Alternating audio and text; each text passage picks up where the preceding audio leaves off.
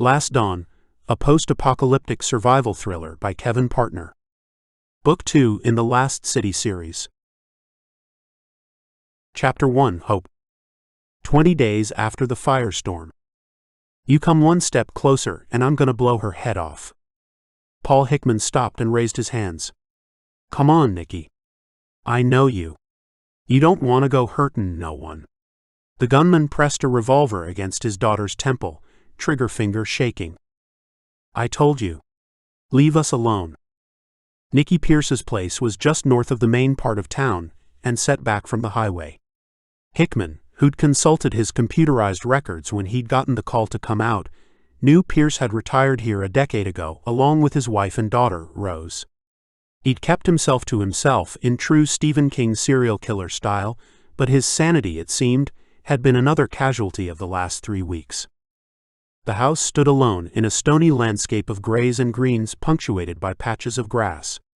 The low peaks of the Schmidt Mountains, a 2-bit range of hills with aspirations, blocked the horizon behind the house, broken by a row of indistinct wooden buildings that looked as though they were held up by nothing more than rotten wood and wishes.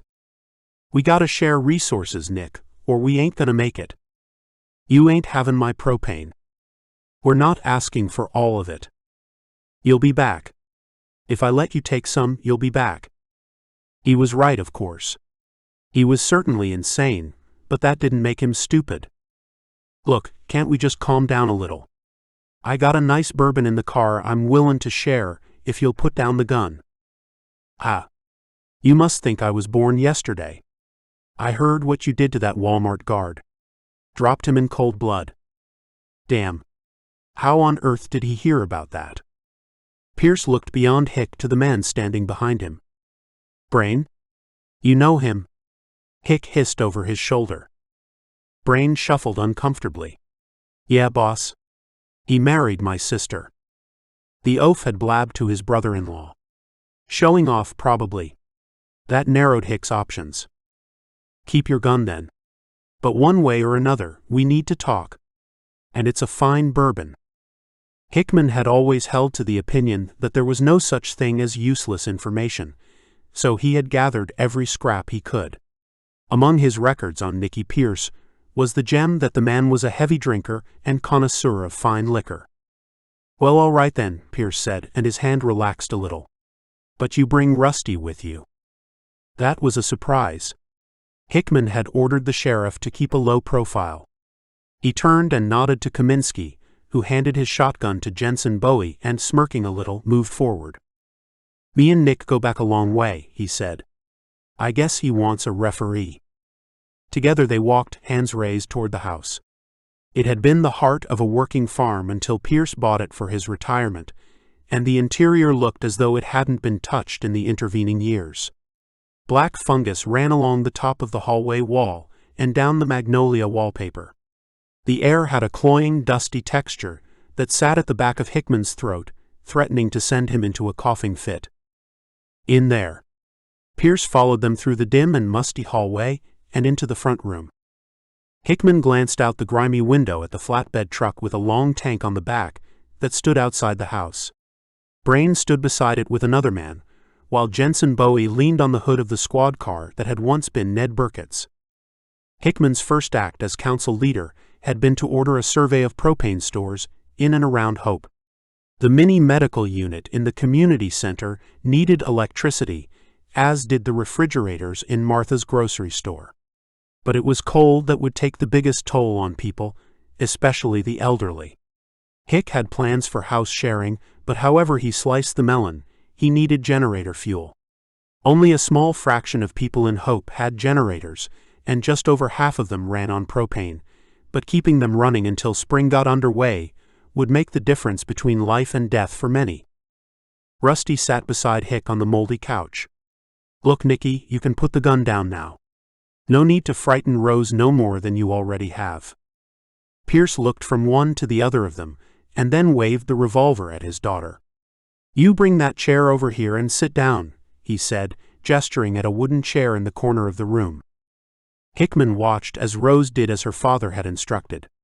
She was a plain woman in her 40s, who looked as though she'd spent her life in the shadow and service of her parents. Where's Molly? Rusty asked once Rose had finished dragging the chair across the room. Pierce shrugged. She went to visit her family in Vegas. Ain't seen her since, you know. I'm sorry to hear that. You doin' okay? Hickman was looking at Rose, whose eyes were reddened and moist. He wondered whether she'd felt truly frightened when her father had pressed his gun to her head. Perhaps she'd craved release from the nightmare. Enough of the small talk. We don't want visitors, and we ain't giving up what's ours. We got our rights under the Constitution. Hickman wanted to tell the old fool that the Constitution and rights didn't mean squat, since the country went up in a fireball. But Pierce had a gun, so he bit down on his anger and calmed his voice. Nicky, we're not looking to steal nothin'. There must be a trade we can do. You ain't got nothin' I want. What about Rosé? Maybe Martha's store might have something she'd like. Pierce growled angrily. She don't need nothin' from you. But Pa, I do.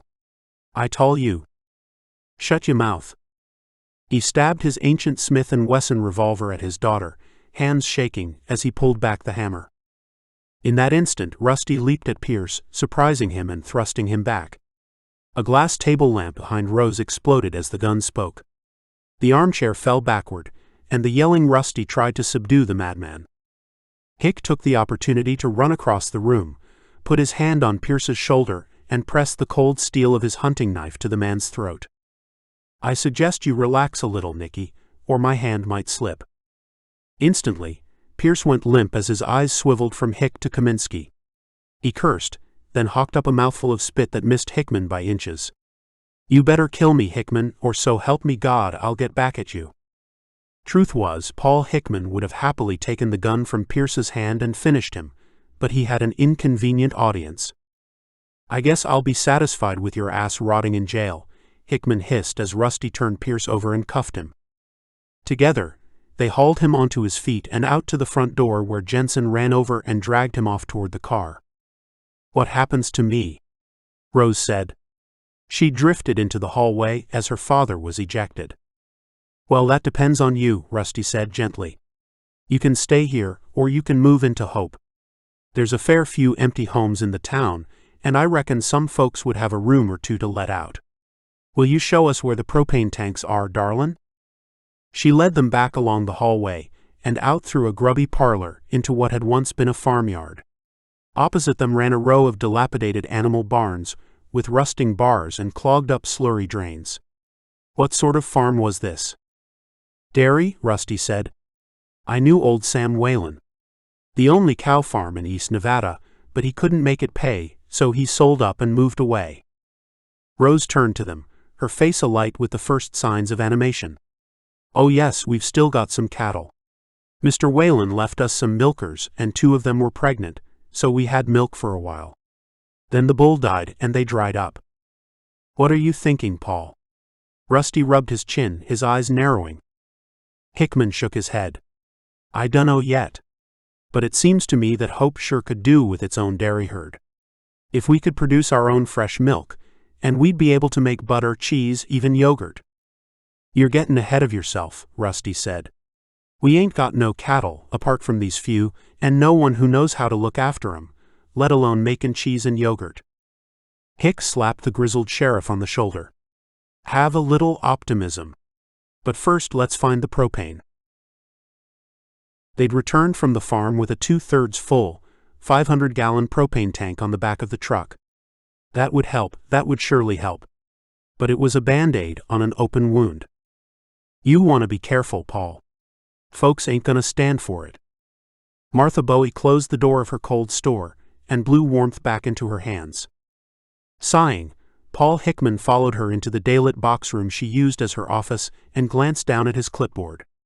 3 days since he'd gotten out of his sickbed to take on his duties as council leader, and he'd spent the entire time listening to people bellyaching and looking to him for answers. Be careful what you wish for, Paulos. He could hear his father's voice echoing in his mind. One of the least pleasant parts of his new job was having to deal with people he had previously avoided or ignored.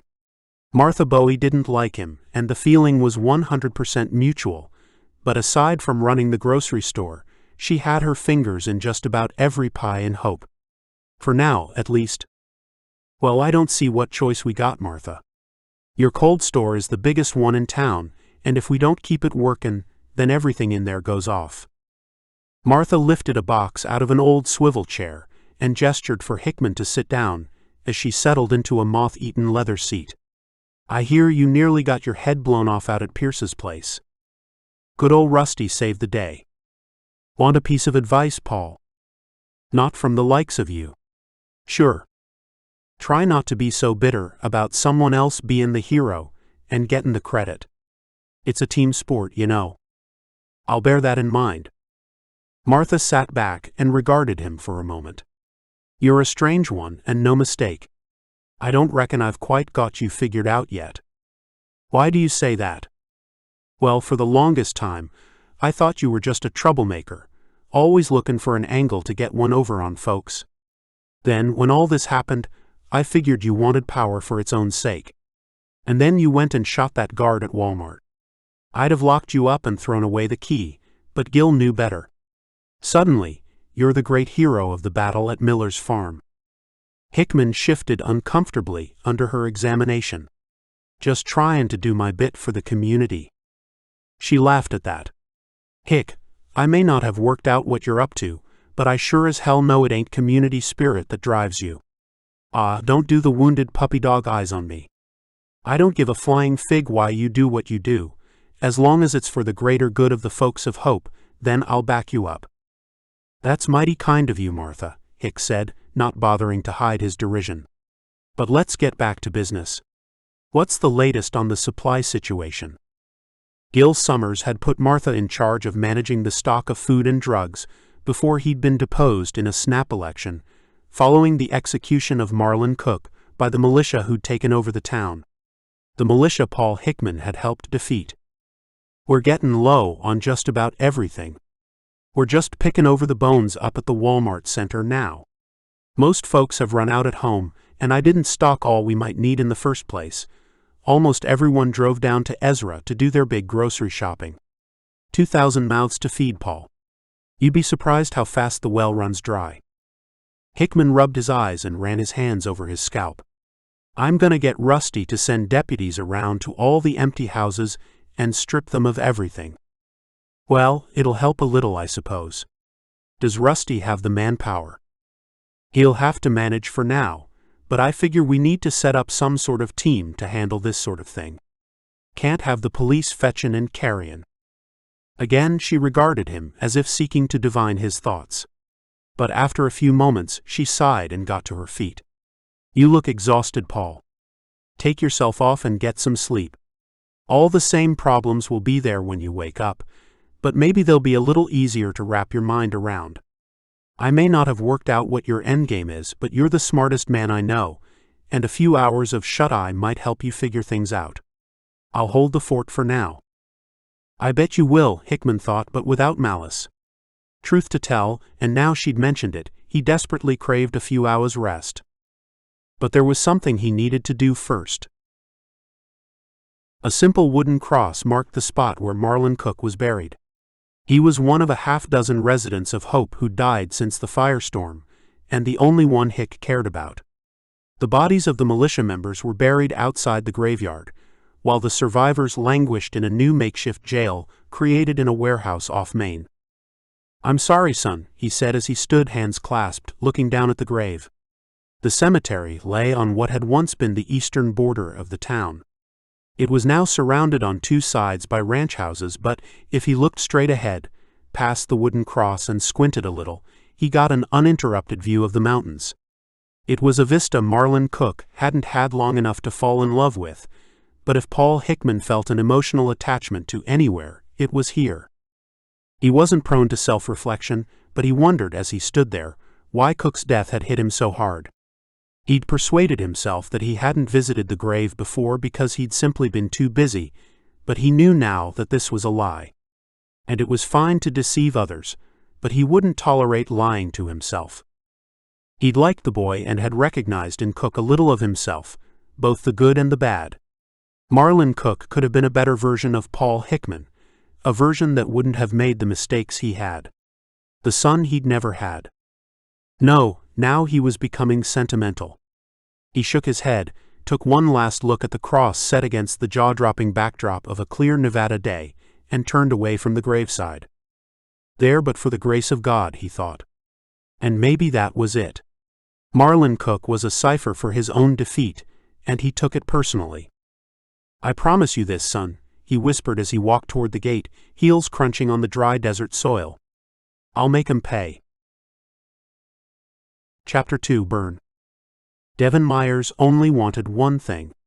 All the desires and dreams that had seemed so important to him had fallen away like the flesh of an avocado, leaving nothing but the bitter, unyielding stone to choke on. His love for Jessie, a love that had driven him to accompany her across the continent, his pursuit of redemption for the mistakes of the past, his drive to bring order. All gone. Devon Myers only wanted one thing. He wanted to die. "I've found some, Dev." An excited voice from somewhere beyond the red shell of pain that encompassed him. He felt soft fingers against his lips, so he opened his mouth obediently. 2 pills fell inside. He swallowed, choked, coughed them up. "Wait. I've got water to wash them down." This time he took it more slowly. He opened his eyes a crack, then blinked them until fresh tears had broken through the crust of the old ones.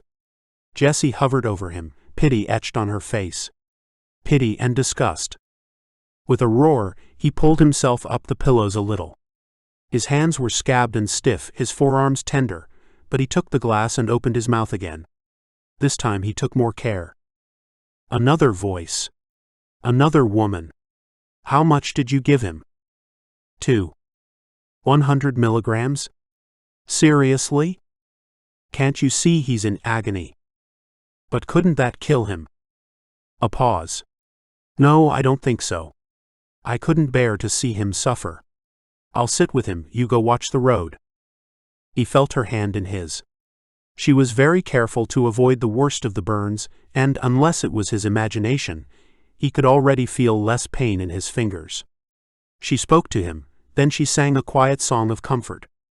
As sleep finally came, real sleep, not mere unconsciousness, he felt her lips on his. And he dreamed of her. And of other things. London. 3 years ago. He's in his tiny flat, sitting on the couch with a microwave meal and a can of Stella. The TV's on, but he's barely watching it. He flicks through the channels until he reaches BBC's 6 o'clock news. He wants to take a break from the real world, but somehow he can't help himself. An ambulance siren gnaws its way along the neighboring street. Just another peaceful evening in the city. For 3 months he's been living the life of a terrorist, helping his group to plot their latest atrocity. 3 months during which Detective Inspector Devon Myers ceased to exist, and Kenny Harper took his place. Devon hates Kenny, and hates what he's become to play his part in taking down this gang. And he's afraid, of course. For himself, he knows what would happen if they discover his true identity, and frightened for his mother. She lives in blissful ignorance, proud of her son the police officer, but having no idea what he actually does. So, Kenny Stroke Devon digs his fork into the watery mashed potato of his shepherd's pie, and opens his mouth, his eyes flicking up at the screen. BBC News is showing a view from street level, as people flock out of a department store. Are they being evacuated? Hold on, where is this? He sees the flash, then a thump, and the camera cuts off. His mouth is still open. No. It can't be. The attack isn't until next week. He's due to report to his superiors tomorrow, to lay at their feet the results of his perilous months of infiltration. The biggest London bombing since 7/7, and he, Devon Myers, has uncovered it in time to stop it. Except he hasn't. The TV picture switches from the studio back to another view of the street. People running away from the black hole where the department store had been. They'd fooled him. Either they'd suspected him or someone else of leaking their plans, so they'd gone ahead a week early. All that work, all that fear, all gone up in smoke. All those people he was sworn to protect, lying dead and injured in the wreckage. And it was all his fault. His cell phone. No. Kenny's phone. buzzed. You next. Inshallah. Devon, can you hear me? He opened his eyes. You've been crying again, in your sleep. Is it that painful? Jesse's face sharpened as he blinked. No longer the painted lady, and all the more lovely for it. Dreaming, he managed. Nightmare. How long? How long have you been asleep? What's the last thing you remember? Apart from the dream. He considered this. I choked on some pills. Oh. You've had another 2 doses since then. Amanda was worried we were overdosing you. I was frightened too, but you were in so much pain. How long? I gave you the first dose 2 days ago. He lifted his arm and found that his hand was encased in bandages. We've changed your dressings. Most of the wounds have stopped leaking, but you must drink, Dev. Drink as much as you can. He realized as she said this that he was parched. Yeah. She helped prop him up, and he took the glass from her, pressing it against dry lips. He ran his other hand over his face, but recoiled from the roughness of the bandage. Let me see. No, Dev. Wait until you're better. Let me see, Jesse. Reluctantly, she got up and padded away from him. He was sitting in an unfamiliar bedroom with pink wallpaper and fuchsia satin bedding, but that was a question for later. Jesse came back carrying a shaving mirror and handed it reluctantly to him. He was a monster. It will heal, Dev. It's only been a couple of days. You gotta give it time. His eyebrows and stubbly beard had been almost entirely replaced by angry pink wheels out of which little tufts of hair poked. He almost laughed as he looked at himself. If he scrunched his eyes up and ignored his forehead and cheeks, he'd see a white man with severe sunburn looking back at him. Or perhaps it was the world's worst facelift as his cheekbones threatened to burst out of skin stretched too tight. And framing it all, pain. You're lucky, really. With your skin color, the scars won't even notice. Lucky? Her face dropped.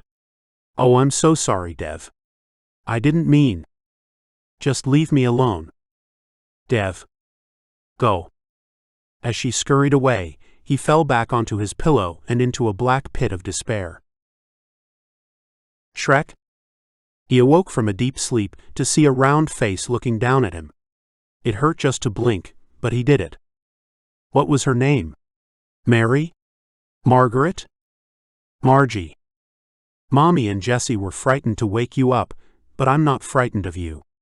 You're my knight in shining armor.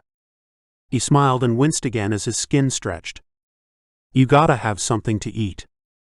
A warm aroma woke up a desire he thought he'd never feel again. I'm starving. You haven't eaten for 2 days. I got some soup. And some bread. He sat up. The pain had changed from being sharp and all-encompassing to an agony focused in his hands and head. Margie laughed. You look funny. But you'll get better, Mommy says so. He repeated the smile, and this time succeeded in the attempt. Margie's brown eyes peered out from behind thick glasses which, from this angle, looked as though they'd grown pigtails. She fetched a tray and put it on his lap. Gingerly, Devon grasped the spoon and tasted the soup. It's only warm, not hot. Jesse said you wouldn't like it hot. Devon swirled the chicken broth around his mouth and remembered what pleasure was. Then he took the thick slice of bread, tore a piece off it, and dipped it in the soup. This is delicious. Hold on, where did it come from? It was only a little stale, but 2 weeks must have passed since the firestorm. Uncle Jerry made it. Before those men killed him. We saved it for you, even though we all wanted it. Thank you. I'm sorry about Uncle Jerry. Whoever he was. She shook her head, pigtails flapping. They were bad men. Very bad. Mommy and Jesse went back and buried him by the creek. Where are we? In another house. I don't know where. Jesse brought us here, and then she went off to find medicine for you. You gotta take your pills. I can't get the top off though. She handed him a pill bottle. A psychopath would have found his attempts to remove the child-proof cap very amusing. After several minutes of fiddling with it, he flung it across the room, watching it bounce off the wall. Margie cried out, gave a squeal and ran from the room, almost knocking Jessie over as she went. "I see you're awake and upsetting people." Devon lifted the tray off his lap and put it to one side before lying back. "I'm sorry. I couldn't open the morphine." Jessie picked up the bottle, twisted the top, and took out a tablet. "Here. I should have loosened it." He swallowed it and chased it down with a mouthful of water. "You're looking a little better. Don't pull that face, you are." "I'm sorry I said you're lucky." Bad choice of words. "Forget it." "But you are improving. The swelling's going down. I put new dressing on your fingers last night, and they've stopped weeping. They'll be stiff as hell for a while, but I reckon they'll be okay." "Since when did you qualify as a nurse?" She looked away. "I'm sorry," he said, catching his self-pity before it took control again. "I'm just trying to stay positive. But Dev, we're going to have to move soon. It's not safe here." He unwound the bandages on his hands. The undersides of his fingers were the worst affected. He wondered whether he'd ever have fingerprints again. Must have been where he'd hung from the windowsill before dropping. Aside from that, the skin had tightened and broken in places, and he could see small ruptures that were still leaking. "Where are we?" It was Amanda's idea. She remembered it from when they were traveling through Mud City. It was an old cafe, and we're in the bedroom out back. They met some people here before, people who asked Sam to join them. "We've kept you here because you couldn't be moved, but someone's bound to check it out sooner or later. Where do you want to go?" She shrugged as if she hadn't considered the question. "I don't know. I thought maybe we could go find Mariana. You know, at that church. They've got food and they could help with your recovery. But we've got to find Sam. Doesn't Amanda know where she went?" "What is it?" Jessie had turned away, as if reluctant to respond. Her shoulders dropped in resignation. "She went looking for a beacon." "What?" "When they were here, they met a group. These people said if Sam changed her mind, she just had to follow the beacon. It was over to the west of the house. And we've gone the opposite way. It was the only place Amanda knew of where we could hide and nurse you back. I just wanted to save you, Dev." She put her hand on his, then immediately withdrew it as he winced. After a moment, he took her fingers in his less damaged left hand. "You did it. And I'm grateful." He laid back again and looked at the ceiling before examining his body by flexing muscles and joints as if he was meditating. He was aware of her watching him as he took an inventory of his body. "Damaged goods. You're right. I don't have the strength yet. Let's go find Mariana. Tomorrow." It was only 3 miles or so from the cafe to the church where they'd left Mariana, but as Devon focused on lifting his feet one at a time, it might as well have been 30. Margie had suggested they use the wheelbarrow they'd transported his unconscious body in a few days before. Though they'd all dismissed the idea out of hand, Devon was beginning to think he'd rather endure the ignominy of being carted along the road than this interminable torture. His legs had only been superficially burned, but he'd jarred them in the fall from Margie's window, so his left leg was barely able to support his weight at all, and he was reduced to dragging it along like a modern-day Quasimodo. He kept his hands folded up tightly to his chest as every movement hurt them, and his head was protected by a black woolen hat. But he left his face uncovered, enjoying the cold wind that played over his scars and swellings. He suspected that if anyone did see them walking slowly along the road, they'd keep well clear, in case he was a scout for the zombie apocalypse.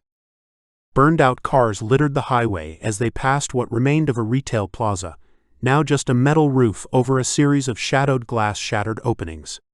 Did people ever really need polished concrete? Devon could barely conceive of the world he'd inhabited so very recently. A spiderweb of interdependent bagatelle that crashed with the society it polluted. Oh, his thoughts were very dark today. He recognized the intersection when they reached it. He, Jessie, and Mariana had come from the north and turned west here. Another mile or so, and they'd be there. He allowed himself to look forward to resting, however briefly. Then a call from Point. It was Jessie. Oh no! She was pointing along the road to where the remains of the church lay, still smoldering, wisps of smoke heading skywards. Devon could see, even from this distance, that the windows had been smashed, and he thought he detected the flickering of flames within. Hide! Jessie called as she came running back. They crouched behind a white picket fence that stood outside what was now a blackened wreck. What is it? Devon said once he'd recovered from the pain of bending his limbs. Jessie pointed to the parking lot by the church. What the? It was a Land Rover. An old one. Exactly like the vehicle that had attacked them at the gas station. But that was 1,000 miles away. And they'd killed the terrorists driving it. Maybe there's no connection? I mean, it's going to be the old cars that are still working. A figure appeared from behind the church. He was carrying a crate, and as he emerged from cover, he glanced up and down the road before dropping the box into the back of the Land Rover. Give me a pill, Devon said. Quick. Jessie didn't argue, though her expression darkened as she fished in her backpack and handed over one morphine table, which Devon swallowed without water. What are you going to do? Devon moved painfully along the picket fence toward the road. I want answers, and he's got them. I thought you were going to say that, Jessie said. Cover me. What? Get back here. But she was striding across the road, her hands held high as the figure turned his assault rifle on her, scanning back and forth nervously. Devon hissed under his breath, then drew his G-17 and said a silent prayer as he waited. Jessie stopped a few paces from the figure. Devon couldn't hear what she was saying, but it was obvious that the gunman was stressed, his voice high-pitched and panicky. Jessie moved to the side a little, so Devon had a direct line of sight. But he couldn't be sure of hitting the target from this far away, and in any case, he wanted to question the man. Without warning, Margie leaped up, let out a cry, and ran across the road. Amanda called her, but she was out of reach. The gunman's rifle swung around to track her. Panicked, Devon fired 2 rounds, missing with both in his terror of accidentally hitting Jessie. But Jessie was moving. Like a blur, she jumped at the gunman, knocking him backward. Margie turned on a dime and ran along the road, throwing herself on them both as Devon, yelling in pain and alarm, stumbled along the road, reaching the struggling pile of bodies just as the soldier got the upper hand. He pressed the Glock against the back of his head. Drop your weapon or I fire, he said, his breath coming in gasps as he fought the agony in his hands. The camouflaged figure froze and after a moment threw his rifle away, as Devon grabbed the top of his jacket and pulled. The head came up and the figure fell on its back. Don't shoot, Dev. He's only a boy. Chapter 3. Refuge. Hick, you'd better come. We got walkers. Paul Hickman looked up from his desk and sighed. Linda was becoming the bane of his life. How many? A half-dozen. They were spotted south, near Miller's farm. Rusty's gone to talk to them. Hickman got to his feet and took a handgun out of the top drawer. Why didn't he come tell me himself? Maybe he figured you might give him some order he wasn't entirely inclined to follow. I ain't gonna stand for it, Linda. Folks are gonna have to do what they're told, no questions asked. I ain't Gil Summers. He caught a strange expression on her face as he said this. It might have been regret. Or perhaps it was disappointment. He'd only taken control a few days ago, after recovering from his heroic part in the liberation of Hope, and so far, getting a grip had been like wrestling a barrel of snakes. Sheriff Kaminsky was the worst rattler of them all, with the possible exception of shop owner and interfering old bat Martha Bowie. And Kaminsky had gone to meet the newcomers on his own. I got a bad feeling about this, he said to himself as he led the way. The squad car that had formerly been Ned Burkett's was parked across the highway, and Hickman could see a group gathered beyond it. Looked like more than a half-dozen to him. Oh, hi, Paul, Kaminsky said as Hickman's car pulled up beside his. That's Mr. Mayor, Sheriff. Kaminsky's eyes twinkled. Actually, it's Council Leader. Hickman ground his teeth as his own weapon was used against him. What's going on here? These folks have walked up from Ezra. They're looking for somewhere to shelter. Well, you know the standing order. No one is allowed in or out until we've worked out how to handle them. Sheriff Kaminsky grunted. Well, apparently they ain't read the minutes of that meeting. So why don't you tell them they're not welcome? Hickman cursed under his breath. He would have to deal with Kaminsky, and sooner rather than later. As soon as he found out what the sheriff knew about his role in Ned Burkett's death and who he'd told. Twisting his face into his best car salesman's grin, he pushed past the sheriff and headed for the disheveled group. My name is Paul Hickman, and I'm the council leader of Hope. To his surprise, a young blonde woman, probably a good looker once she was cleaned up, he was prepared to bet, came to the front of the group and held out her hand. I'm Libby Hawkins, special representative of Ezra. I was sent here by my mother, the mayor. You're Libby? Kaminsky said.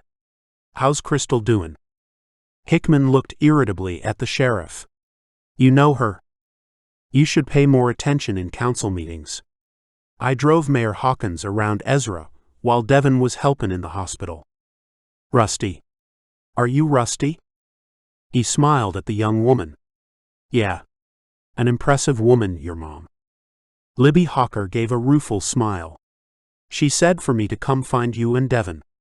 She didn't mention that you're the sheriff in Hope. For the time being. Hickman snapped. Kaminsky ignored him. So, what's the story in Ezra? Look, it's cold and we've been walking for 3 days.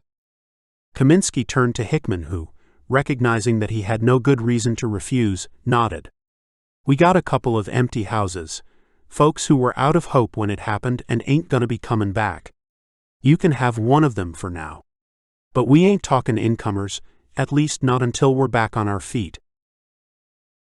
Hick climbed in the back of the sheriff's car and sat next to Libby for the return to Hope.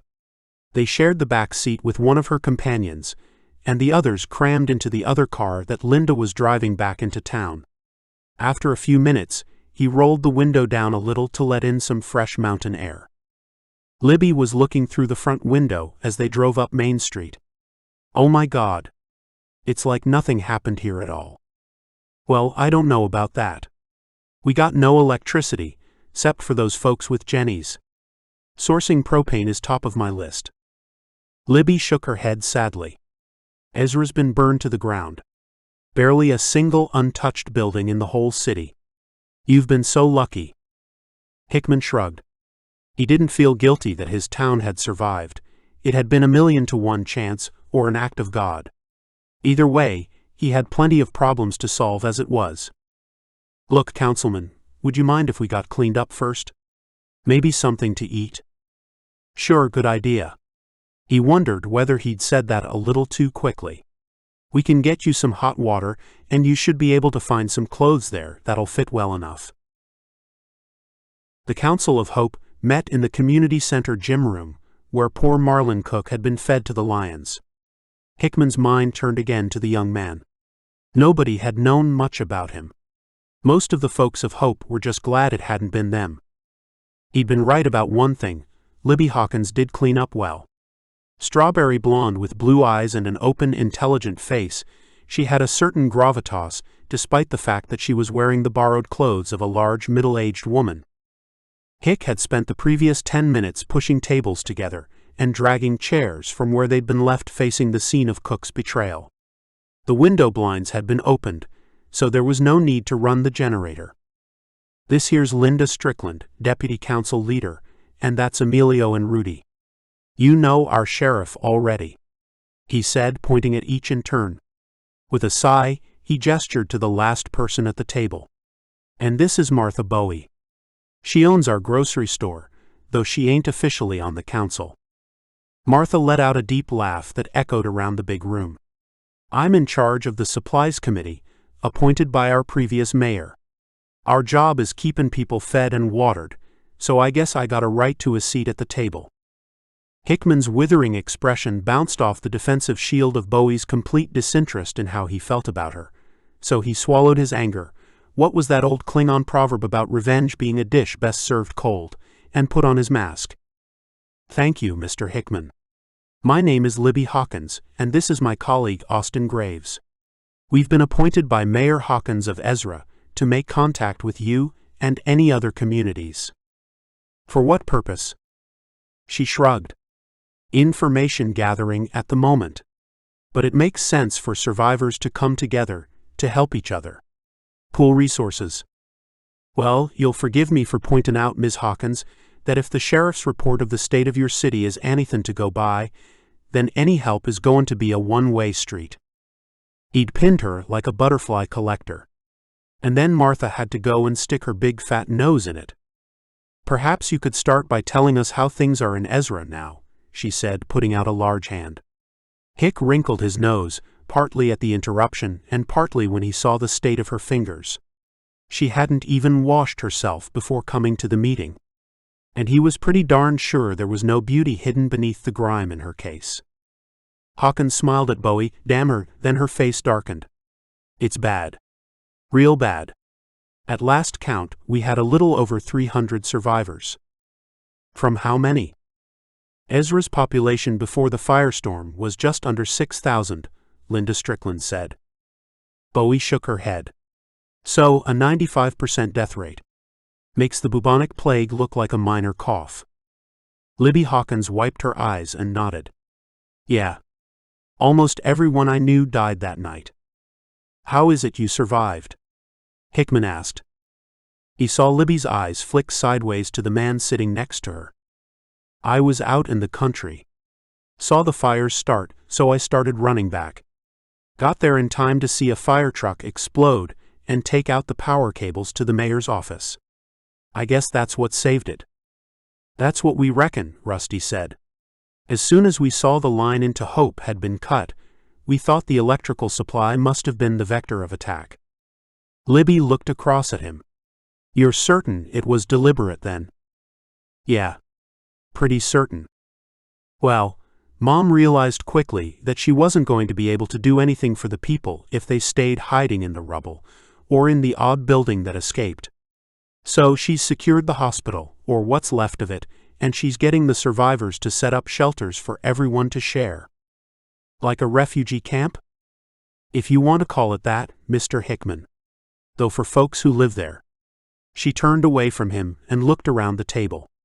Trouble is, though we can now defend ourselves better, the conditions aren't exactly sanitary, especially for the old and the very young. And we're struggling to salvage enough food for everyone. So Mom's plan is to cordon off one part of Ezra and create a new town. But she wants somewhere for those who can't help with that, to rest up while it's done. Here? She wants to send them here? Libby shrugged. Honestly, we didn't know you'd survived so completely. I was hoping to find a remote farmhouse we could occupy, but there's been nothing but smoking ruins. And then we saw the car moving, and the deputy. My Jensen, Bowie said. I knew then that you must have some sort of functioning authority. Hickman tapped the table with his fingers. So you want to send us you're old, you're young, and no doubt, you're sick? Yes. Just until we've built the new Ezra. Maybe 100 people, all told. Hick looked from council member to council member. Do you hear this? We're struggling enough to feed the couple 1,000 hopers. We can't take on no one else. I say we send Ms. Hawkins on her way. Fed and watered, sure, but back down the highway as soon as possible, with a message that we only deal with those who have something to offer us. Martha jabbed a finger at him. You really are a piece of work, Paul Hickman, and no mistake. Do I have to remind you that I'm in charge of the supplies committee, not you? So tell me, Martha, do we have enough food to feed ourselves, let alone another 100 folks? Snap. Gotcha. She glared at him malevolently. The trouble with honest people, thought Hick, is that they find it so darned hard to lie. We're still working on it. I got a search party heading north tomorrow and another going south. Once you approve the rationing plan, I reckon we can stretch our current supplies a few more weeks. But that's without another 100 mouths to feed. She nodded, though with obvious reluctance. I say we tell them to look after their own, Hick said. Emilio and Rudy nodded. Good. They were in his pocket. We got enough problems without handing out charity to those with nothing to offer in return. Libby Hawkins raised her hand to quell the mumble of assent around the table, though Rusty and Martha had stayed silent. Who said we've got nothing to offer? This was unexpected. You told us you got no food, and you're only sending your most useless people. What can you possibly offer us, so we'd share what little food and water we've got with them? She sighed, and it was as if she was playing a card she'd hoped to keep hidden. The ace in the pack. We've got the keys to the National Guard armory. And it's in one piece. Hickman closed the meeting down as quickly as he possibly could. He was all for democracy when it suited him, but right now he needed to think. They talked and talked about the contents of the armory in Ezra, going around in circles when it was as plain as the wart on Martha Bowie's face that it was the answer to most of their troubles. Rusty Kaminsky had been organizing a weapons audit, but he was stretched to his limit, and so far his deputies had only covered 1/10 of the houses in Hope. They'd found exactly what Hick had expected, a mix of hunting rifles, shotguns, and handguns, and they had the weapons they'd liberated from Clay Hemmerich's militia, but Hickman found himself imagining the sorts of forces that might come down the highway, and he couldn't see a ragtag band of civilians with Remington 870s standing in their way. No, he needed what was in that National Guard armory. And not just for defending the town. He sat in the empty hall, staring at the gas lamp on the table. Penny for your thoughts? Groaning inwardly, Hickman looked up and painted a smile across his face. Ord. Didn't see you at the meeting. Reverend McAndrew slumped into a chair. You have your duties, I have mine. Oh, and what do your duties entail? McAndrew had a habit of answering one question with another. Tell me, Paul, what is your long-term plan for Hope? Long-term? I'm concentrating on getting us through the next month. Or as many of us as possible. Well then, maybe it's the role of others to look further into the future. You? McAndrew shrugged. Perhaps. But you must have some sort of vision in your mind for Hope in, say, a year's time. If I do, it's that it's more or less like the Hope of 3 weeks ago. The priest gave a satisfied grunt, as if that was exactly what he expected Hick to say. I can't help thinking that perhaps we have a chance here, Paul. Oh. Yes. This is an opportunity to reshape our community. We have fallen low, but perhaps we should not aspire to restore the old world. It was in all likelihood the reason we fell in the first place. Hickman didn't bother to hide his disdain. No, Ward, the reason for this, he gestured at the dark hall, is Al-Qaeda or some other terrorist group. This wasn't some divine judgment. How can you possibly know that? And in any case, my point is that if we were less dependent on the trappings of modern life. Like electricity? Yes, like electricity. If we weren't so dependent on it, if we didn't live such interconnected lives, then we wouldn't have been so vulnerable to that attack. Hickman shook his head. Electricity isn't a trapping, it's an essential. Just try telling the people of Hope anything different and see how they take it. And yet the gold prospectors of the 19th century and the followers of Joseph Smith survived in Sierra Nevada without the help of such technology. People lived in caves for thousands of years, Ward, but I don't particularly want to join them. McAndrew sighed and shook his head. I am merely saying that we do not necessarily need to restore the world we knew in order to live productive lives. In fact, I believe we should actively seek a simpler existence in harmony with God's laws and the bountiful world He created for us. Sounds great, Ward. Until you need something that only the modern world can offer. Drugs, for example. No, Reverend, he raised a hand to stop McAndrew responding. Feel free to live like the pioneers, just don't come to me when you need new supplies of your heart medication.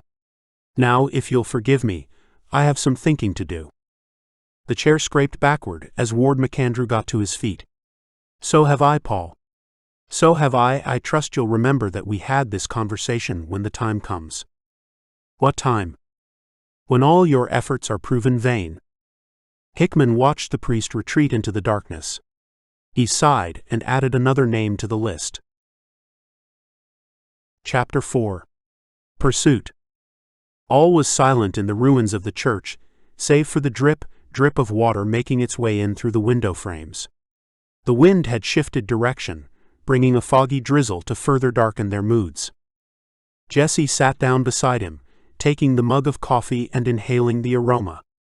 I can't get anything out of him. He's utterly terrified to say anything. Then I'll have to take over. Dev. No. We agreed. You tried the softly approach, now it's time for bad cop. But he's only a teenager. Devon turned to her, wincing at the pain in his neck. He's a teenager with answers. We know what happened to Fred and Tori, and there's every chance that he killed them. Devon saw in his mind's eye the 2 wooden markers in the graveyard. No, I can't believe it. He's a kid. Who carries an assault rifle. And he's the only one who can tell us where Mariana is. Besides, I'm not going off across the country looking for Sam until I know what the hell's going on. I mean, if he's part of a bandit group, then I can see why they'd seize the supplies, but why kill the church wardens? And why burn the place down? Jesse was going to answer, but Margie ambled over and sat between them. What is it, Margie? Mommy's sad. She was fiddling with her doll, her fingers brushing the fabric of its dress. She misses Jerry. Devon glanced over to the front row of chairs where Amanda sat, gazing up at the altar, hands clasped in front of her. What happened exactly? Margie shrugged and began stroking her doll's blonde nylon hair. I dunno. When those nasty men came, Jerry went out to talk to them. Mommy told me not to watch. I thought I heard Jerry shout, but then I never saw him again. Mommy says they killed him. She's been crying a lot. On the wall above and behind the altar, a hole gaped like a hideous mouth.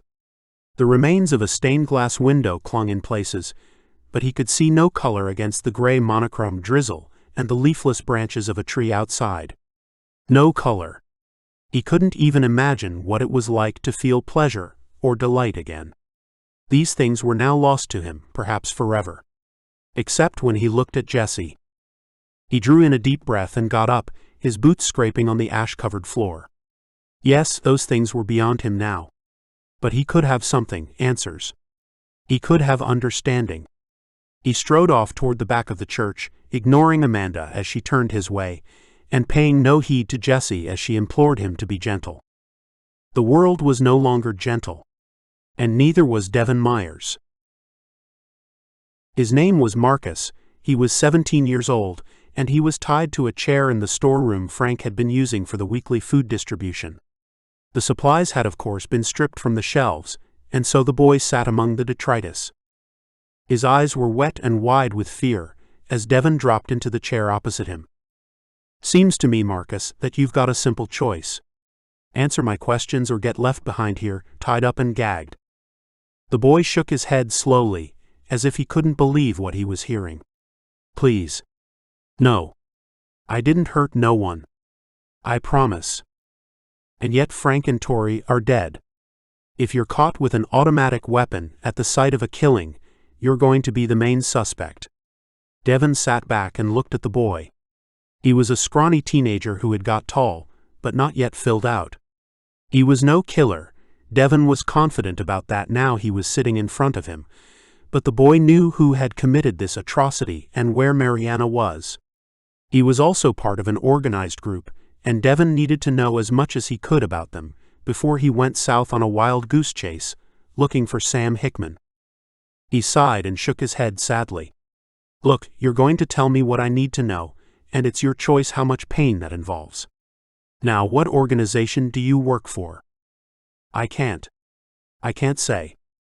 Devon lipped, tipping the chair backward with one hand and grabbing Marcus by the throat with the other.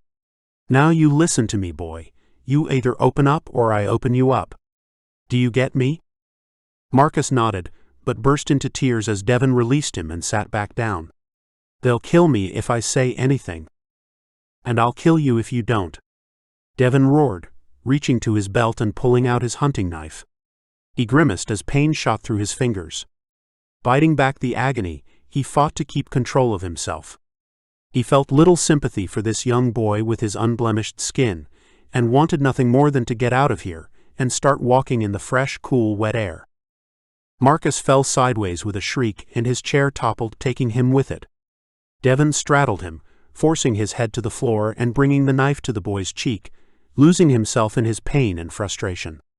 He didn't care whether he got answers anymore. He wanted so desperately to take out his rage on something, on someone. Marcus bellowed as the shaking knife drew blood from his face. He sobbed, his tears dropping onto the grimy floorboards. "Please. Please. I'm begging you. Please don't." Devon almost lost himself. Almost. But in coming so close to surrendering to his agonized rage, in seeing the raw animal brutality that hid deep within his core, something snapped like a release valve, and he jumped up like a jack-in-the-box, stumbling backward and falling to the floor. At that moment, Jesse burst through the door. "What the hell's going on here? Devon, what have you done?" He couldn't respond, couldn't think, couldn't see anything beyond the scarlet aura of pain behind his eyelids. No respite, no hiding. He felt something pressed between his lips, and he took it into his mouth and swallowed, as he barely heard the scuffling behind him. Darkness took him then, and when he awoke, he was alone. He panicked. Had they abandoned him? Perhaps his freak-out had been enough to scare Jesse away. Had he killed the boy? No, he'd have remembered that. Just a scratch. That's all it had been. He pulled at the blanket. So, she'd cared enough to cover him. He rolled over, and a shadow moved above his head, the floorboards creaking. There, Shrek. He felt a cool hand on his scalp, and opened his eyes to see through a fog of slowly dissipating confusion, Margie's round face hovering above him. "I'll go get Jessie. She's been worried sick about you." Where is the boy?" She turned back from the door. "He's with Mommy. He's okay now. He told me all about everything." Devon had gotten himself together a little by the time Jesse came in and helped him to his feet. "How do you feel?" "Like crap, but..." "I'm sorry. I lost it." She guided him gently through the door and into the church. "Not quite. You didn't kill him. Is he all right?" "He's badly shaken up, but otherwise fine. He's been talking to Margie." Devon could see them sitting in the back row, Amanda, Margie, and, what was his name? Marcus, yes. Margie. She was the key. He had an aunt with Downs. I think, maybe, he saw her as a way out after what had happened with you. You softened him up. Devon couldn't resist a chuckle. Softened him up for our chief inquisitor, Margie. Sometimes gently works. Marcus looked up as Devon and Jesse walked down the central aisle of the church. His expression froze and his eyes widened. Margie's theatrical whisper echoed around the empty building. "Don't worry, he's not bad really. I told you the story. He's a hero." The boy didn't visibly relax, merely looking from Margie to Jesse as if seeking reassurance. Amanda, who was sitting to his left, shuffled her chair closer as if she and Margie could protect him. Devon halted in front of them, and Jesse took a seat beside Margie. "So, what have you got to tell us?" Marcus hesitated, but Margie squeezed his hand. "It's okay. You're safe with us. Do you want me to tell him some of it?" Receiving a nod, Margie pushed her chair back and stood up, hands behind her back as if presenting a school project to the class. "His name is Marcus Barrowman. He's 18 and a half and his favorite movie is Avengers: Endgame." Devon sighed and slumped into a chair. "I'm sure that's absolutely fascinating. Why don't you tell us about the Sons of Solomon?" Jessie said, putting her hand on Marcus's leg. "The what?" Devon asked. "That's what the organization's called," Jessie said, not taking her eyes off the visibly shaking young man. "Come on, Marcus, you're quite safe with us. No one's going to hurt you. I think you know that the right thing to do is tell Devon what you told Margie." Margie snuggled up to Marcus, who turned to look at her and smiled weakly. He drew in a deep breath and began talking, though he didn't look Devon in the eyes. It's kinda complicated, and I don't really understand. I was on my own after that horrible night. Mom, Dad. Margie squeezed his arm encouragingly.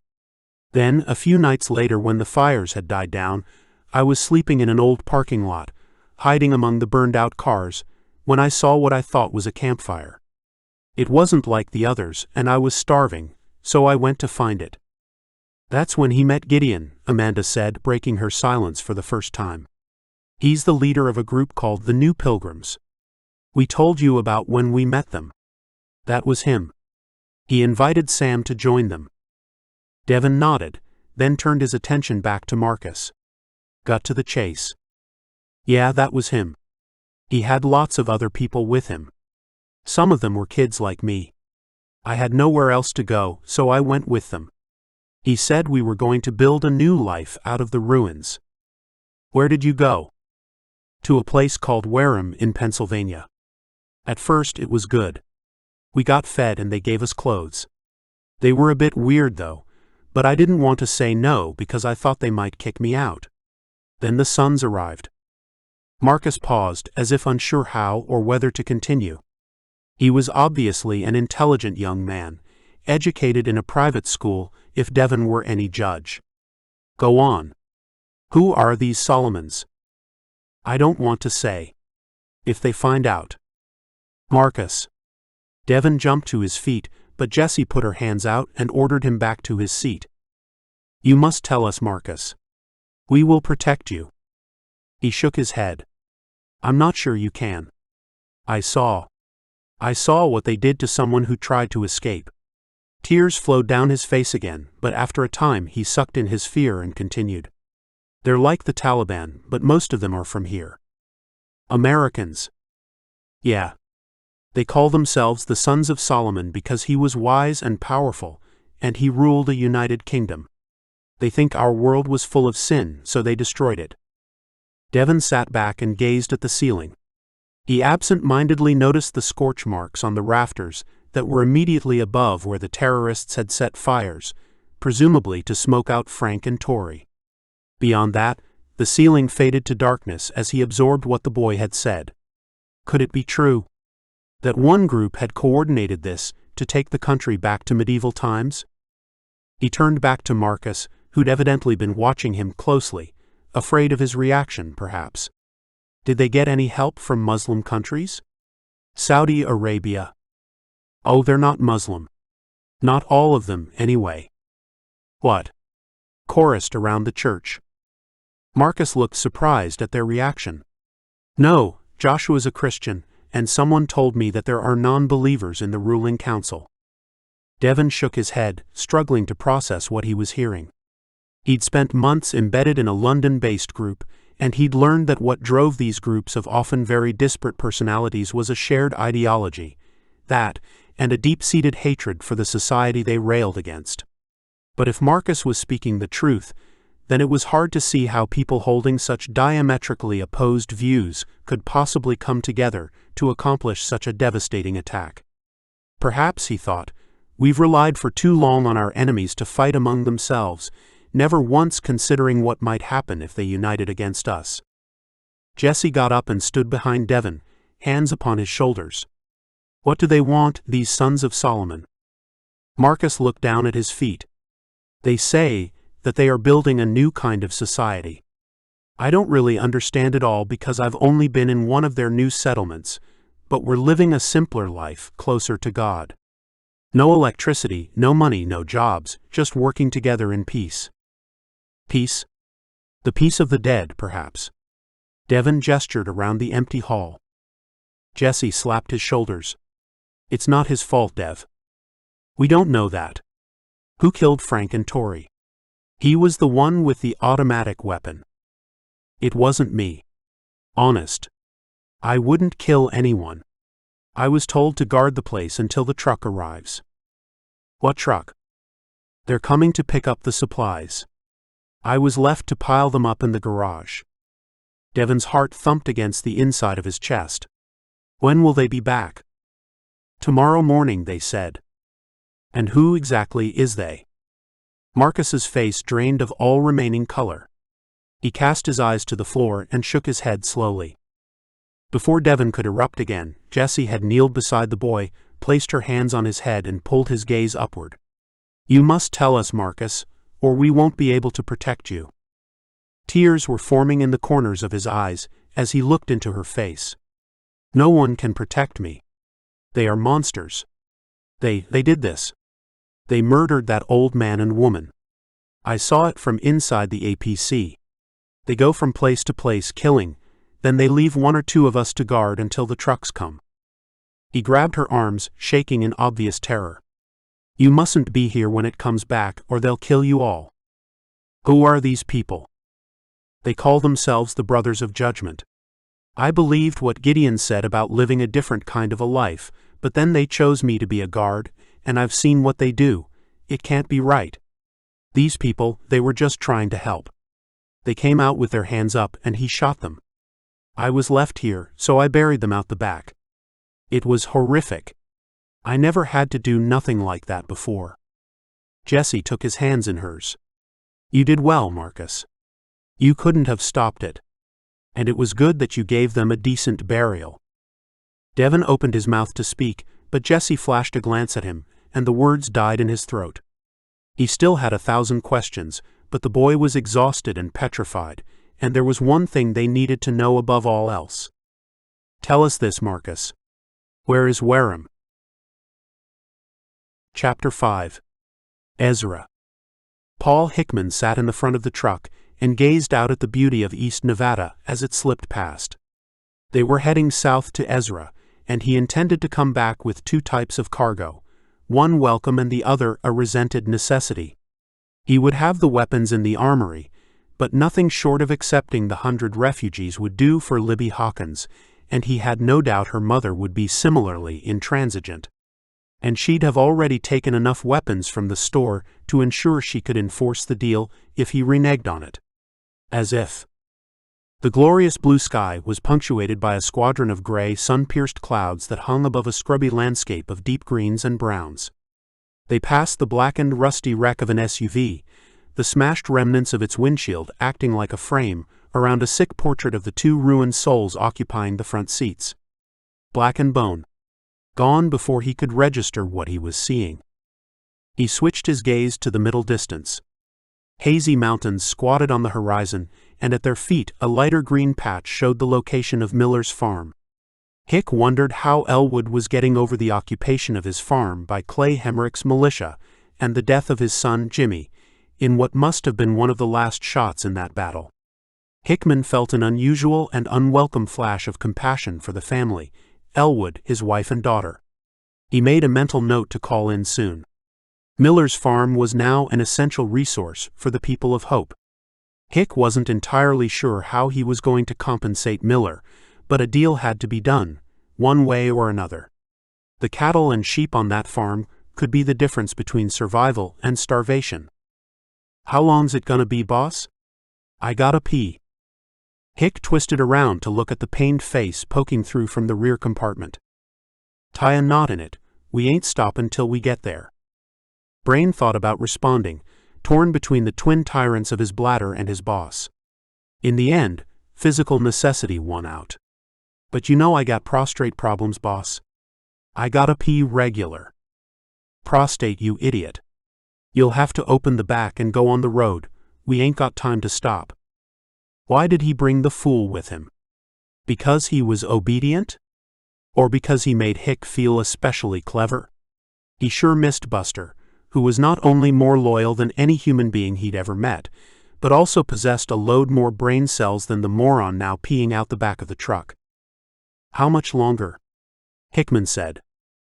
Rusty Kaminsky didn't take his eyes off the road. Why? Need to go to the restroom too? No. Truth to tell, Brain's talk of emptying his bladder had directed Hick's attention to his own, but he'd see it explode out of his groin before he'd admit it.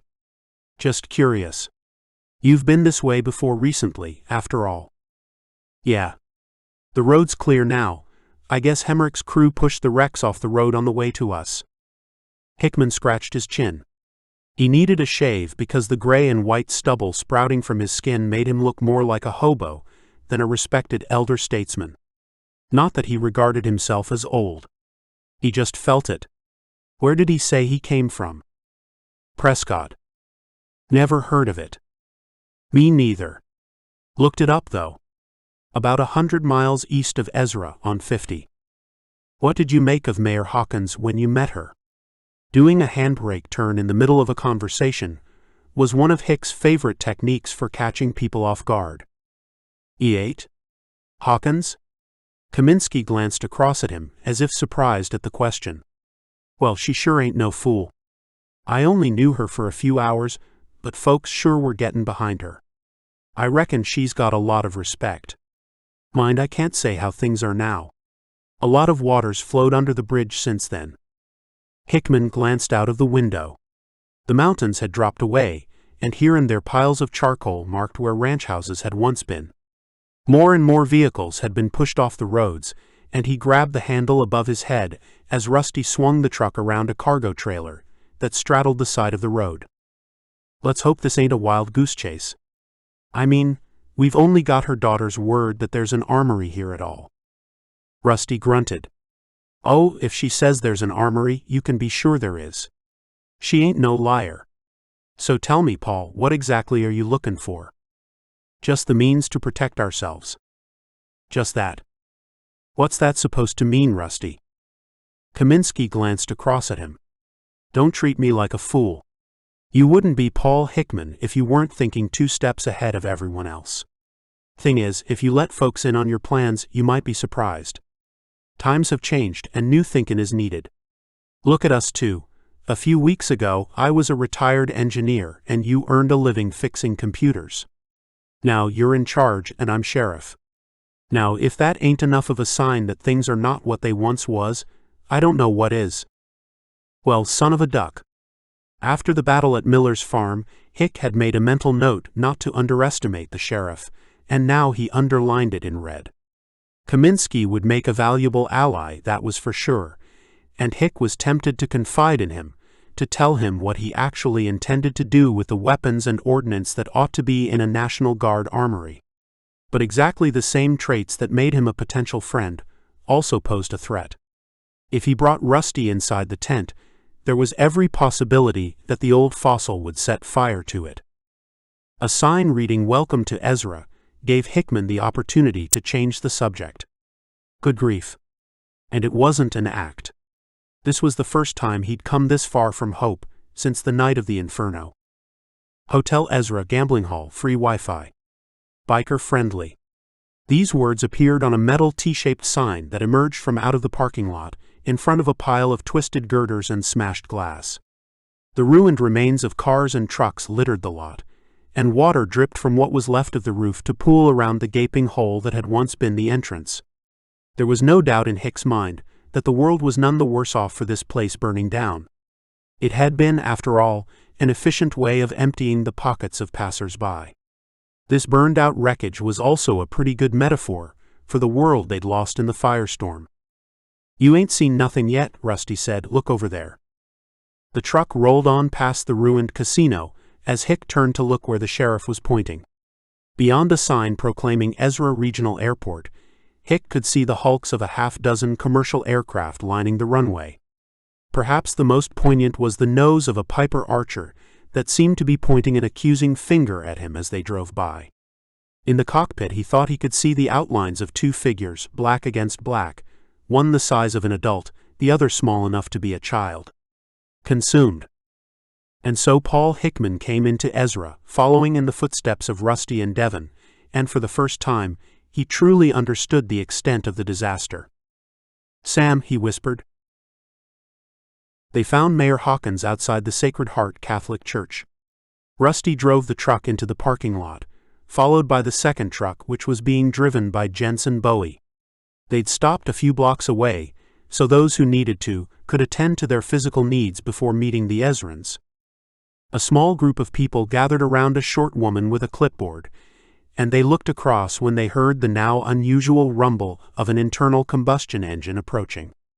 There was no need for Rusty to point out the mayor. it was obvious who was in charge here.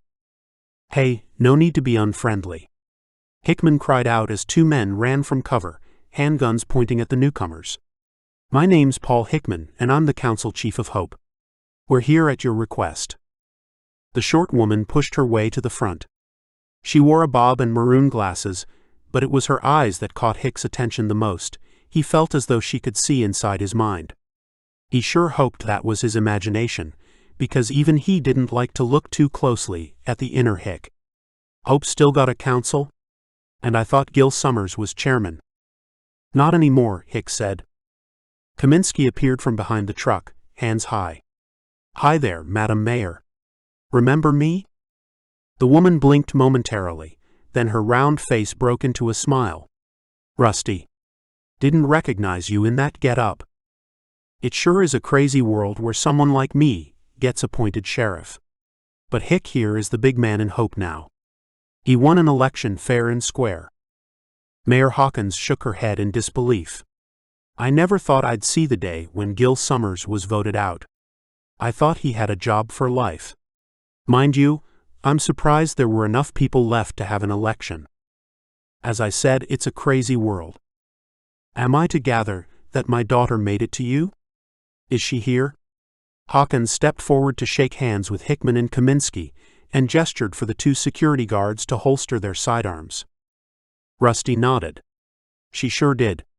She stayed behind to help organize accommodation for the folks you'll be sending us." "Ah, good. You agreed to take our people. Hope survived the firestorm better than Ezra then." "I thought it must have. The shock was so obvious in your faces when we last met." "Where's Devon?" Rusty grunted. "Off on some wild goose chase across the country." "It ain't a wild goose chase," Hick snapped at Kaminsky. Then, turning to Hawkins, "Yeah, we did better than most. I must admit, though I'd listened to the report of what they'd seen here, this feels a whole lot worse now I've seen it with my own eyes.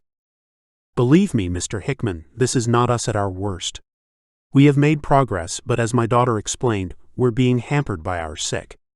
I'm glad you've agreed to help us. I'm forever in your debt."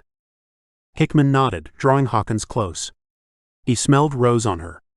"While we're pleased to give you succor, Madam Mayor, these are difficult times, and in fairness to our own folks, we agreed in exchange with your daughter." The mayor stepped back a little from him, her face stiffening. "What sort of an exchange?" "We have very little to offer.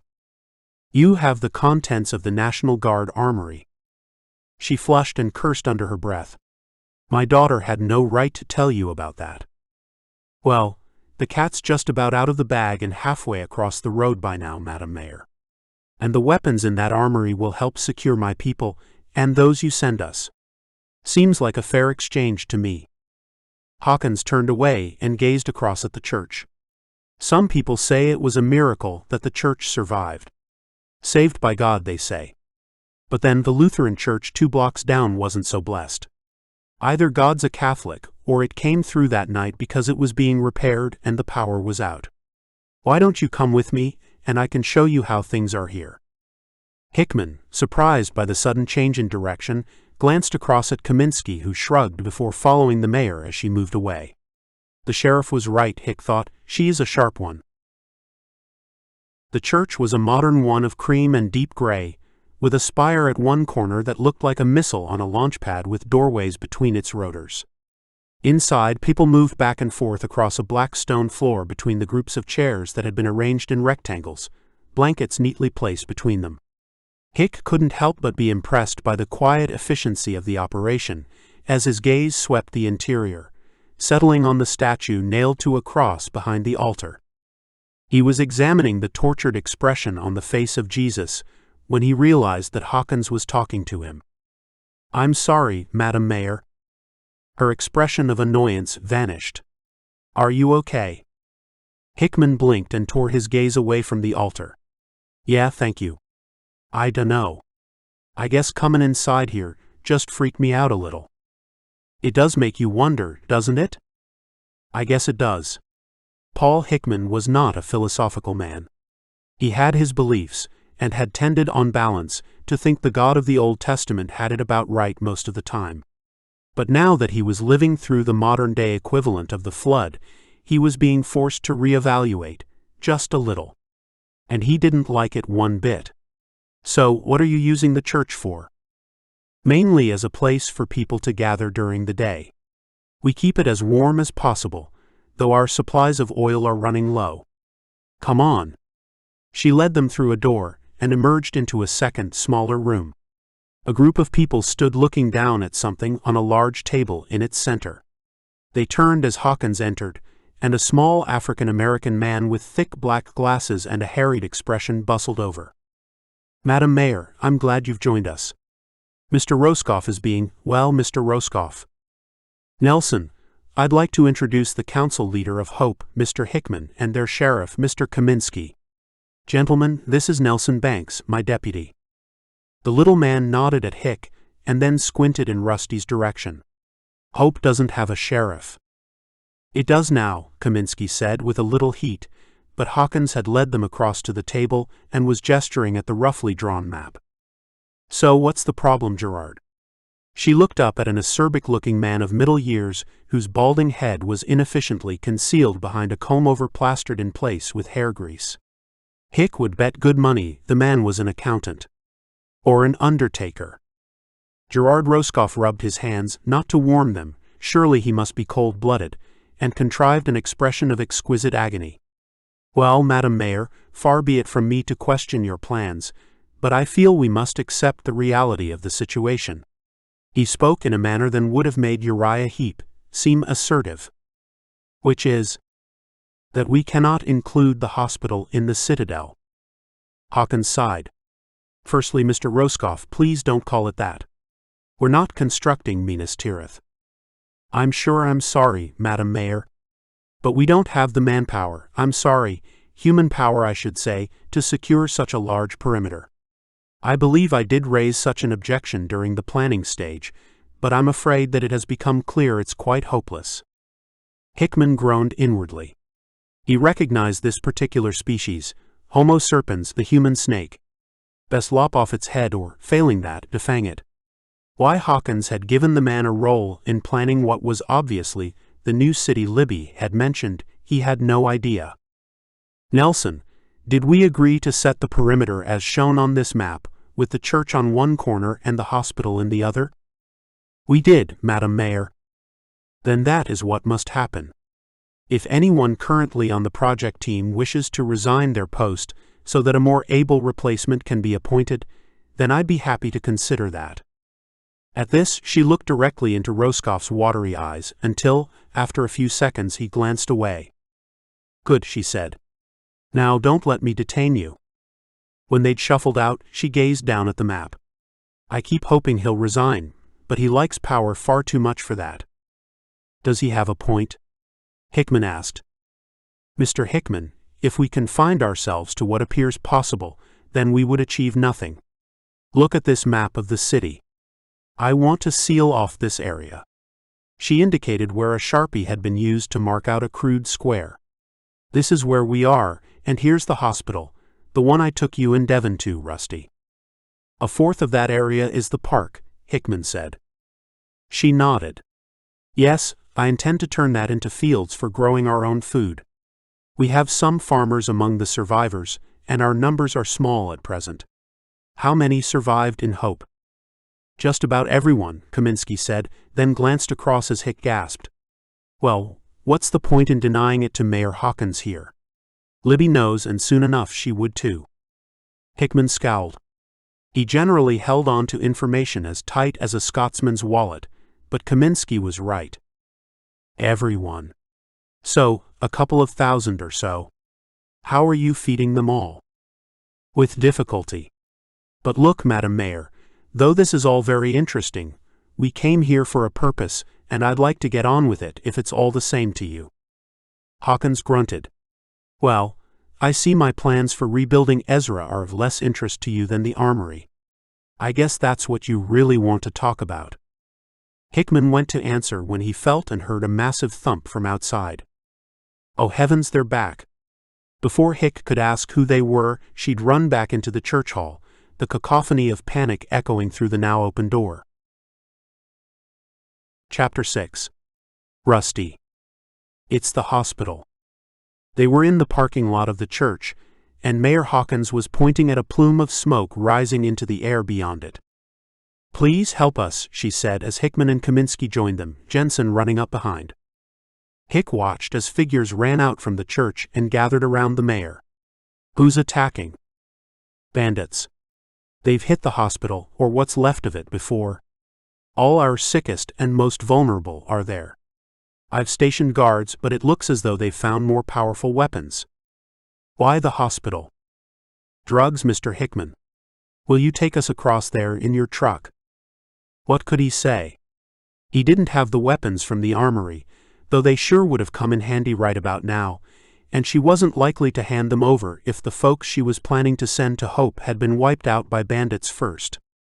"We'll leave one truck here," he said, and directed them into the one he'd arrived in. The last thing he wanted was to be stuck here without transport.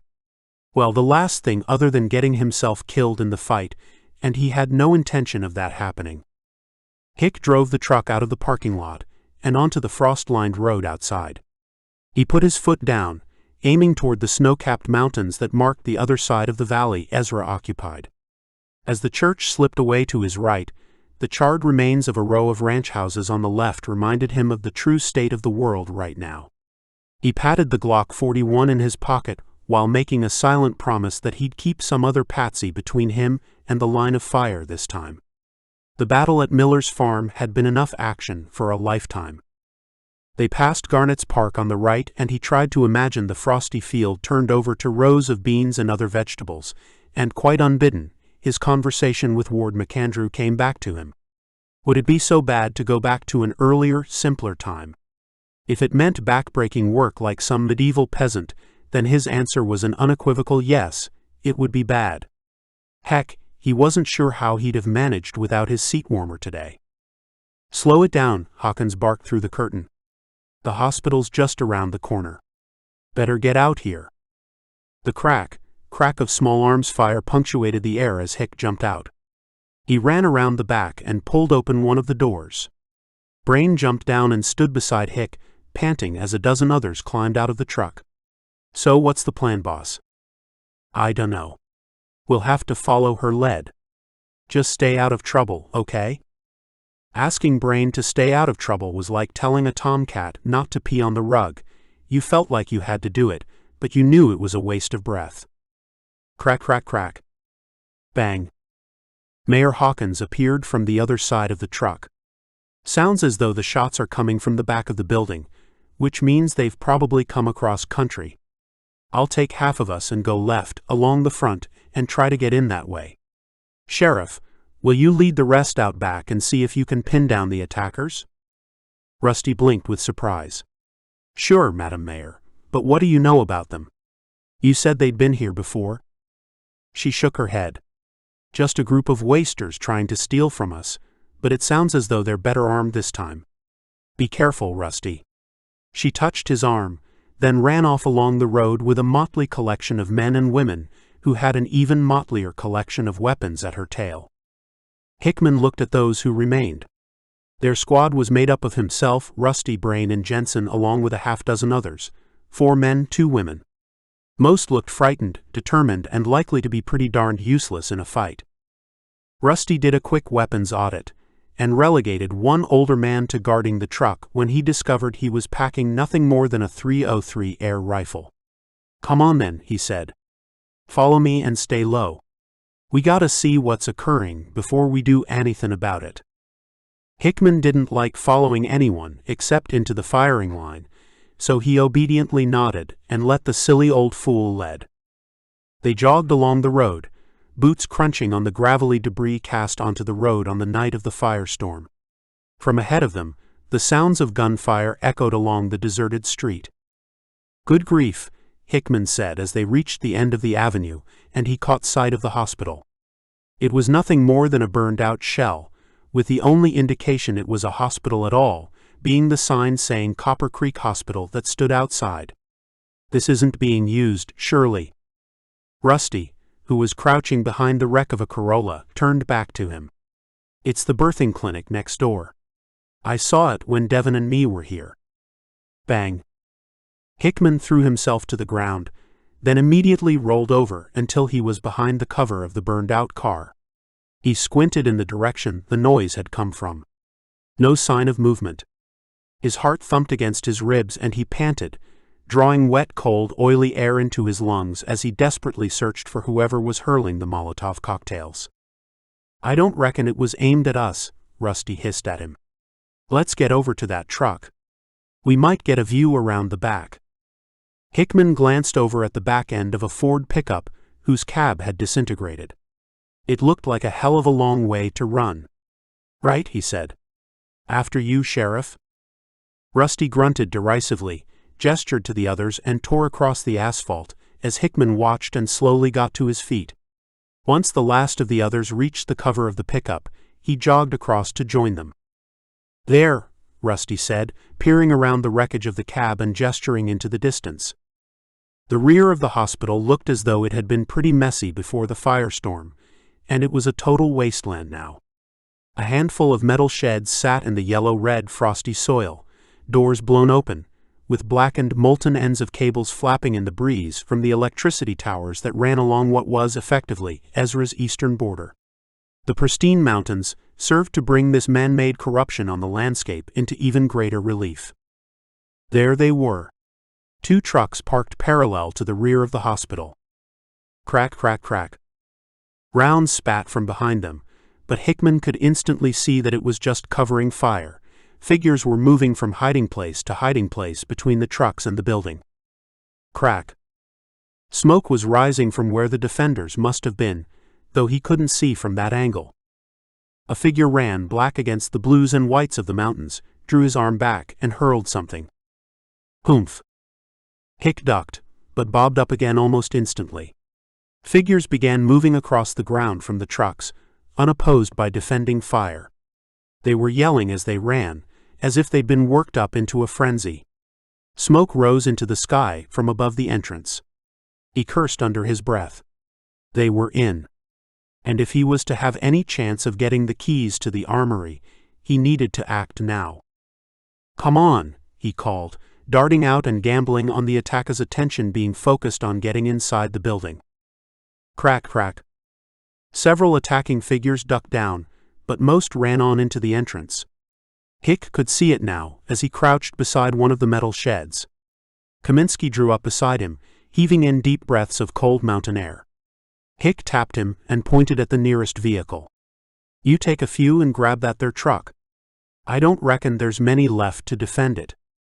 "What are you gonna do?" "I'll take the rest and attack them from behind. Looks to me as though the hospital's on fire, so we ain't got no time to waste. Go." Kaminsky got to his feet, pointed to 3 others, including Jensen Bowie, and ran away, skirting the back of the shed. Hickman looked into the dim-witted but excited face of Brain, gave a little sigh, and ran for it. He tore across the asphalt, heading for a group of barrels that the enemy had used for cover. Footsteps followed him. The thunk of Brain and the scampering of the others. 5 of them crouched behind the rusting barrels that leaked black onto the ground and saturated the air. For a moment, Hickman wondered whether it was wise to be firing a weapon in such an atmosphere, but it was too late for a health and safety check. Most of the attackers gathered around the entrance, covering their comrades as they tried to break in. Hick guessed that the mayor had made her way through from the front of the hospital to reinforce the defenders. He also guessed that the attackers were hoping to smoke them out, though they wouldn't want to burn the hospital down entirely. Crack. Shots from behind. Rusty was attacking the trucks. Sounded as though the attack on the hospital was well enough organized that the commander had left guards to protect their means of escape. "Are you ready?" Brain, who kneeled with his shotgun leaning on the top of the barrel, simply smiled and nodded. Beside him were 3 people Hick knew nothing about, except that they were about to fight together. 2 men, one in lumberjack plaid, the other wearing a camouflage jacket that had seen better days. One woman enveloped in a thick cream coat that was now spattered with dirt and oil. Each had handguns that Hick didn't recognize, and all were looking at him. "You 2 target those fellas on the left," he said to the woman and the lumberjack, and the rest of us will hit the ones on the right. Shoot fast, make every round count. We got the element of surprise, but that won't last long. What is it? The lumberjack, a pale young man with a ridiculous beard, seemed to be in a state of shock. I ain't never shot no one before. Oh, it's easy, Brain said. Just line 'em up and squeeze the trigger. Hickman rolled his eyes. Look, son, it's them or us. If we don't stop them, what do you think's gonna happen to the people in that hospital? Including your mayor? Now, are you with us? Reluctantly, the lumberjack nodded, and turned around to aim his gun toward the entrance. Now. Suddenly, the universe was full of smoke, hands jumping like jackrabbits, and the ear-splitting concussive punch of 6 guns firing near simultaneously. Wowee. I got one. Again, Hick felt the exotic mix of terror and elation that seemed to supercharge him.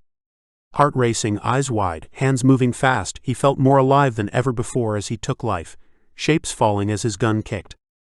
4 were dead or wounded before the hospital attackers had a chance to react, but then the barrels reverberated to the chunk of impacts. Ow. Brain fell backward, clutching his leg. It went right through. Quick. Head for that shed. We're sitting ducks here. I can't, boss, it's too far. Not you, Brain. You crawl back toward the truck. Rusty should have it under control by now. Hickman burst from cover, followed by the other 3. Instantly, the air rang, and the ground at his feet erupted like a dozen dust volcanoes.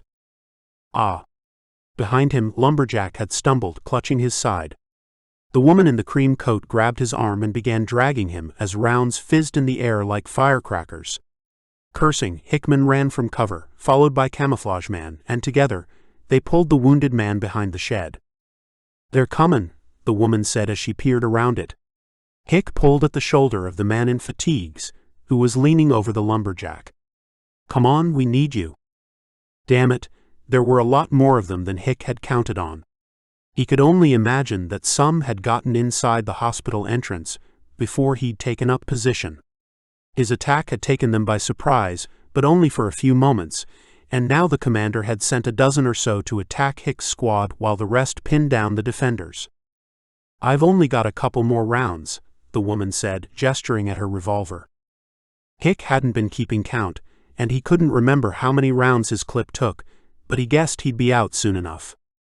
Make every shot count, he hissed as the man in camouflage next to him steadily and with lethal accuracy picked out targets that dropped as his gun spoke. But it was no good. Any moment now, they would be outflanked, just as their ammunition ran out. Hickman cursed. Only days before, he'd been faced with a similarly desperate situation, but that, at least, had been in defense of his own home. What sort of idiot would find himself pinned down in someone else's fight? He snapped around at a roaring from behind him. A truck was accelerating toward them, its engine screaming, its tires spinning on the slippery ground. There was no time to get out of its way, but at the last instant it veered off, leaving Hickman stumbling backward, so he only got a glimpse of who was in the driving seat. Rusty. As the soldiers who'd been trying to outflank them scattered, the man in camouflage beside him calmly and with deadly accuracy took them out, stealing out from behind the shed to walk among them like the angel of death. Hickman got to his feet and pulled at the woman in the cream coat. She fell backward, silent in the cacophony of battle, landing on the prone form of the lumberjack, whose sightless eyes gazed up at the sky. Hick followed the man in the camouflage jacket, at least in part because the safest place to be was behind him.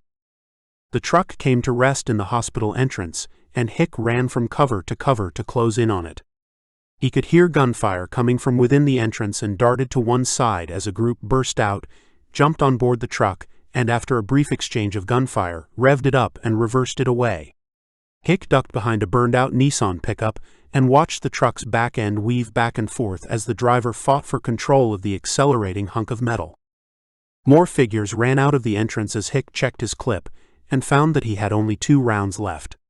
He was about to slink toward a portable office that lay on the other side of the clinic building, when he recognized Mayor Hawkins among those running toward the truck. As he watched, the other truck fired up, and from left and right, fighters emerged from cover and ran for it. One figure ran past Hick. It was a young woman in denim pants and carrying an automatic rifle. She was a sitting duck. He raised his gun and lowered it again. Maybe he didn't want to waste a bullet, or maybe he didn't need yet another needless sin to weigh down the scales of justice. Hawkins came to a halt, watching the two trucks as they headed off across the scrubland, dust flying up to screen the mountains beyond. Then she turned and gestured back at the hospital. "Come on. Let's get that fire out." Hickman emerged and staggered after her. "Mr. Hickman." "Jensen." He grabbed the young man by both arms, relieved to see a familiar face. "Where's Rusty?" Bowie's face darkened. "He was on the bus. Told me to get off. They must have got him. Where's the others? Where's Brain?" "I'll go look for him." "You okay?" "Yeah. My arm hurts like hell, but I'm all right." Hick patted him. Geez, what was he becoming? First, he didn't shoot an enemy who was running away from him, and now he was comforting the son of another enemy. Rusty was gone, Jensen accounted for, and so the only remaining loose end was Brain, who he found leaning against a propane tank near where the trucks had parked. "You idiot. One shot and you'd have been blown sky high." "Sorry, boss. My legs hurt and I couldn't go no further. It sure is painful." Hick examined Brain's leg. Blood soaked the denim of his loose fat man's jeans, but the flow had stopped and he could see that the bullet had grazed his inner thigh rather than embedding. "You'll survive. Jensen's okay, but it looks as though we've lost our sheriff." And the old Paul Hickman was back. This was an opportunity with a capital O he had grown to respect and, perhaps, even like Kaminsky just a little. But the fact remained that the sheriff considered Ned Burkett's death to be suspicious, and for all Hick knew, had evidence to back it up. He'd made no secret of hanging that over Hick's head like the sword of whoever it was. Greek fella. Now he was gone. "Oh, I don't think he's dead, boss," Brain said. "I saw him out of the back window of the truck. They beat him up good, but he weren't dead." "What? Are you sure?" Brain nodded enthusiastically. "Oh yeah. I sawed him, I did. We gonna go after him."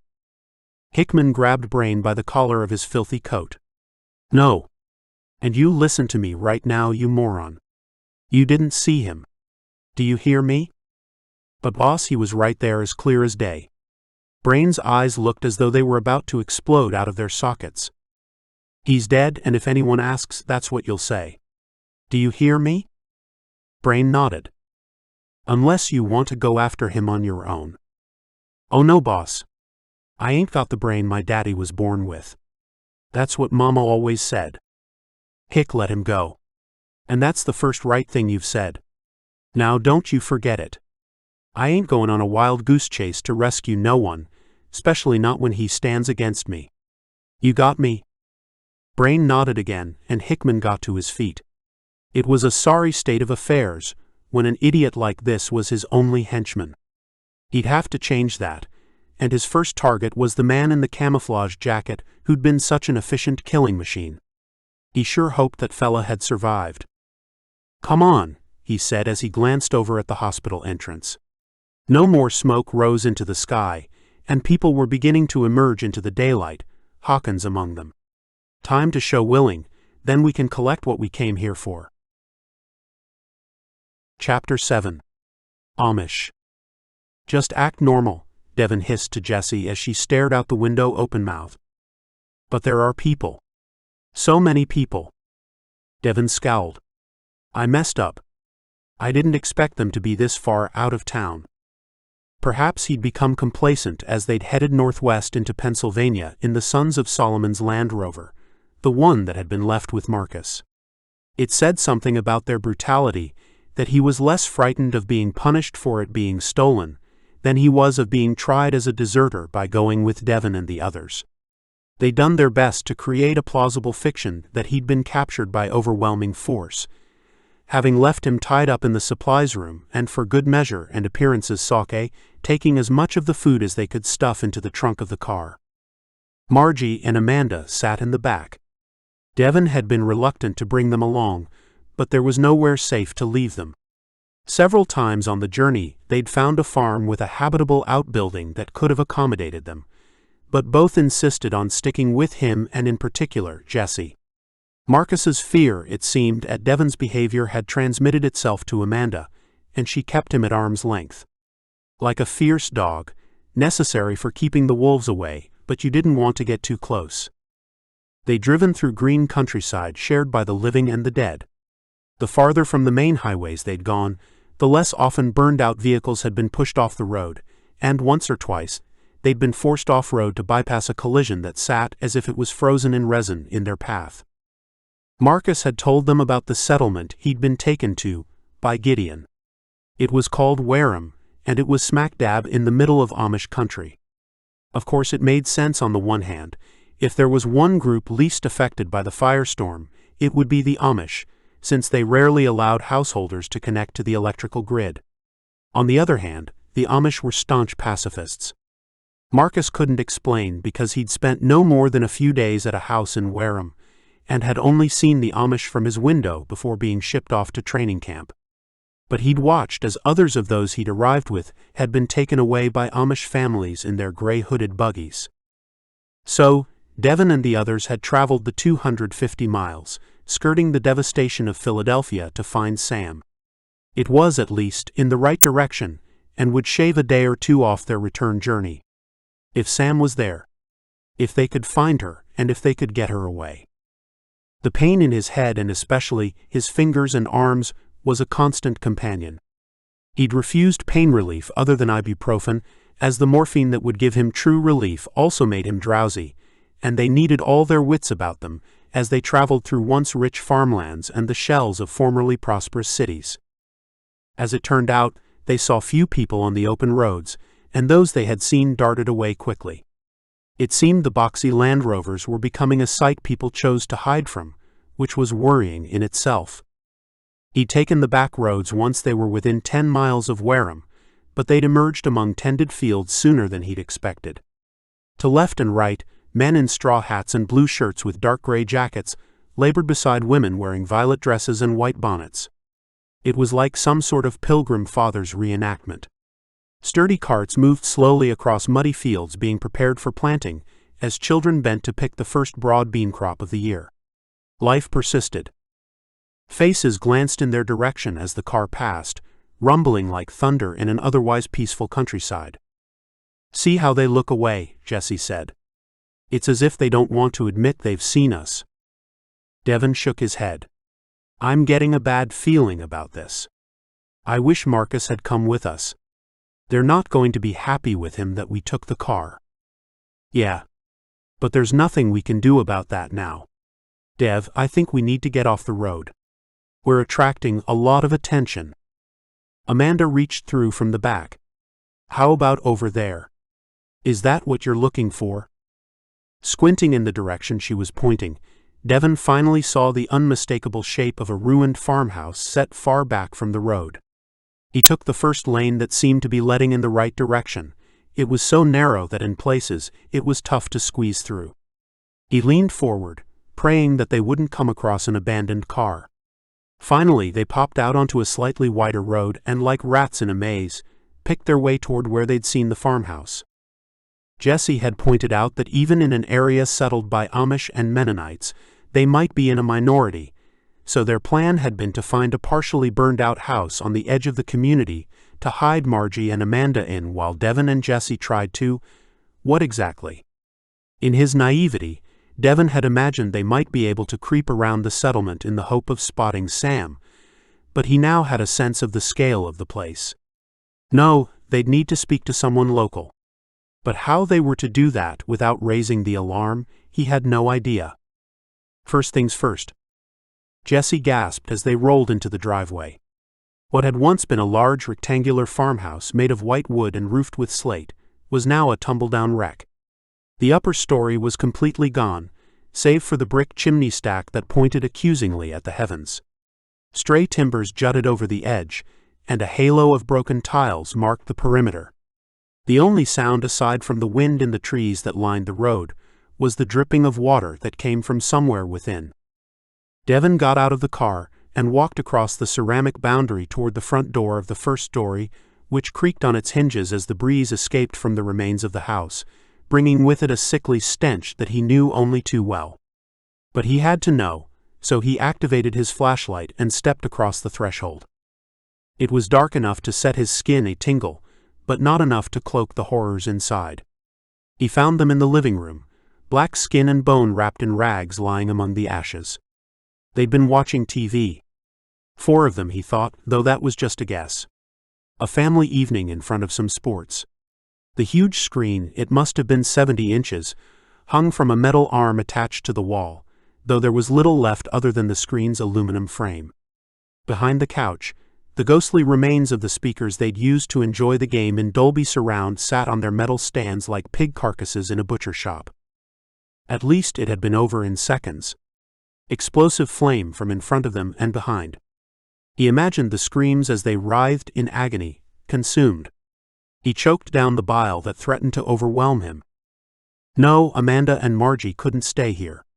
They'd hoped to find another building on the property they could shelter in, but this was simply too horrific. What if Margie stumbled across this scene? It would be horrific enough even after they'd been buried. He spun around. Time to get out of here. Devon stepped over the threshold of the living room, but as his foot landed, it slid on something slippery, and he fell forward, his flailing arm catching the remains of a bookshelf, so it fell as he did. With a shriek he hit the floor, enveloped in curtains of agony as he was engulfed in ash and charcoal. Dev. It was Jesse's voice. He ground his jaw and pushed against the floor. Oh my God. Devon rose like a mummy from its tomb, shreds of black and white paper flying everywhere, groaning in pain as he found his footing, arms reaching out to her. She shrieked and caught her breath. And then she laughed.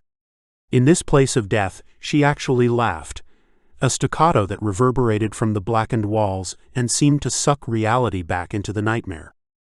I'm glad you think it's funny, Devon said as he brushed the ash from his clothes, gritting his teeth against the pain. She took his hand. Come on, let's go. We can't stay here. We'll find somewhere else.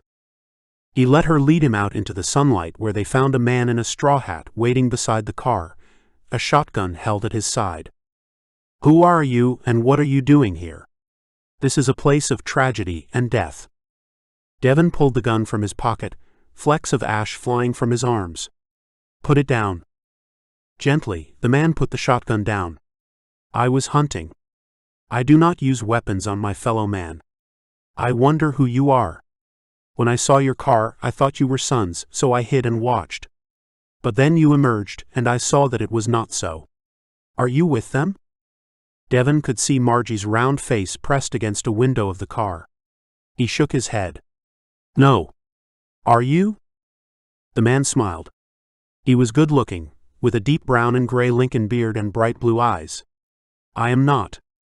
Are they in charge here? The smile vanished. God is our only master. We answer to him and our elders, and no one else. My name is Noah Kurtz. If you wish to discuss things, then you must hide your vehicle, and we will find somewhere out of the cold and away from prying eyes. Devon left Jessie with Kurtz at her insistence, and drove the car around the back of the farmhouse. By the time he and the others had gotten out, they found Kurtz and Jessie standing beside a small barn made of rusting iron sheets. They picked their way between the puddles that had formed in the rust-brown mud, and Devon put out his hand. My name is Devon Myers, he said as Kurtz led them into the dim interior. Ammonia prickled his nose, and he took in the railings of what had plainly once been an animal pen. I welcome you to Wareham, but urge you to leave immediately. Devon shook his head. We've come here to find someone. You do not understand. For outsiders, to remain here is to die. How are the Amish involved in all of this? I thought you were pacifists? Jessie said. Kurtz sighed and gazed up at the roof. We do not resist, and we welcome in many ways the change in the world, though we deeply regret the suffering. But just as with the Great Deluge, much must be swept away for God's people to rebuild again. Perhaps this time we will listen. So, you didn't do it? Amanda asked. That drew a chuckle from Kurtz. I am told that the destruction was caused by, how was it put? Hacking into the electrical grid. Does that sound like something that we Amish have the capability to do? No, the first we knew of it was when the houses of our neighbors went up in flames. We helped as we could, but there was little we could do. The Carrs lived here. A good family, for English. A few days later, the sons of Solomon arrived, and we thought at first that they were of like mind. And so they are in many ways. They wish for a simpler world without the distractions of technology, a new start. But some of us realized that they are, in truth, a brotherhood of evil, for they wish for power over others. They have committed so many evil acts since they arrived that all but the most willfully blind of us know them for what they are. And yet many are content to continue as if nothing has happened, to till the fields and to teach our ways to those the sons bring into our community.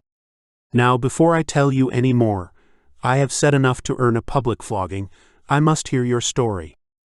So they found crates to sit on and told him as he nodded his head, and the sky dimmed outside.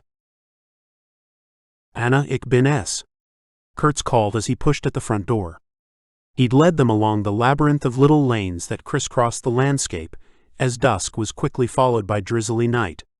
They'd left the car behind the ruined farm, and so carried their packs and weapons along the wet lanes for what felt like hours, until a gentle amber light appeared to bob out of the darkness. They stood in a hallway that smelled of polish, as a woman called from the upper floor. Du bist aberspat. Ich habe mir Sorgen gemacht. A blue dress with white apron appeared on the stairs. I know I am late and I'm sorry to worry you, but please, we must speak English. We have guests. He met her at the bottom of the stairs, taking her in his arms, pecking her on the cheek and pointing at Devon and the others as they stood in front of the door, dripping quietly on the tiled floor. Who is this? She was a pretty woman with a full figure and wide, frightened eyes. Is this why you are late? I wait for you, thinking what has happened. Be calm. Again, I am sorry, but these people need our help. Shall we not welcome them into our home, or am I to turn them away like the innkeepers? Shall I bid them to sleep with the asses? Devon thought the man was being an ass himself, but she smiled at him, and as he turned, Devon saw that he was also grinning. The Amish, it seemed, or this particular Amish man, had a peculiar sense of humor. Of course. Come with me. Noah can share his supper, and I find some more. They followed the woman into the kitchen, waiting to sit until the gas lamp on the table had been lit. We have food of our own, Jesse said. We don't want to take yours. Mine is not good enough for you, English? Anna said, as she lifted a large iron pot from inside the oven and put it on the stovetop. No, I didn't mean that at all, Jesse said. Noah chuckled. Pay no heed to my wife. She is rightly proud of her skill as a cook, though she knows well enough that pride is a sin, but we both appreciate the thought. Perhaps if we combine our resources, we will make a better meal than either could alone. Devon sat and watched as Anna, with a little help from her husband, bulked out the stew she'd made with vegetables, some of which looked as though they'd been stored since the previous fall. Jesse pulled out some canned beans which Anna happily poured into the pot, and as they cooked together, Noah spoke rapidly in Pennsylvania Dutch. Finally, Anna brought the pot over to the table and put it down. It is our tradition to serve guests first, beginning with the menfolk. But I see we have one of God's blessed children with us, so we shall start with her. Noah had placed enamel bowls and wooden spoons in front of each of them, and Margie's face glowed as Anna ladled stew into her bowl, and the room filled with an aroma so rich they could almost hear the mooing and the buzzing of bees that went into the making of it. When it was his turn, Devon thought he was tasting heaven on earth, and he wondered just for a moment whether perhaps the sons of Solomon and the Amish had a point after all. Eating with a wooden spoon was odd, too soft, too rough on the tongue, but he thought he could get used to that. Maybe progress wasn't all it was cracked up to be. I will help you look for your friend, Noah said when the eating was done, and the conversation paused for a moment. Thank you. Thank you both, Jesse said. You are very kind. Noah glanced at his wife. I do not think you will be able to rescue. But we will try. You will, of course, sleep beneath our roof tonight." Devon thanked them both and leaned back in his chair, sighing with relief and contemplating sleeping in safety for the first time since leaving Salt Lake City. He was pulled, kicking and screaming, from this warm and pleasant dream by a thudding on the front door. "Noah, mach die Tür auf." Anna blanched and Noah sprang to his feet. "Hide them. Now." Chapter 8. Armory. What the hell? That's it. Hick was close to jumping up and down in fury as Brain brought the truck to a stop outside a low, rectangular building. Swaths of soot marred its rendered white walls, and most of the row of small windows had blown out. As he got down from the truck, he spotted a metal sign screwed to the wall. Nevada National Guard. He was cold and bruised, and a light drizzle was beginning to fall. Paul Hickman was in no mood for being played. "What the hell is this?" Mayor Hawkins got out of the following truck and waved her hands. "It's not as bad as it looks. You're here for the weapons, aren't you?" "Well, recruitment posters and manuals aren't going to be much use to me, that's for sure." "Then you'll be pleased to learn that the weapons locker itself is intact. I won't renege on my daughter's promise, Mr. Hickman, provided that you agree to taking our sick. After yesterday, there's more than there was." Hick followed her past the sign and into the dark entranceway. He'd slept in one of the small function rooms in the back of the church, along with Brain and a couple of others who'd fought at the hospital. He'd spoken briefly to the mayor after the battle, but he'd spent most of his time talking with the man in the camouflage jacket who'd proven to be such an effective killer.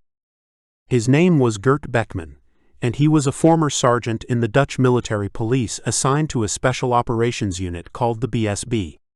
He spoke so softly that Hick had found he had to concentrate closely to hear him, but this seemed merely to reinforce the impression of quiet, efficient power that the man exuded. He'd left the Netherlands under a cloud that he wouldn't explain, though it was plain that he had taken matters into his own hands at some point.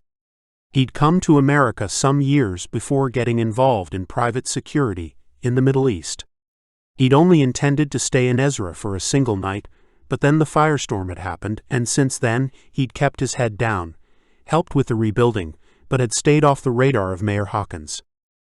Hick wasn't sure that he liked the man, but he was certain that Beckman would be perfect for the role he had in mind. It took some persuading, but his new recruit was now sitting in the back of the truck and ready to come to Hope. Hick had suggested he keep out of sight, just in case Hawkins didn't want him to leave. Beckman had found that amusing for some reason. Hick's throat tickled with the fetid smell of the building's interior as their boots slapped along the wet floor. Black scorch marks, or was it mold, ran along the walls and onto the ceiling. This place looked as though it hadn't been in great shape even before the night of the fireball. "It's ironic that the source of much shame to our town somehow managed to survive," Hawkins said as if reading his mind. "I'd been pushing the state for funding to refurbish the place ever since I came into office, but I guess that hardly matters now. The fire didn't take as much of a hold here, because half the electrics were already shut off." She pushed at a door, and they were inside a gymnasium, its polished floor covered with dust, ash, and fallen debris.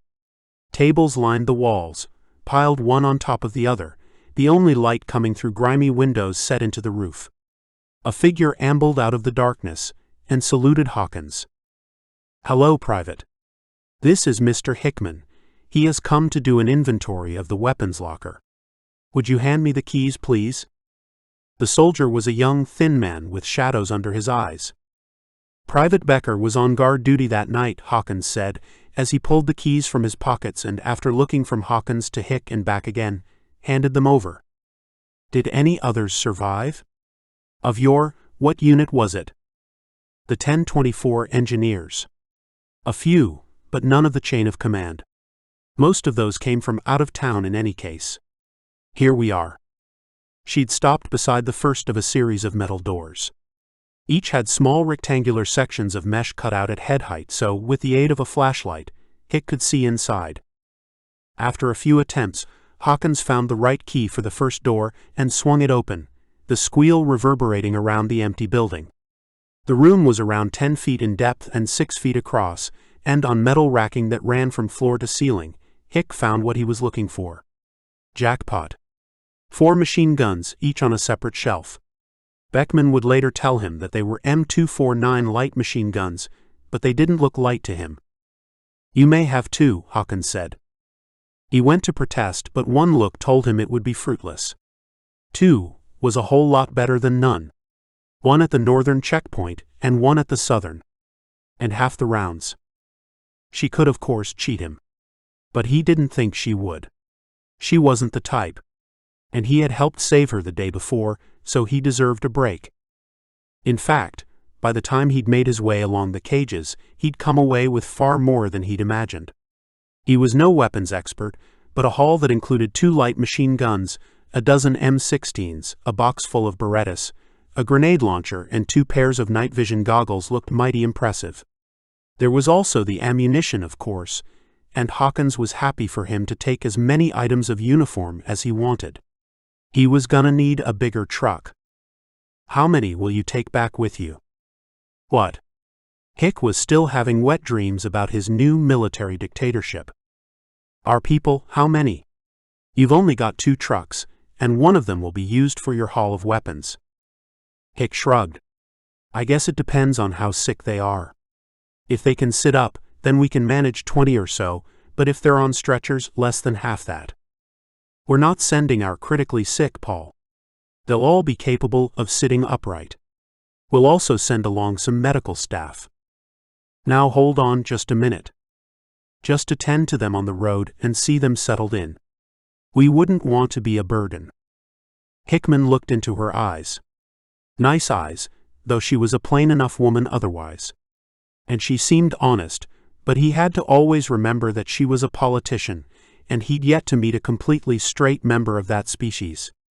After all, he was one himself.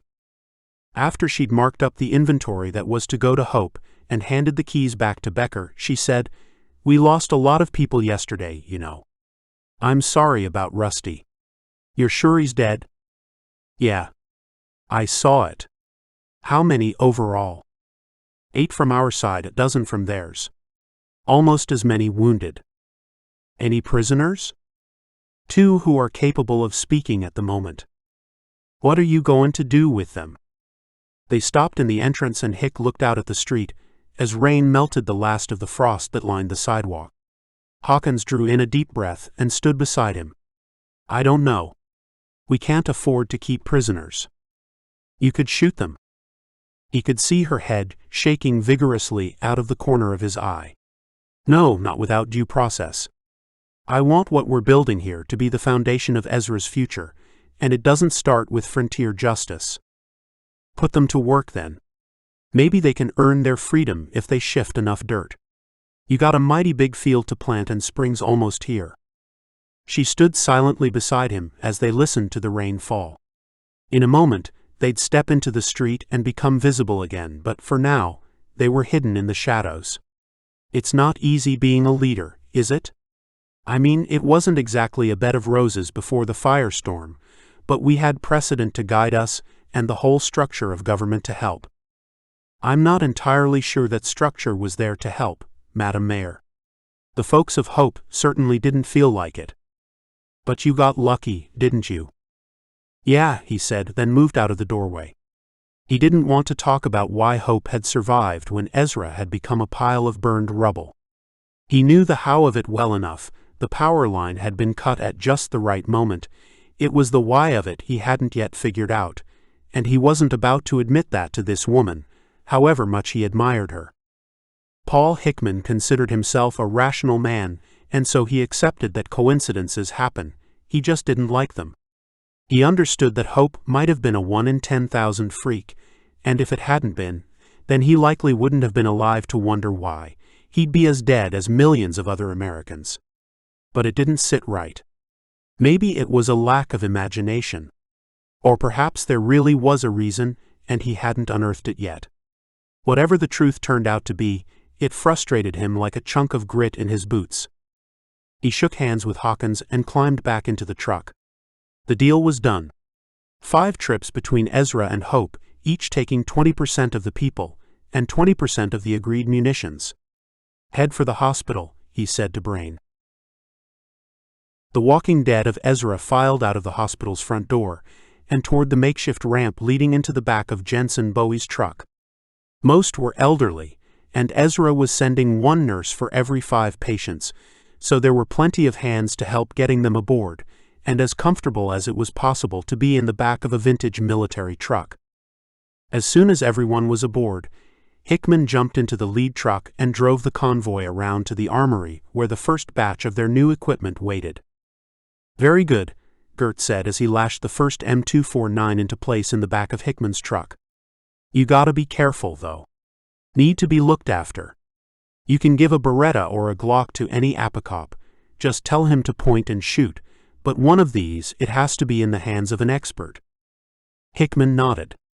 "An expert like you?" The Dutchman had the good grace to smile. "Yeah. But there are others in Hope with military experience?" "Sure. I get the picture. I won't be handing one to Brain. Is good. I do not wish to be rude.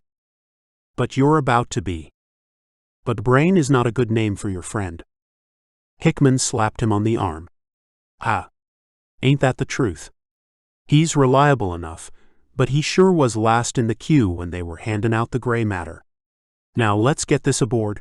I want to be in my own bed tonight." 2 days later, Paul Hickman was in the front of the truck, sitting alongside Brain as they headed north back to Hope for the 5th and final time. The second light machine gun was in the back, along with the remaining ammunition, and his particular favorite, the grenade launcher. Rather less welcome were the 25 sick and generally old people in the truck behind. He'd been impressed with what he'd found on returning to Hope with the first contingent. Between them, Martha Bowie and Libby Hawkins had turned the derelict Mormon church at the north end of Hope into a reception center for the refugees. They'd met some resistance from the small group of Hope's Mormons who'd held on to the chance of restoring the church, but the place had been shut for 5 years, and after all, it was unlikely that any money would be coming from Salt Lake City anytime soon. Jordan Lacey, the coach from Wendover who'd brought that RV load of kids into Hope, along with news of Jesse and Devon, had volunteered to add any young children to the community within a community he'd created in and around the gymnasium of Hope's combined school. Older folk would be stationed in small groups in the empty homes that Martha had identified. Hickman took personal charge of the weapons, of course, stowing them in a locked room in the warehouse where the supplies were stacked up. Brain had been left there to guard them. Given orders that were simple enough, he could be relied upon. At least Hickman hoped so. It had all gone so smoothly it set his teeth on edge, and the shoe finally dropped on that last journey. Something caught his eye as they reached halfway between Ezra and Hope. Jensen was flashing his headlights and pulling to the shoulder. Cursing, Hickman stabbed his foot on the brakes, then jumped down, followed by Beckman. The Dutchman had chosen a new fatigue jacket to replace the blood-stained one he'd used at the hospital, and stood alongside Hickman, looking every inch the bodyguard of a Banana Republic dictator. Jensen had run around the back of the truck, and Hickman saw him step back as if trying to avoid something. And then something fell to the ground, splashing as it hit a puddle. "Stay back, Mr. Hickman," Jensen cried out as Hick rounded the rear of the truck. "What the hell's happened?" A woman lay face down as a nurse grabbed her by the shoulders to flip her over. A cloud of red mixed with the orange-brown of the mud in the puddle, but it was the woman's face that took Hick's breath away. As pale as death, her eyes were wide within deep-set pink sockets clogged up with green and yellow that also erupted from her nose. Her mouth, gaping like a catfish, dribbled red that ran down her cheeks and stained the soil. "What's wrong with her?" The nurse looked up at Hick, his face almost as pale as the dying woman's. "We've had an outbreak of the flu, but I've never seen it progress so quickly. Yesterday, she had a mild temperature and was coughing." He turned back to look at the woman. "Marjorie, can you hear me?" He shook her gently, and with a great effort, she turned her head toward him and opened her eyes. She raised her arm as if some hand were reaching down from the heavens, her chest heaving as she panted like an ailing steam engine. Then she convulsed, folding from her hips like a garden chair. She looked pleadingly at the nurse, and then with a final heave, blood and vomit flew from her mouth into her helper's face. He fell backward, clawing at his skin, rubbing the filth from him as the watchers scattered. Hick watched as Jensen helped the nurse to his feet. "What do we do now?" Beckman said as two more nurses bundled the woman's body to the side of the road and then helped their colleague into the back of the truck. Hick was in no doubt about what he wanted to do, but he couldn't say it out loud, could he? "You want to leave the sick behind. For the greater good of hope," the Dutchman said. Hick opened his mouth to respond when Jensen got back down from the rear of the truck and came over to him. "We'd better get going. I reckon some of the others in there are sick too." "Look, Jensen," Hick began, but he couldn't find the right words. "Son, we can't take them back. Whatever that woman had, it could destroy hope." Jensen looked up at Beckman. "Sorry, mister, whatever your name is, but that's not how we do things in Hope, is it, Mr. Hickman?" "Actually, Jensen, you know the needs of the many." It hurt Hick to see the disappointment and disgust on the young man's face. "Well, whether you want to or not, there's a very good reason why we have to take them to Hope," Jensen said. "And what's that exactly?" The young man gestured back at the truck. "Maybe you should have been riding with me on the last 2 trips, then you'd have heard the coughing for yourself. Whatever that woman had, so did plenty of others." "Oh my God!" Hickman felt the ground opening up beneath his feet. He was a brave enough man in his own way, but when it came to infectious diseases, he was a grade 1 hypochondriac. "And anyway, Mom knows all about it. She didn't tell you, 'cause she knew you'd try to pull out of the deal. I told her she wasn't being fair about you, but it seems it was me who was wrong. She knows what she's doing, and I don't reckon Ezra will take kindly if you keep the weapons but don't look after their folk." He was right about Ezra. But the trump card was the fact that Martha Bowie knew. There was no backing out now. Just when he thought he was getting a grip on things, someone kicked his legs out from under him. He nodded, got back into the cab of his truck, and pulled a packet out of the glove compartment. The antibacterial wet wipes felt cold as he cleaned his hands, stinging a little when he wiped them over his face. The truck lurched back onto the main highway. Water streamed down the windshield as the ancient wipers struggled to flip-flop it away. The staccato knocking of the engine and the tapping of rain on the metal skin of the truck were the only sounds that accompanied them home. Beckman said nothing, and Hick wasn't in the mood for conversation. His mind was whirling as he desperately sought a way through this that didn't expose the whole town of Hope, including himself and Sam when she arrived, to this deadly contagion. Perhaps the woman had been an outlier. After all, if it really was flu, then most people who got it would recover. He'd read about the Spanish flu, of course, after the First World War. All those survivors of what at the time had been the greatest catastrophe imaginable who were then struck down by random disease. Was history repeating itself? Had Hope made it through the firestorm, only to be decimated by disease? Not if he could help it. He looked across at the silent Beckman. Hick might have to take drastic action to save his town, so that Sam had a safe place to come home to. And the one crumb of comfort was that he had no doubt the man sitting next to him was more than capable of doing what needed to be done. Chapter 9. Pathogen. By the time they got back to Hope, Paul was sitting as far across in his seat as he could, and the window was wide open. Gert Beckman shook his head theatrically. "It was just a little dust, man. I feel fine." But Paul Hickman was taking no risks, so he continued breathing fresh air from outside as he pulled the truck into the warehouse. Dropping down out of the cab, Hickman watched as Jensen parked the other truck alongside. The young man got out and walked over to Hick as Brain opened the back of the trailer. Hickman nodded at the truck. "Any more cases?" "Not that I know of." "Look, Mr. Mayor, have you given any more thought to what I asked? You know, to go look for the sheriff?" Hickman, whose mind had been on another track entirely, sucked in some air to buy himself a little time. "I ain't changed my mind, Jensen. I saw them bandits run into the truck he was driving, and I saw what happened. So did Brain. Unless the idiot had said something to contradict this story. But there's gotta be a chance they just wounded him." "I don't think so. His body's probably lying in the desert somewhere." Look, son, it's a sad end for a good man, but you gotta let it go. We got enough problems with the livin' without worryin' about the dead. The young deputy went to speak, but got distracted by something behind Hick. Pa. What are you doin' here? Where's Ma? Joe Good-for-Nothing Bowie had come in through the open warehouse door. A slim man with a nervous expression on his thin, craggy face, he beamed when he saw Jensen. Thank the Lord you're back. She's sick, son. Real sick. The color vanished from Jensen's face. Is it the flu? Joe nodded. Yeah.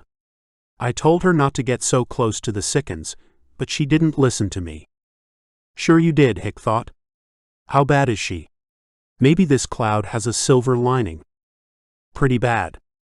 Libby Hawkins had followed Joe Bowie into the warehouse and was welcoming the sick and infirm of Ezra as they climbed out of the other truck. Yeah, well, thanks for helping spread disease to Hope. A fine reward for our charity. Hawkins snorted at that. Seems to me you got a pretty good deal out of my mother. And anyway, it's only been a few cases so far. Mrs. Bowie was a little too hands-on. I'm going to see my mom, Mr. Hickman, Jensen said. Sure, son. Give her my best. Mr. Bowie here can take her place. Joe Bowie shook his head. No, sir, Mr. Mayor. Martha said I was to bring Jensen back, and then Pa would take her place. Well, he had to admit that made more sense. Old Leonard Bowie, known by many as Dave, was Joe's father and Jensen's grandfather, and though he wasn't blood-related to Martha, he was a whole lot more like her than he was his son. Hick nodded his assent. It wasn't being sought, but it paid to keep up appearances and deal with the disrespect later. He watched as Jensen ran off, followed at a slower pace by his father. The back door of the passenger truck slammed shut, and Hick looked over at the group of Ezrans. They were the worst of the worst, as far as he could tell. Half were propping themselves up on boxes or racks of shelving, while the other half gathered around Libby Hawkins. A hacking cough reverberated around the warehouse, followed an instant later by another coming from someone else. Get them out of here, Ms. Hawkins. Libby Hawkins flashed a venomous look in his direction, but he didn't care. He wanted those people out of his warehouse, so they couldn't spread their pathogens on the supplies he had in here. And despite all the fear, he wanted to take a look at their haul of weapons. Inside the truck was the last piece of the jigsaw. Paul Hickman now had all he needed. 30 minutes later, Hick found himself striding along Main toward the community center. He, Brain and Gert had unloaded the munitions and locked them in the most secure room in the warehouse. It was somewhat laughable, and Hickman knew he had to find somewhere better to store enough equipment to supply a small army, but it would have to do for now. It came to something when he'd left the security of that treasure trove in the hands of an idiot and a man he'd only met a couple of days before. Brain at least was trustworthy enough, but Hick shuddered to think what Gert Beckman could do with that much weaponry. But he considered himself a good judge of character, and unless he was badly mistaken, Beckman was the sort who abided by a strong code of ethics. They may have been pretty twisted, but if he said he'd guard the weapons, then he'd do it. Hopefully. Just as Hick's mind was turning to step 2 of the plan, which began with a long and careful conversation with Beckman, a harassed-looking councilman Rudy Ramon had burst in, and once he'd picked his jaw off the floor as he caught sight of the machine guns and rifles lined up in their crates, he'd delivered unwelcome news to Hick. People were dropping like flies with the sickness that had come in from Ezra, and those who weren't ill were panicking. He was needed at the community center, and he was needed right now. He turned the corner onto Avenue K, casting a glance at Bowie's store as he did so. A pair of deputies he didn't recognize stood outside the front door with shotguns held across their chests. The building was dark inside. That would have to be remedied quickly. However tough it was for the Bowies right now, their store was essential, and one way or another, it would have to open up again quickly. As the community center came into sight, he spotted a group of people outside. Even before he could separate them into individuals, he could tell they were riled up. Rusty had appointed Waden Downs, a man Hick barely knew, to run the department for him in his absence, and it looked as though Downs, who stood in the entrance of the community center arms crossed, was taking a proactive approach to security. "Hey, it's the mayor." Faces twisted around to greet him as he emerged in the parking lot. Some were friendly enough, but he also saw a heap of anger there. And the point of the spear was Linda Strickland, his deputy and royal pain in the butt. She accelerated in his direction, so she intercepted him ahead of the crowd. "Mr. Hickman, we've got a problem. This needs handling carefully." Another voice said, "Well, you sure turned out to be just like every other politician." Hick couldn't place the man's name, but he recognized trouble when he saw it. "Fight fire with fire. What's that supposed to mean? When that RV came into town, you made a hell of a fuss about old Gil letting them in without a full council meeting. But Mrs. Strickland here says there's over 100 coming in from Ezra. And she says you didn't ask no one." Hickman glanced across at Strickland. "Thanks, Linda. I won't lie for you, Paul. And Max has a point." "Ah yes, Max Shriver. He'd been a local official in some city across the country. Big cheese in a small town. Trouble. I took an executive decision, Mr. Shriver," he said, before raising his voice so the gathering crowd could hear him. "And because of the deal I have done, we can all sleep safe in our beds, knowing that if bandits come to our town again, we can defend ourselves." An approving murmur susurrated through the crowd. "Maybe, but they're sick. And they've infected our folks. Like Martha Bowie. I won't be sleeping safe in my bed tonight. I'll be listening to every cough my kids make, wondering if they've come down with this disease." The mood in the people around Shriver hardened. Hick was losing them. "I share your anger, I can promise you. But I ain't gonna bust them out into the middle of nowhere and leave them to die. So, if you'll let me through, I'll see what the situation is." Hick went to move past him, but with startling speed, Shriver grabbed his arm and hauled him close. "I'm warning you, Hickman. If either of my daughters so much as sneeze out of place, I'm coming for you." There was a roar of approval from 2 or 3 people behind Shriver. This was getting out of control. "Now I suggest you step back, Max, and let Mr. Hickman come on in." Shriver let go of Hick's arm, and his eyes swiveled up to where the barrel of Deputy Waden Downs's shotgun hovered a foot away. "You be careful choosing whose side you take, Waden. People ain't gonna forget." "Neither am I. Now step back." Hick breathed as he slipped past Downs and into the building. He made a mental note to thank the deputy. He could make an ally. But he had more pressing matters to attend to, for now. Dr. Pisher turned to him as he emerged into the gymnasium. "Oh my God," Hick muttered. The room had been transformed into a makeshift hospital. Beds of all shapes and sizes had been placed around the walls, and in the center of the room, curtains had been strung up to make a sealed-off area. Hick fought back his instinct to run, and instead, kept himself as far away from everyone as possible. "At last," Pisher said as Hick reached him. "You took your time." Hickman's eyes narrowed. "Don't talk to me like that, Doctor. I had to make sure the supplies we'd picked up in Ezra were secured." "Yes, I've heard about what you've brought back. Right now, though, we've got a crisis on our hands." "The flu?" Pisher nodded. "It certainly looks as though it's a strain of influenza. A particularly virulent one. I don't have the means to identify it, but I wouldn't be surprised if it's a version of H1N1. Spanish flu." The doctor's eyebrows threatened to meld into his forehead. "You know something about influenza."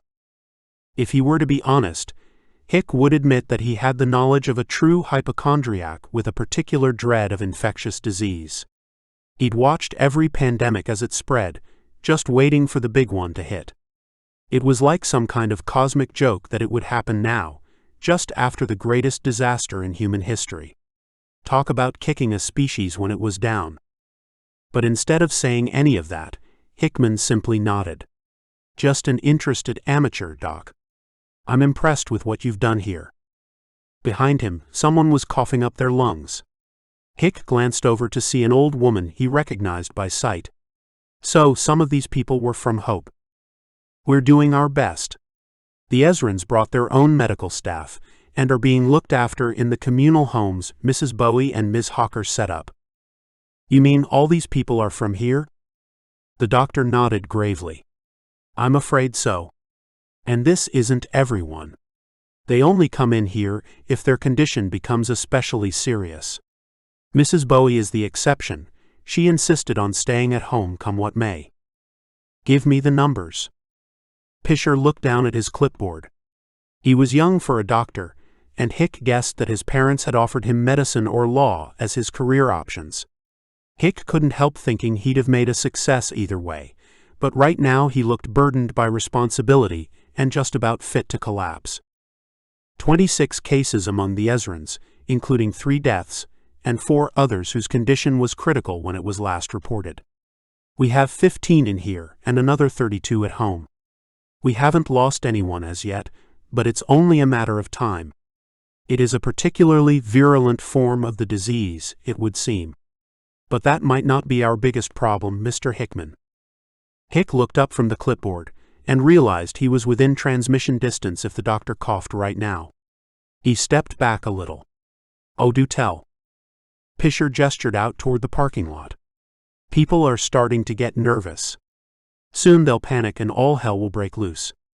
I'm no security expert, but I don't think you have nearly enough deputies to keep it under control. It's a pity about Sheriff Kaminsky. We need a lot more like him. Hick nodded.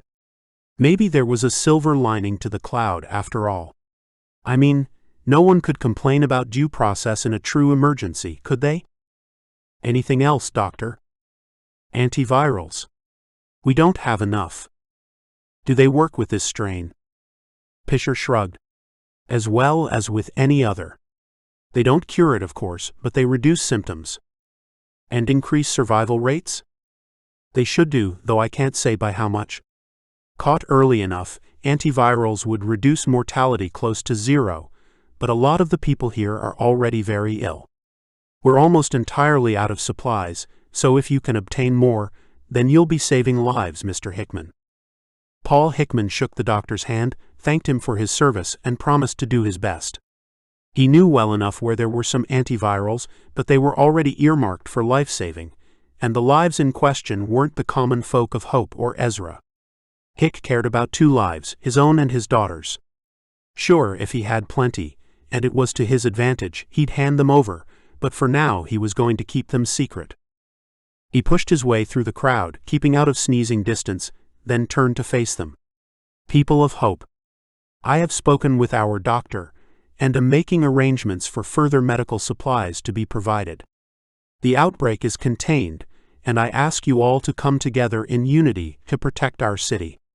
I am doing everything to keep folks safe, and I ask for your trust and your patience. He turned on his heels and walked away from the questions fired at him. This flu outbreak had presented him with an opportunity. The absence of Rusty and Martha meant that there was no one to protect the open goal. And Max Shriver, or someone like him, was going to present Hick with the excuse he needed. Hickman quickened his pace as he walked the quiet street.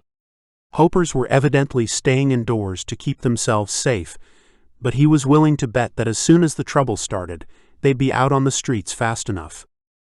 And that was perfect. He just had to have a little chat with Gert Beckman. Chapter 10. Samantha. We must go, Devon said. You're taking too big a risk. Noah helped him to his feet as he climbed painfully out of the woodpile and stood to one side so Jesse and the others could follow. That is for us to decide, surely. Now come inside and warm yourselves. They followed Noah into the kitchen where the kettle was singing on the stovetop. There was no sign of the breakfast bowls they'd been using when the knock on the door had sent them scurrying into hiding again. I am sorry. They stay for a long time. Devon felt the warmth of the chair's previous occupant as he sat at the table. No, it's us who should apologize, we've put you in danger. They obviously suspect something. Noah sighed as he settled into a chair and took a cup of tea from his wife with a smile. We are no strangers to the Wachter, the Guardians. Whenever there is something amiss in the community, they visit us. When Muller lost 6 chickens in a week, they came. They thought you stole them? He shrugged. Probably not. Perhaps we cursed Muller. Why would you do that? The better question might be why, if we had the power to curse, we would be content to harm his chickens rather than himself. Anna sat down beside her husband and took his hand in hers. What is different about us, do you think? I've no idea. I don't know many Amish, Devon said. What do you know of us? That we live simple life. That our lives are devoted to God? What else? Devon was all at sea, but he could sense Jessie fidgeting beside him. He glanced at her and mouthed, What? Children, she said, spitting the word out like a cherry pit. Amish have big families. Anna's face dropped and she gripped Noah's hand tightly. Not us. We had only 2 children, a girl and then a boy. The birth of the boy. My wife can bear no more children. Our daughter Ruth was 16 when she became ill. We tried at first to tend her within the community, but in the end we had to go outside. She got better, but she met an English and ran away with him. She wrote to say where she was, but when the elders questioned us, we would not tell them, and we would not condemn her. My son left us then, and the elders proclaimed us to be under strang-miting, some call it shunning. And ever since, we have been under suspicion.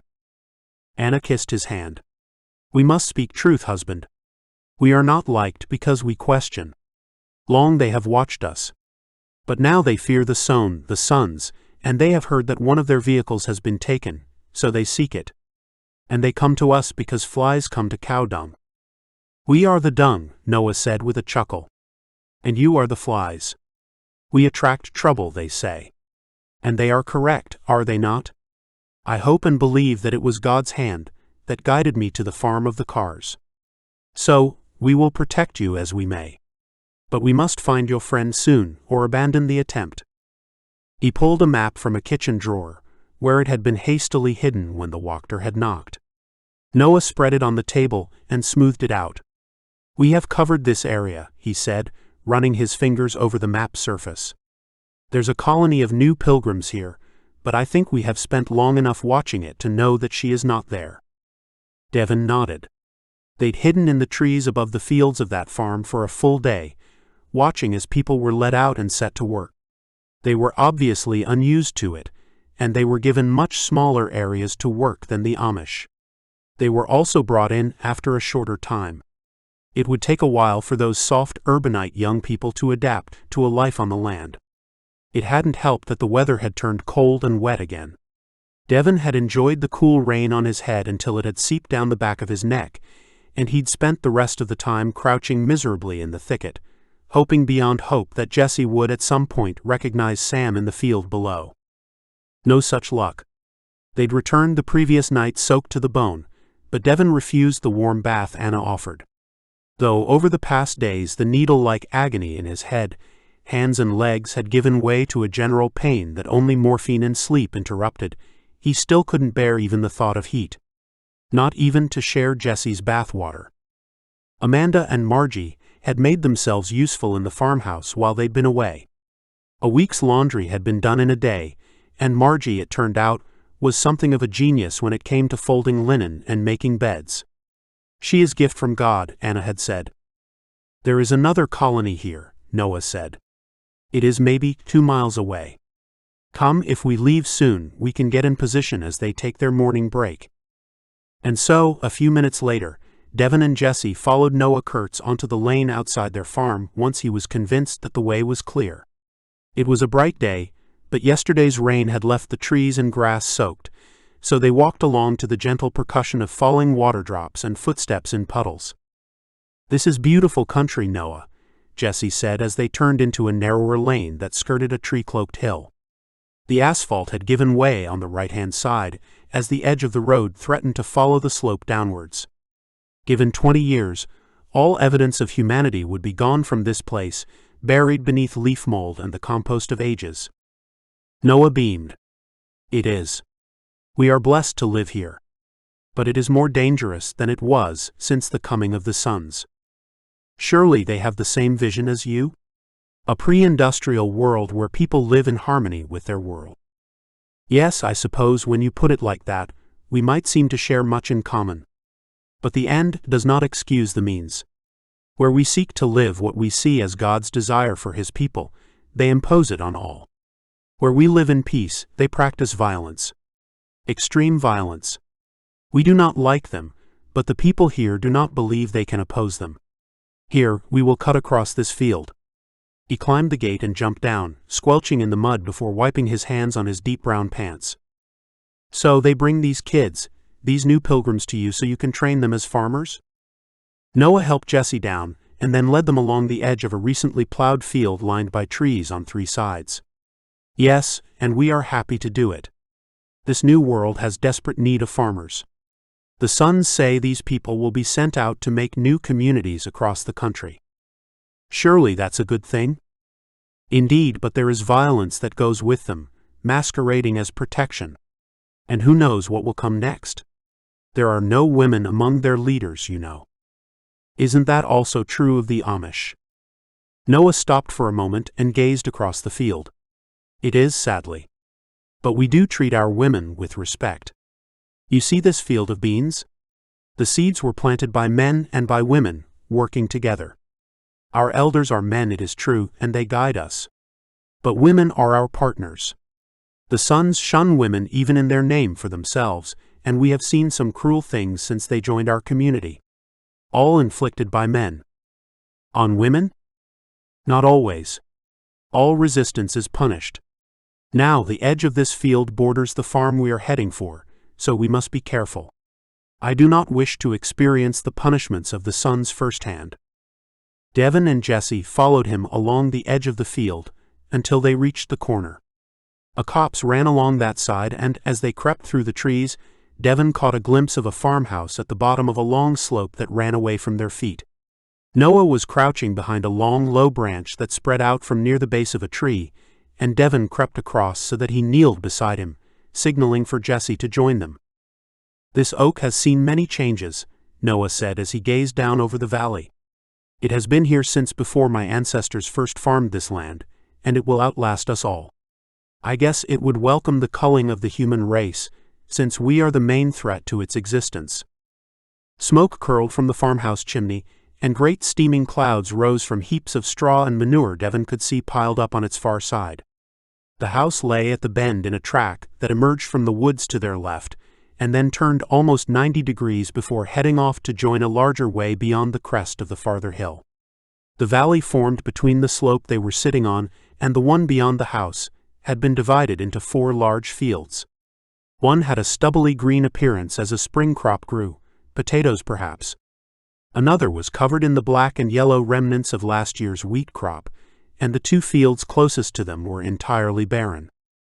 That field has been plowed, Noah said, and is ready for planting. The women will work there. The men will work in the other field. They must learn how to use a horse-drawn plow. They will colonize the country, as their forebears did 3 centuries ago. And just like back then, they'll find people already living there, Jesse said. Devon jumped as a bell sounded in the valley below. Seconds later, people began marching from behind the house and into the fields. Most of them were women wearing plain black dresses that reminded Devon of nuns' habits, though they wore white sweaters against the cold March weather. They wore white bonnets fastened under the chin. Each carried a wood-handled implement. Devon guessed they were hoes, and they were led out by women in dresses of deep blue. Separately, a smaller group of men in brown and black separated off and walked solemnly toward the other unplowed field. The 2 groups stood waiting as if on parade, and then the bell sounded again.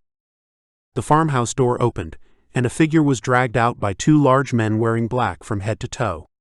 Behind them walked another man, this time dressed entirely in white, though, unlike the others, his head was uncovered.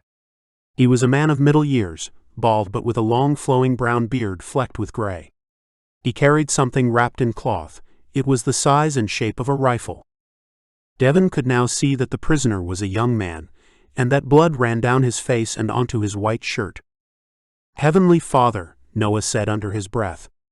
"He is a son, the man who walks behind with the bald head, and he carries a knife." Jesse gasped as Devon's gaze flicked to the bald man. Yes, he had a hunting knife of some sort, and as he looked, the sun caught it and Devon ducked down, feeling as though the flash of light had revealed them. But there was no sign anyone had seen anything amiss on the tree line above the farm. The men and women in the fields stood silently as the young man was dragged to a post that stood at the intersection of the two roads. Once it might have brought electrical power into the valley, but now it would be used for another purpose. The prisoner's hands were lashed together around the post, and the bald man held up his hands. It might have been his imagination, but Devon would have sworn that nature herself held her breath as they all, seen and unseen, waited for the pronouncement. People of the New World, we gather here for a solemn purpose.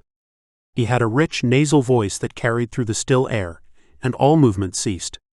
This man stole from us. In his greed he took the food of his masters, and so he shall pay according to the law. And yet, this man owes more than most, since when he came into this community he was close to death. We healed him of his wounds so that he could be among us.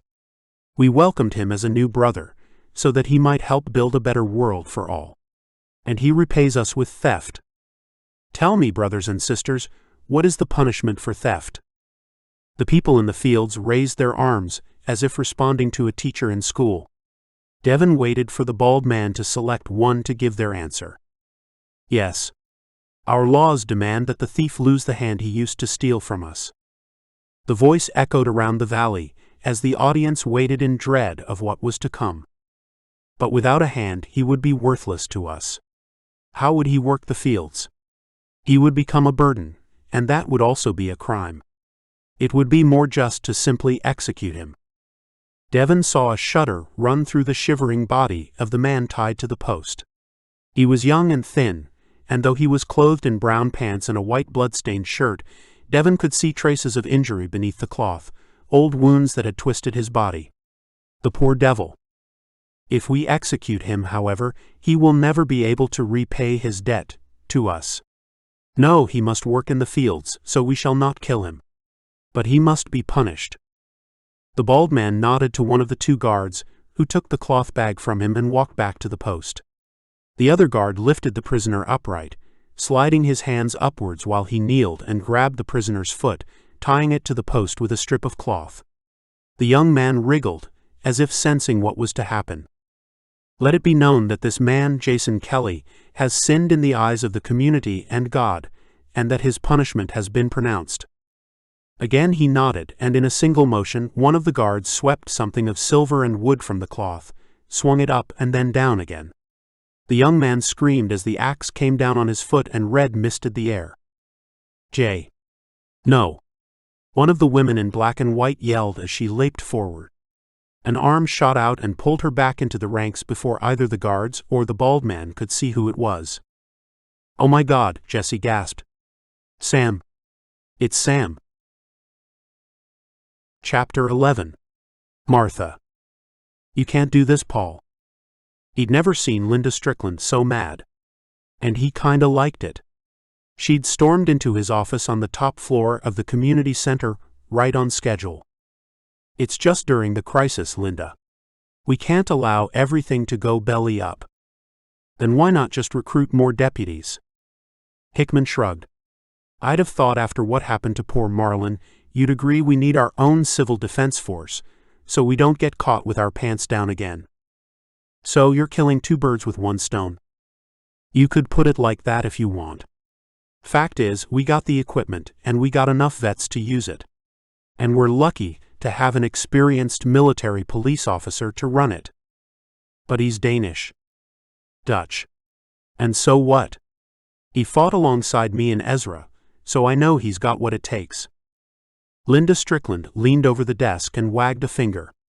She was an average-looking woman with gray eyes surrounded by laughter lines, and he'd never appreciated being pointed at, but he was finding it kinda hot. He breathed in the smell of freshly applied nail polish and listened passively. Now you listen to me, Paul Hickman. If you don't withdraw and disarm your militia, I'm going to have the council remove you from office. Hickman looked into her eyes. You and whose army, Linda?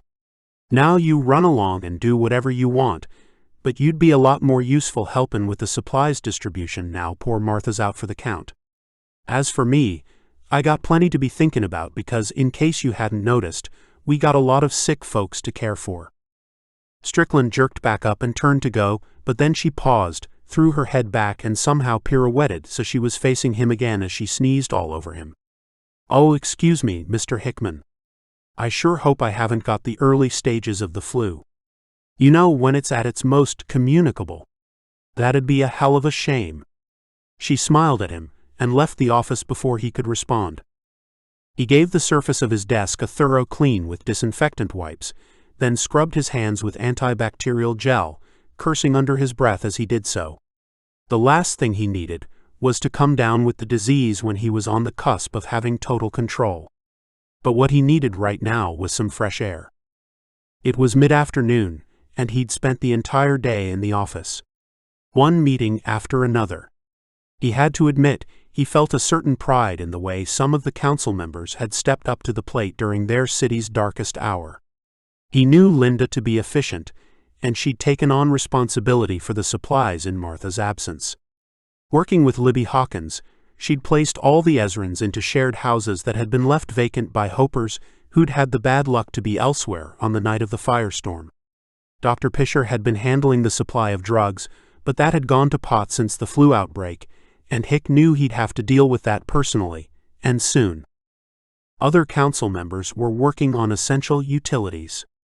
There was no prospect of getting the electrical grid working again, though Emilio Caterino had a wild scheme to connect them to a solar farm between Hope and Ezra, so propane and diesel generators were providing electricity to a select few places. Martha's refrigerators and freezers, for example, and the community center hospital. The water supply in Hope was mainly gravity-fed from a reservoir that had been built at the foot of the mountains a century ago. But the filtration plant needed power, and lots of it, and Caterino had worked out it would be more energy efficient to keep that running than to have the population boiling their water. So, in the end, it came back to generating electricity. The final meeting had been to discuss finding extra supplies. Despite cleaning out the Walmart distribution center, they were now having to ration just about everything, and they still had no more than a week's supply of some essentials. Hick intended to send Gert's team north, but not until the sickness had run its course. The size of the Dutchman's team was limited by the weapons they had obtained in Ezra, and by Hickman's sense of self-preservation. He had a feeling he'd created a Frankenstein's monster, and he wouldn't have made matters any better if the creature had been larger. As he reached the bottom of the stairs, he heard a hacking cough and the general murmur of sick people. Not for much longer. The doctor had protested, but Hick had pointed out that the school was a better place to provide care. The gymnasium was larger, and there were all those classrooms to fill with the sick.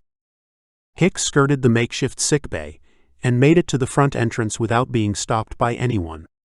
Turned out being in charge meant answering 1,000 questions a day, and he wondered how other leaders ever got anything done. Temporary Sheriff Waden Downs was the only person in the parking lot to welcome him. A cool wind with a metallic tang to it tickled Hick's nose. Or was it the first hint of something else? "Mr. Hickman, just the man I was looking for." Hick groaned inwardly. He'd so nearly gotten away. "How can I help, Sheriff?" "Well, I wanted to ask if you'd have a word with Jensen. I need him to come back to work, but he says he's gonna stay with his mom." "That's understandable enough," Hick said. He wondered just how sick Martha Bowie was. She'd always seemed indestructible. Downs nodded sympathetically. With his short brown beard and black-rimmed eyeglasses, he looked more like a rock band roadie than an officer of the law. "I know, and I wouldn't ask, but we're terrible short-handed, and he's the best we've got left. Why don't you deputize some more volunteers?" "I can't just take on anyone, Mr. Hickman. It's a responsible job. But you've got the CDF helpin'. I don't see no need for crowd control here, for example." It was amazing how effectively a handful of men and women wearing camouflage and carrying M16s could disperse a mob. Downs rubbed at his beard. "Well, that may be, but I can't help thinkin' folks would be happier with regular police on the streets rather than..." Hick waited for the man to complete his thought, but it seemed Downs thought better of it and subsided. Look, I'll go talk to Jensen. If we can get him back, then we'll find it easier to recruit some new deputies. He knows just about every soul in this town. Can't make no promises, though. Downs smiled, the relief obvious. I appreciate that, Mr. Mayor. Mr. Mayor. Hick filed that away. Perhaps Downs had more promise than he'd initially thought. So he went to find Jensen Bowie. Martha lived with her family in the southern part of the town, at the far edge of Avenue G, half a mile west of the school, and on a spur that bordered the old copper extraction works on one side and the low mountains on the other. Hickman parked the car 100 yards along the road and walked the rest of the way. He'd never visited the Bowie residence, and they were one family he knew little about. They had next to no online footprint, and all the information he had was from less reliable sources, word of mouth mainly. They lived in a 2-story house with whitewashed walls and a balcony that ran all around the outside of the top floor. The place had a somewhat dilapidated look to it, but taking in the wire-topped fencing that ran around the outside and the complete lack of vegetation on all sides, he reckoned it'd be pretty easy to defend. As if responding to his thought, a figure pushed open an upper-floor window and leaned out. Mr. Hickman. You payin' social calls now? It was Leonard Bowie, Martha's father-in-law, who only answered to his nickname. Just came to see how the patient's doin', Dave. The old man waved in acknowledgement and folded himself back through the window. Hickman quickened his pace, so he arrived just as the rusty iron gate swung back. Martha's husband, Joe, looked past Hickman. You didn't bring no one with you. Who were you expecting? The gate screeched as Joe pulled it shut behind Hickman. Maybe that Dutchman and his bandits. This was unusually provocative for the generally passive Joe Bowie. Hick contrived to look shocked. Now then, Joe, Mr. Beckman is working under my mandate. Fair now. Good grief. He really had grown a backbone. Hick shrugged as he followed the wiry man through a courtyard that housed a pickup, an SUV, and a motorbike. All were caked with orange-yellow soil, to the extent that he could only guess what make the bike was. The logo might have started with a Y. Bowie pushed a pair of doors that opened into a large living room, dominated by a central chimney. The room smelled of burning logs, though he could feel a breeze coming through until the doors were shut behind them. On the far side of the brick-built hearth, he could see that chairs and a couch had been pushed aside to make way for a bed. And on the bed lay Martha Bowie. She was a shadow. The formidable woman, in both personality and build, had been replaced by a husk of a person. She hadn't had time to lose a ton of weight, but all the vitality had gone out of her, and she barely moved. If this wasn't a deathbed, he'd never seen one. Joe Bowie slid past Hick and into a chair beside her. He felt a hand on his arm and turned to see Leonard Bowie gesturing toward an interior door. Following the old man, he found himself in a smaller room with a dining table and chairs on one side and a couch on the other. The outer wall had been replaced with a set of folding glass doors that gave an uninterrupted view of the mountains. This here's the garden room, Leonard said. I built it when we still had such a thing, but we ain't got time for sentimentality. So, what do you make of Martha? Hick shook his head. Truthfully, he'd been shocked at how she looked and for the first time believed that she might not make it. He wasn't entirely sure how he felt about that. Leonard pulled a chair out from under the table and invited Hick to sit down. It sure is shockin'. I told her to be careful around the sick. She had the jab last year, but of course, that was a different strain. It is flu, ain't it? Of course. That's what Pisher says. It's specially virulent, and seems to be affecting both young and old. The old man nodded. It seems plain to me it ain't no coincidence that it's happened just after, you know. Hick hadn't considered that. You mean you think it's deliberate? Don't you? I hadn't thought about it. Leonard chuckled mirthlessly. And I had you down as a big conspiracy theorist. Well, maybe it was deliberate, maybe it weren't. Either way, there's a lot of sick folks out there, and not enough medication to go around. Not enough antivirals or antibiotics. Antibiotics won't help the flu, it's viral. No, but they help with the pneumonia that follows. Hickman leaned back and gazed out of the window. It was a bright day that ought to have been full of promise, and yet his feelings of misgiving weren't just because of the epidemic. He was so close to the total control he craved, so close to being able to bend this town to his will and make it into the perfect place for Sam to come home to, but he didn't feel as though he was on the cusp of victory. I'm organizing a foraging party. I'll add those drugs to the list. Well, that's good and all, but it might be too late for Martha. Hick turned back to the old man who was gazing through the shut door to where she lay. I'm sorry, Dave. If there was anything else I could do, you know I'd do it. Would you, Paul? Of course. But where's Jensen? I came to ask if he'd go back to work, but I guess that's not gonna be possible. Leonard Bowie seemed to deflate, a decade falling on his shoulders and gnawing at his bones. Oh, he's gone off on some damn fool wild goose chase. What? I blame his mother. He was sittin' by her last night and she woke up. She asked him what he was doin', and he told her.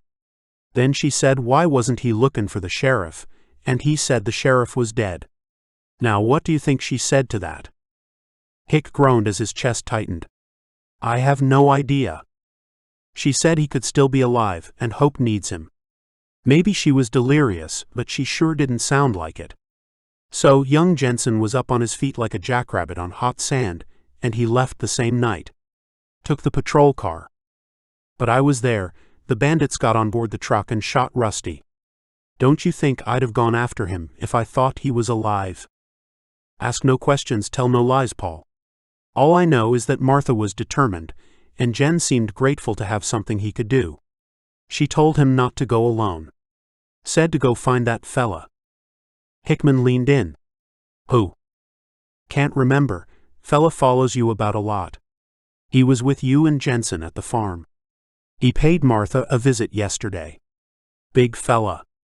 Not the sharpest chisel in the toolbox. So that's how she knew. There was only one person who was at the hospital for the battle, and who might have called on Martha Bowie with news of Rusty. He could just imagine, oh, don't you fret now, Martha. Rusty ain't dead. I sawed him, though I ain't supposed to say. It was that idiot. It was Brain. It probably didn't matter a whole lot. Martha would be dead within hours, and Rusty's chances were slim at best. Hick would deal with Brain in his own time. Hick was now the undisputed king of Hope. He heard the gate clang shut behind him as he walked away from the Bowie house, the sun dropping to the horizon and a smile on his face. Chapter 12. Taken. Devon wrapped his arms around Jessie as they lay together in the hayloft of the large barn. It was dry up here, and he could feel the warmth of her body as he pressed himself against her, his nose tickled by her hair, breathing in a rich mixture of grass, body perfume, and a hint of grease. The Jessie Summers he'd met and fallen in lust with would have been horrified to see how her future self had let her standards slip, but Devon thought the woman who'd emerged from behind the layers of makeup and hair conditioner was more lovely than any painted lady. Not that he could see her at the moment. They'd been hiding here since the sun went down, and hadn't dared to light a fire. Noah had led them to the barn when he realized they had no intention of returning to the farmhouse until they'd tried to contact Sam. It was on a neighboring farm, abandoned on the night of the firestorm and safe enough unless they drew attention to themselves. He'd led them here, and then slipped away to tell Anna what had happened. Are you absolutely certain it's her? She groaned. Oh, Dev. How many times have I got to tell you? Yes, it was definitely Sam Hickman. There's not a scrap of doubt in my mind. And the last time I saw her, she told me about this boy who was sweet on her. His name was Jay. Poor kid. I guess we've seen what scared Marcus so much that he wouldn't come with us. I hate to think what they did to him when they came back and found the Land Rover gone. Jessie rolled over, her eyes glinting in the light of the crescent moon coming in through the open hatch. Yeah, I know. Utterly brutal. So, what are we going to do? What do you mean? Devon ran his hand over her face, his fingers brushing her lips. Well, if we had any sense, we'd get out of here, tell Hickman we didn't find his daughter, and to hell with the consequences. We can't leave Sam, Dev. We just can't. You don't know her. She's not like her father, well, not much like him anyway. We've got to reach her somehow. Okay. We'll keep watch tomorrow and work out their routine. Maybe what did they call them? New pilgrims are left unsupervised at some point. He realized how unhopeful he sounded, but he couldn't fake it. Not with her. I'll help on one condition. He felt her head move in his direction, her warm breath on his face. Oh. And what would that be? You stay hidden. She exploded. What? Geez, Devon. Just when I thought you weren't like all those other creeps. Don't fly off the handle. But there's more than your life at stake. He ran his hands over her belly, as if to reinforce the point. It was far too early for there to be any evidence of her pregnancy, but he imagined the embryo beneath his hand and stroked the place where it would be. She deflated like a burst balloon. Are you going to use that joker for the next 7 months? Yep. Well, we'll see. I'm not agreeing to anything until we've worked out a plan. What is it? Devon had jerked upright, staring into the darkness. I heard something. Down there. He felt for his handgun, then crawled as quietly as he could along the rafters toward where he knew the trapdoor to be. Stay here, he whispered, and this time she didn't protest. Wincing at every creak and bump, he climbed down the ladder. He could hear it clearly now. Someone was fiddling with the catch on the barn door. Whoever it was out there was sniffing, as if they had a cold. He flattened himself behind the door hinge as it inched open, and a shape, dark against darkness, emerged. Devon raised the gun. Don't move, he said. I may not be able to see you properly, but I won't miss from this range. The shadow drew in a deep breath. Devon? Is that you? Noah? What the hell are you doing here? You're not due back till the morning. The shape turned around, and the dim light from outside caught the side of Noah Kurtz's face, glinting as it caught the tears flowing down his cheek. Oh, my friend. They have taken Anna and the others. The sons, they've got them. They sat around a lamp turned low, the only sound the hissing of the gas. Devon had gone outside and checked that no light escaped, and, satisfied, he'd returned and joined the other two on the ground floor. It smelled of animals, but none of them felt like using a gas lamp in the hayloft. I knew something had happened as soon as I reached the front gate, Noah said. I was carrying the lamp, so I could see it had been left open, and I know Anna would never go to bed without shutting it. They were waiting for me, but I shut off the light and ran. I know the countryside better than they do, so I was able to get away into the woods, though it took me a long time to find my way back to a lane I recognized. I'm so sorry, Noah, Jessie said, putting her hand on his. Devon ran his hands down his face, wincing at the sudden pain as he absent-mindedly touched a half-formed scar. What about Amanda and Margie? I don't know, Noah said, shaking his head sadly. But I hold out little hope. They obviously came after dark, so they must have surprised Anna and the others. Oh, my dear? My poor dear. May God protect her. Sighing, Devon said, Don't they say that God helps those who help themselves? Some say that, but it is not in Scripture. Our elders would say that we must rely on the Lord to save them or not, according to His will. And what do you think? Jessie asked. Noah shook his head. I will not resort to violence. But I will do what I can, if it is in my power. I know it makes me a poor man of God, but I cannot bear the idea of being without her. And as for little Margie, I don't wish to imagine what her fate will be at the hands of the sons. Devon didn't want to imagine it either, but he couldn't help himself. Tell me, what do you know of their plans? The sons? He shrugged. I'm sorry, I can tell you little except that they are evil. Perhaps the end times are coming at last. We met someone in Salt Lake City who thought that. Noah glanced up at Devon. And you? What do you think? I don't know. It seems to me that whatever the reason for the end of the world, this is surely it. What happens next? That's the question. We hope that Christ will come again. But in the meantime, your wife and our friends have been taken, and we must decide what to do about it. Jessie rubbed her legs as she sat with knees under her chin. What can we do when we don't even know where they are?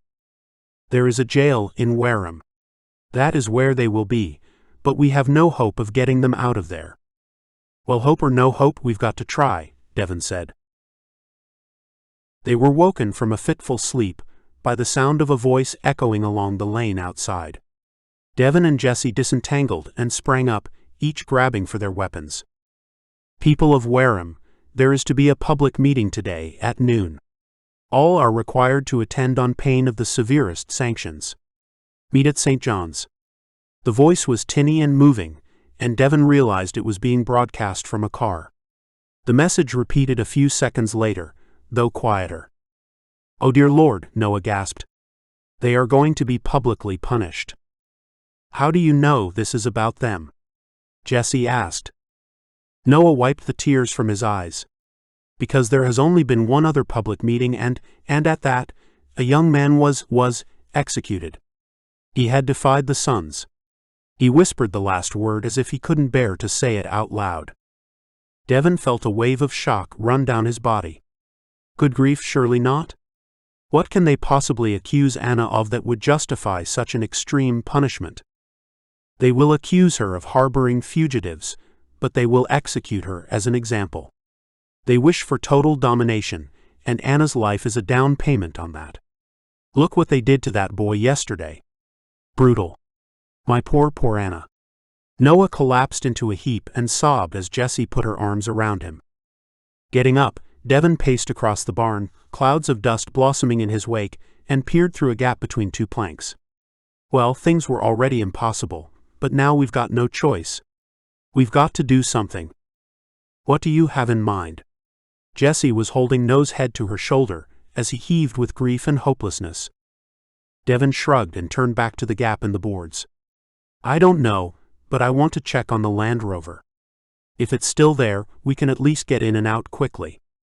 You're going to try and rescue them? I don't see what else we can do.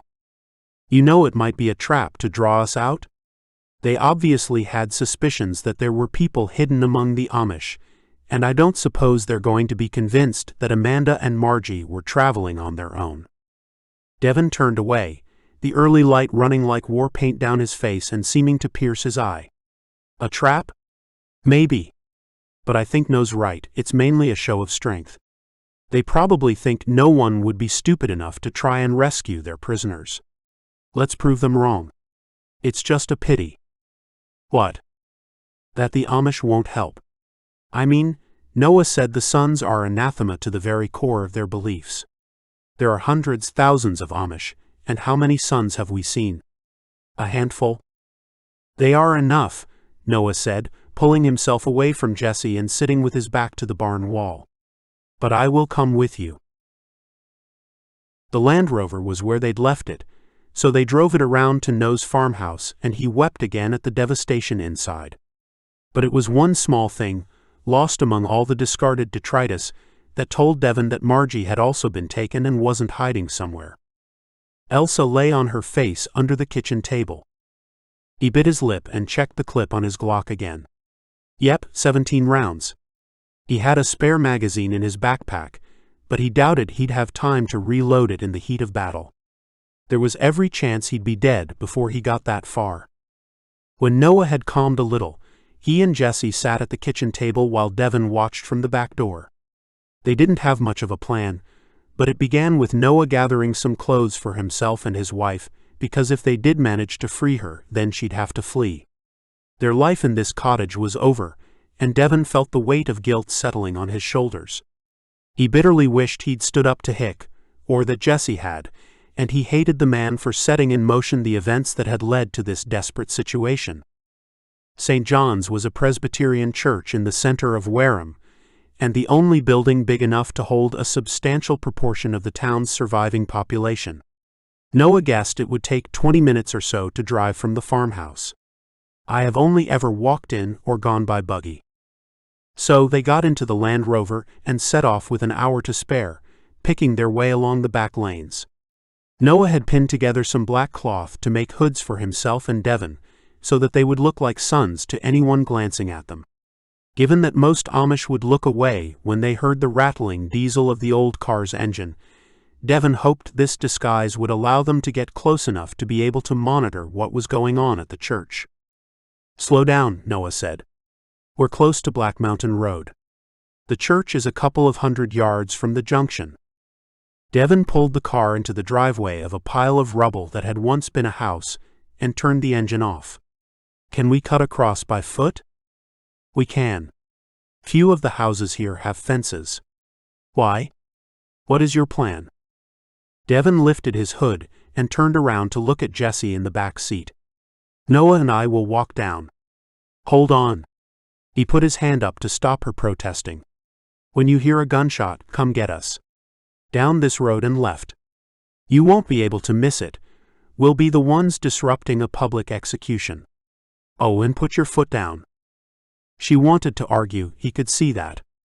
But she knew that this was the only chance they had. "I'll do it on one condition," she said, echoing his words of earlier. "What's that?" "If there's no chance. If you can't rescue them. Just come back to me. Don't be an idiot." Devon pulled his hood down again, but she could see his face widening in a smile. "Me? An idiot? You wound me." She darted forward, lifted the black cloth from under his chin and kissed him. "I love you." And along with the joy in his heart came the bitter pain of fear and desperation. But he simply nodded, covered his lips again, and jumped out of the car, praying he would live to see her again.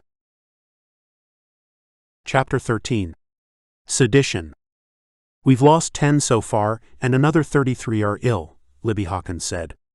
"If it carries on like this, then we'll solve your problem for you." Hick was surveying the nearest beds in the school gymnasium, as if he could see the droplets of moisture in the air that carried the pathogen. He turned back to Hawkins, more in response to her tone of indignation than the words she used. "What's that supposed to mean? 109 of us arrived here, and you made it clear from the start that we weren't welcome. The more of us die, the better as far as you're concerned. Isn't that right?" Hick blinked in surprise at the venom in her voice. She was, of course, correct, but he thought he'd hit it a little better than that. "No, not at all. I was worried that extra mouths would be a strain on the town, but I did the deal with your mother, and I'll stick to it. But look, you're obviously exhausted. Why not go home and get some rest? You brought your own nurses, after all. They can handle things while you recover a little. Can't have you comin' down with it, can we?" She sneered at him, but there was a hint of reluctant gratitude, as if she'd finally been given permission to give in to her human frailties. "Okay. But tell me this. Do you think it's a coincidence that this new strain emerged just after the firestorm hit?" "I sure hope it is. But why?" Libby shrugged. "Why any of it? What's the point of wiping out 95% of the population? You know, I still don't think people quite get what's happened.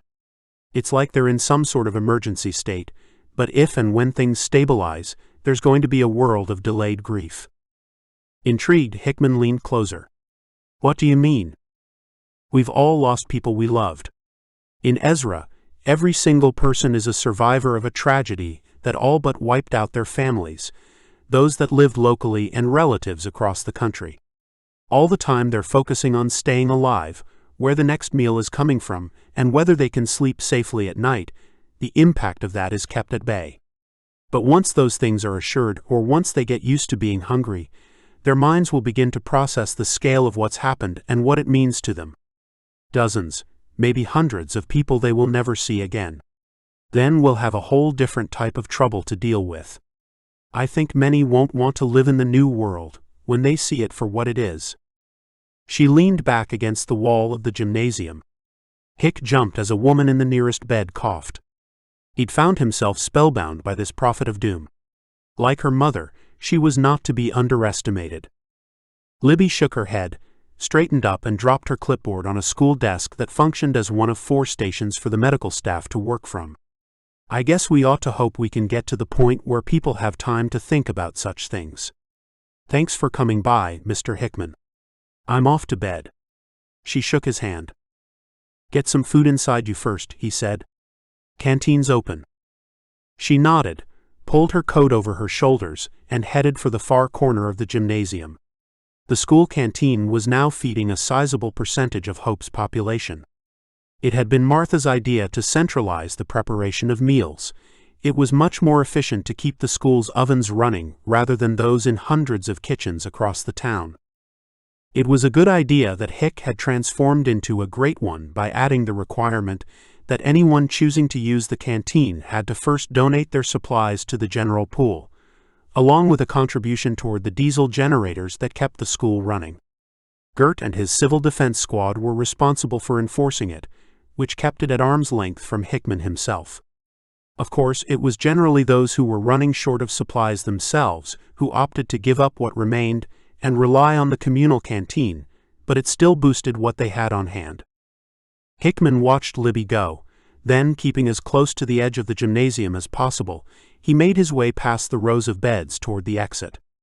He turned back before he left, and took in the entire scene for the first time. There must have been 100 beds in there, dragged out of the nearest houses. They were of all different types, giving a bizarre, otherworldly appearance to the scene, as if 100 people had been beamed from their bedrooms by teleportation. Every few seconds someone would cough, but it was the silence between that freaked him out the most. Nurses moved between the beds. Hick recognized some of them. One was a teacher, one a mechanic, and felt a surging pride in the dedication of Hopers to each other and especially to those who'd come from Ezra. But the warmth was swept away by the chill of realization that these were only the worst cases. If there were 100 here, there might have been 250 still at home coughing their guts up. As with most flu outbreaks, it was taking the elderly and the sick first, but some fit young folk were dying too. It was a puzzle. Dr. Pischer had told him that flu generally killed less than 1 in 100 of those it infected, even among the elderly. Even the Spanish flu had no more than a 20% mortality rate, but this outbreak was running at over 50% mortality among old people. This could partly be explained by the lack of drugs to help fight the infection, but still, it felt as though this disease was a kick in the teeth to a species already on its knees. Paul Hickman felt a twinge of guilt as he walked out into the bright sunlight. He had a small stockpile of antivirals in his basement that were well enough hidden to evade Ned Burkett's betrayal, but if he admitted to them, he'd face questions, and worse, he might not have enough for himself if he came down with it. He pulled out the antibacterial wipes and cleaned his hands. He felt a twinge of guilt, but just a twinge. As he climbed into his car, he glanced back at the school and sighed. He was finally in undisputed control of Hope. The council existed in name only. Gert Beckman had proven himself reliable, efficient, and loyal. Hick's main opponents were dead, likely dead or close to death. So, this is what victory feels like? His eyes swept the playground, not looking for anything physical. He supposed that what he was seeking was the sweet taste of triumph. It wasn't enough to have achieved his aims of taking control, and therefore, being able to mold the city to suit him, even if it meant that he could prepare for Sam's homecoming. His mind flicked to her as he tried to paint a mental picture of his daughter, and he reached into his pocket to pull out a photo he'd printed on cheap inkjet paper. In it, Sam was smiling at her smartphone camera, and right next to her stood Jessie Summers. They must have been in some nightclub, just before Jessie returned to Hope.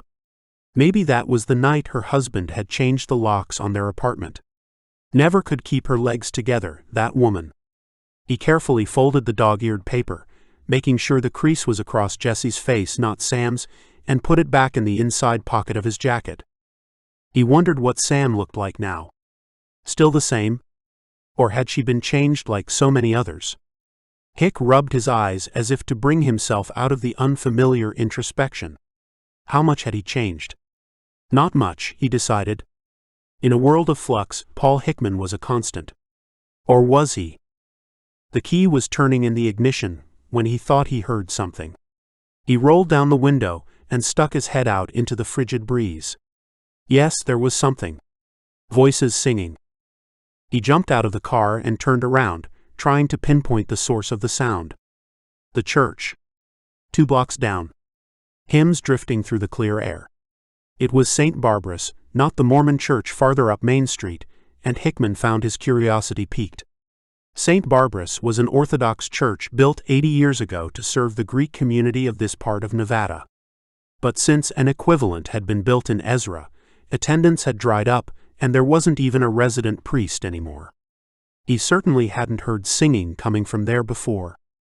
Interest aroused, he drove along Main Street and parked along Avenue J. By the time he was walking up the steps toward the door of the brick and tile building, the singing had stopped, and one voice boomed in the silence. Ward McAndrew. Hick froze, then crept to the side of the door so he could listen unobserved. And what message can we find in this cataclysm? What is the Heavenly Father telling us? McAndrew's rich voice rose and fell. Someone coughed and someone else called out, "That we have sinned?" "Not just that," McAndrew said. "We have been spared for a divine purpose. We are like Noah and his family, the only survivors of the great deluge which God promised not to repeat. But humanity has fallen, it has fallen low in these degenerate days." Again silence fell as the last echoes of his voice faded away. We have an opportunity to show the Lord God that we are worthy to be the seed of a new and better civilization that honors the commandments and the glory of our Creator. For if we do not do this, we will simply repeat the mistakes that led to the cleansing. And to know what is expected of us, we must look at the means of destruction that he chose. Technology. This time, as he stopped speaking, Hick heard a susurration, as if people were whispering to each other. Outside of hope, it was electricity and the technology it powered that brought about humanity's destruction. And so we must abandon them and the evil that derives from their use. We must live a simpler life, a purer life. A life in harmony with our world, not in conflict with it. Do I not speak the truth? Mumbled agreement seeped out of the partially open door. Not exactly a ringing endorsement. But there are those who seek to return to the old ways, the bad ways that brought about disaster. They are the true enemy among us, for they will squander our final chance. And it is worse than that, my friends. For they wish to go beyond what we had before. They wish to strip us of our rights and freedoms. Soldiers on our streets, seizing precious supplies at gunpoint and taking them who knows where. We are living under a military dictatorship, further from God than we ever were. And I say it must stop. It must stop now. Hick's blood chilled as he listened, and turned to ice when he realized that the mood in the congregation, which had been lukewarm at best, was now running a fever. Voices rose like a tide that threatened to sweep out of the church and throughout the whole of Hope. He shrank against the wall beside the door, straining to make out words among the noise inside. But hold on, Hick. There could only be, say, 100 people in that church, and he reckoned the passion would cool a little once they'd left it and gone about the day-to-day business of staying alive. Ward McAndrew, however, was a problem. That old troublemaker could agitate like a piece of grit in an oyster, but he wouldn't turn into no pearl. If McAndrew got his way, they'd all be digging the fields like peasants. The oldest and the youngest would die first, as he sought a version of the past that had never existed. Disease, cold, and starvation would be the fruits of his revolution. The braying of 100 sliding chairs brought Hick back to the present, and he hauled himself to his feet and scuttled across the road toward his car. He wanted desperately to watch them come out, to see if he recognized any of the faces, but his car was parked in full view of anyone who came down this street, and he didn't want McAndrew to know he'd been overheard. Not yet, at any rate. He got back in the car and reversed it into a side road before heading away from the church and into the dust roads that ran along that side of the copper mines. It was only as he stopped shaking that Hick realized just how freaked out he'd been by what he'd heard. He'd always considered the people of Hope to be putty in his hands, so that once he'd eliminated the other strong characters in the community, he could mold them any way he wished. But just as he'd seen off Rusty and Martha, Ward McAndrew pops up like a dandelion in a perfectly manicured lawn. The simple answer would be to cut him down, but Hick suspected this particular weed had deep roots. A scarlet-tinted image of the past might be unrealistic and dangerous, but it was powerful magic in a world turned upside down. The car rattled along the dust and grit track running parallel to the town, until he took a left and emerged among the ranch houses and shacks of the periphery. He would consider a strategy later. For now, he had to speak to Gert Beckman. Chapter 14. Execution. Devon crouched as he jogged along the lane, head scanning left and right, searching for betraying eyes. Noah led the way, and every now and again, he would gesture at a building and form the word Amish with his mouth. He needn't have bothered to point them out, as it was obvious which were Amish places. They were the ones that weren't burned down. Right now they were creeping past a low single-story shop, made of wood with letters spelling antiques in weathered green paint above the entrance. A single fuel pump with an Esso logo and a sign saying no smoking in this area stood beside the front door, next to a red fire bucket filled with sand and cigarette butts. Inside it was dark, and once he was satisfied that no one was home, Noah accelerated again, darting across the road and over the white picket fence of what had once been a large house, judging by the size of the black scar in the middle of the plot. The surviving residents had been busy here, clearing away the wreckage and preparing to rebuild. Again, Noah slowed as they spotted the intersection with the main road through Wareham.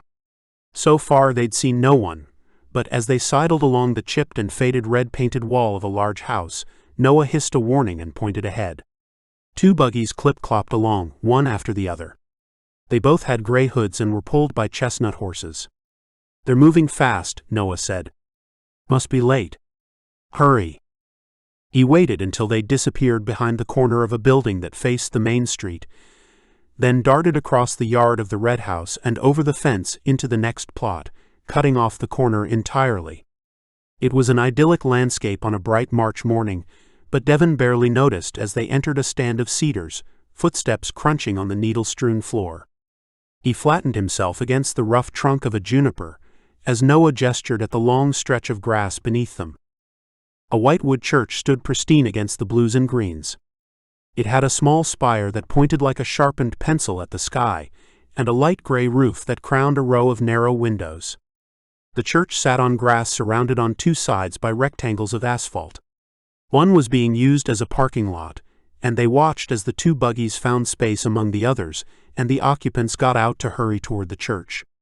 The doors were flung aside, so the crowd could hear what was being said inside.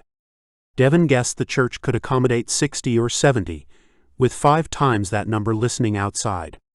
The Amish stood in a group of blacks, browns, straw hats and bonnets to one side, and the newcomers in their plainer clothes to the other. "Look," Noah said. He gestured at a wooden platform that the crowd was keeping its distance from. 3 men stood there dressed in black, their faces covered but with the unmistakable glint of steel at their hips. "I told you. They will kill them," he sobbed. As he spoke, the crowd moved as if making space, and 6 more figures in black emerged into the sunlight, rifles slung on their backs. Among them stumbled 3 others. Anna, Amanda, and a bewildered-looking Margie. Their faces were bruised, and one of Amanda's eyes looked to have closed up. A lump formed in Devon's throat as he realized that they had no chance of stopping this. They couldn't take on 9 armed men, especially when they were surrounded by innocent people. But come what may, he wasn't prepared to risk their lives for the sake of Amanda and Margie. Would he have felt the same way if it was Jessie down there being taken to her death? Guilt and pity surged in his throat. Amanda, Margie and Anna were lined up in front of the 3 men with knives. One of the other men pulled black cloth from his pocket and wound it around Amanda's eyes. He felt strangely proud of her as she simply stood there, a slight shake of her head the only sign of her terror. Margie, on the other hand, finally seemed to understand what was going on, and she screamed so that the sound echoed around the parking lot, bouncing off the walls of the church and disappearing among the cedars. Devon moved forward as if he was going to burst out of the trees and do what? But Noah grabbed his shoulder to stop him, and they both watched as Margie was subdued. Devon felt tears running down his cheeks, and he vowed to make them pay for every blow they struck. He pressed his hands to his head, forcing his fingernails into the rawest of his burns, forging his rage in the furnace of pain. Finally, it was silent again down below, and one of the black-robed figures stepped to the front of the platform as the crowd watched in horrified silence. "People of Wareham, you have the honor to be at the beginning of the new America." The man's voice was rich and deep. It rolled across the distance between the platform and where they hid beneath the trees. It was as American as Uncle Sam and apple pie. However hauntingly similar this might be to the worst atrocities of Al-Qaeda, plainly, at least some of those involved had been grown out of the native soil. But with that honor comes a dreadful responsibility. For the seed from which the new America will form must be pure. Any flaw that remains as we spread across this cursed country, rebuilding it brick by brick, will be amplified and cause fractures that will bring our vision of peace crashing down again.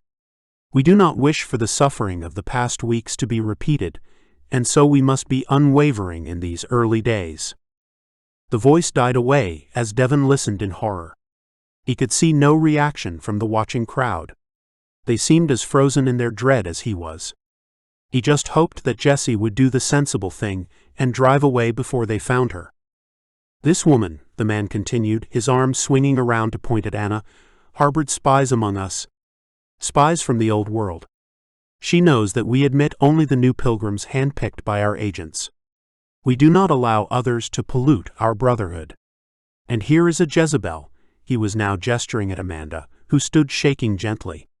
"She has confessed to living a shameful life and seeks to spread her wickedness among us, defiling our new world." Devon could see movement among the new pilgrims, but it stopped before he could identify where it came from. The man now moved to where Margie stood, hunched and sobbing, blood dripping onto the wood at her feet. And as for this aberration, this mockery of the Creator's image, of what possible use is she other than to weaken us? How are we to spread across and cleanse the country if we carry with us the defective? At best, she is a burden on us. It is the conclusion of the council that our blessed community will be cleansed of the corruption of these three. Traitor, whore, and defective, he pointed at each as he paced across the platform. In front of this congregation and in sight of heaven, justice is to be done unto them. Now. Margie was pushed forward, screaming as she was grabbed by the shoulder. "No. Margie." Someone was moving through the crowd of new pilgrims, resisting all attempts to stop her. "That must be Sam," Devon said, pulling out his gun and looking across at Noah. But he wasn't there. Devon gasped as he spotted Noah running down the grass slope. Beyond him, Sam had almost reached the front of the crowd, but three of the black figures had surged toward her, rifles leveled. Devon burst from cover as Noah reached the platform. "Noah, bist du es?" someone called. Some among the Amish moved toward the platform. Margie screamed as the knife came down. Two men in black grabbed Sam and began hauling her. "Kill them," the leader bellowed. Devon stopped. He was still on the slope, higher than the platform, and for one moment with a clear line of sight. He didn't remember that when he fired, Jessie would come. He just brought his weapon up, sighted along the barrel, and squeezed. He missed, but just at that moment the struggling Margie ducked below his eyeline, and for an instant the executioner's head stood in isolation against the church behind. He squeezed the trigger and it was gone. Now there was movement everywhere. In the chaos, Sam broke free of her captors and ran onto the platform. And Devon knew it was hopeless. There were too many of them, most with assault weapons that would pick off resistance in moments. With a shock of panic, he remembered Jessie. Any moment now, she would emerge into the heart of pandemonium, and they would all be taken. Then he saw Noah leap onto the platform and grab for his wife. His voice rose above all others. "Hilf mir. Stop a Z." As one, the Amish moved like a black and white sea surging toward a raft. Now the guards didn't know where to point their weapons. But the Amish didn't attack. They simply locked arms and walked toward the platform, eventually engulfing it, the men in the first wave and the women behind. In moments, the guards were hemmed in so much they couldn't bring their weapons to bear. The Amish began singing. It was obviously a hymn, though the words were strange to Devon, and their voices grew louder as they drew tighter around their oppressors. "Get away," their leader yelled from somewhere within the press. "You will be punished. Get away." Devon ran up to the platform, jumping up just as a Land Rover swerved into view around the church. Jesse was at the wheel, accelerating toward the crowd, eyes wide with terror. He reached down and grabbed someone. "Sam Hickman? Who the hell are you?" She swung around, fists raised. "I'm with Jessie Summers, remember her?" Sam's mouth dropped open. "What?" "Over there." She followed his outstretched arm until she spotted the Land Rover. "Jesse? What the?" A hand pulled at his shoulder. "I have Anna and Amanda. We must go, Devon. Now." No's face was exultant and terrified at the same time. "Where's Margie?" "I don't know, perhaps she ran." No, she'd fallen, Devon was certain of it. There was no way she could have snuck out of the circle. Then he had an idea. "Princess Fiona?" he yelled, moving along the press of jostling people and looking between them. "Princess Fiona?" The Land Rover had made it to the platform, and Noah pulled the others toward it. Fiona. He couldn't leave without her, but he knew the resolve of the crowd would break once Noah and Anna were clear. The men in black were now completely disabled, their rifles and knives gently taken from them. The hymn filled the valley. Devon hoped with all his heart that all the sons were here, because this noise would attract any stragglers, and a couple of them with automatic weapons would be more than a match for the Amish. "Shrek?" A hand appeared in the air, like the desperate plea of a drowning soul.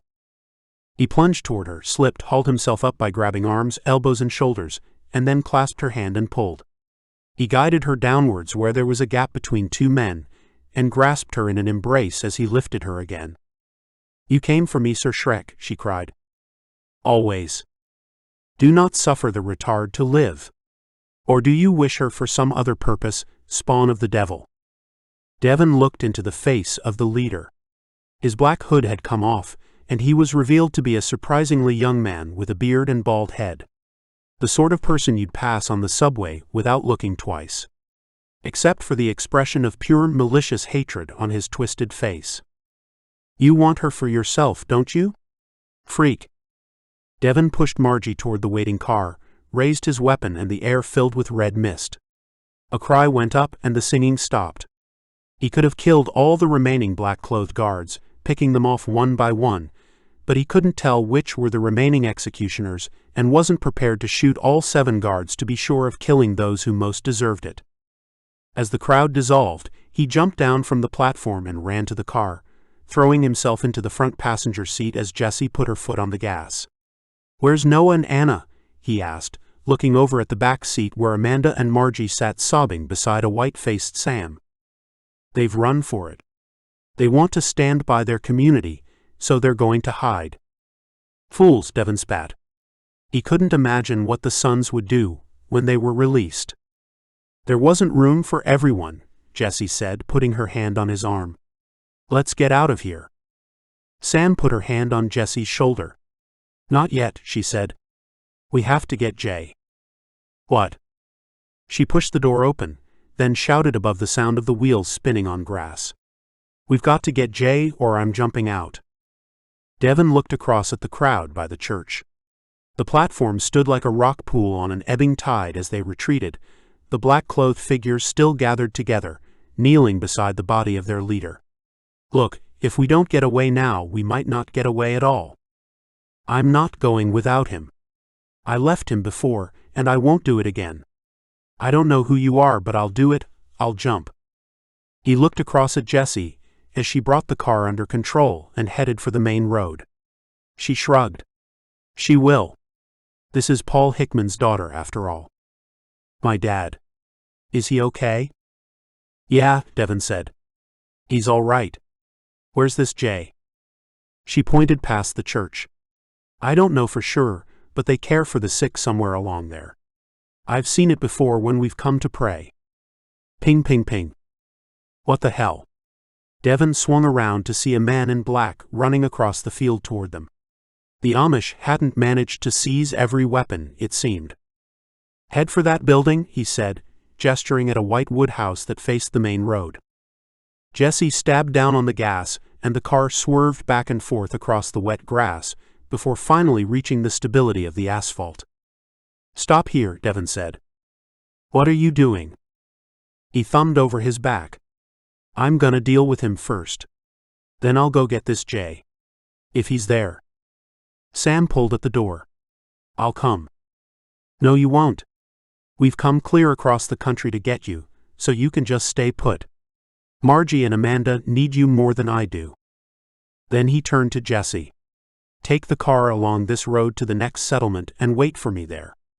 Unless you're followed, in that case do whatever you can to get away and make your own way back."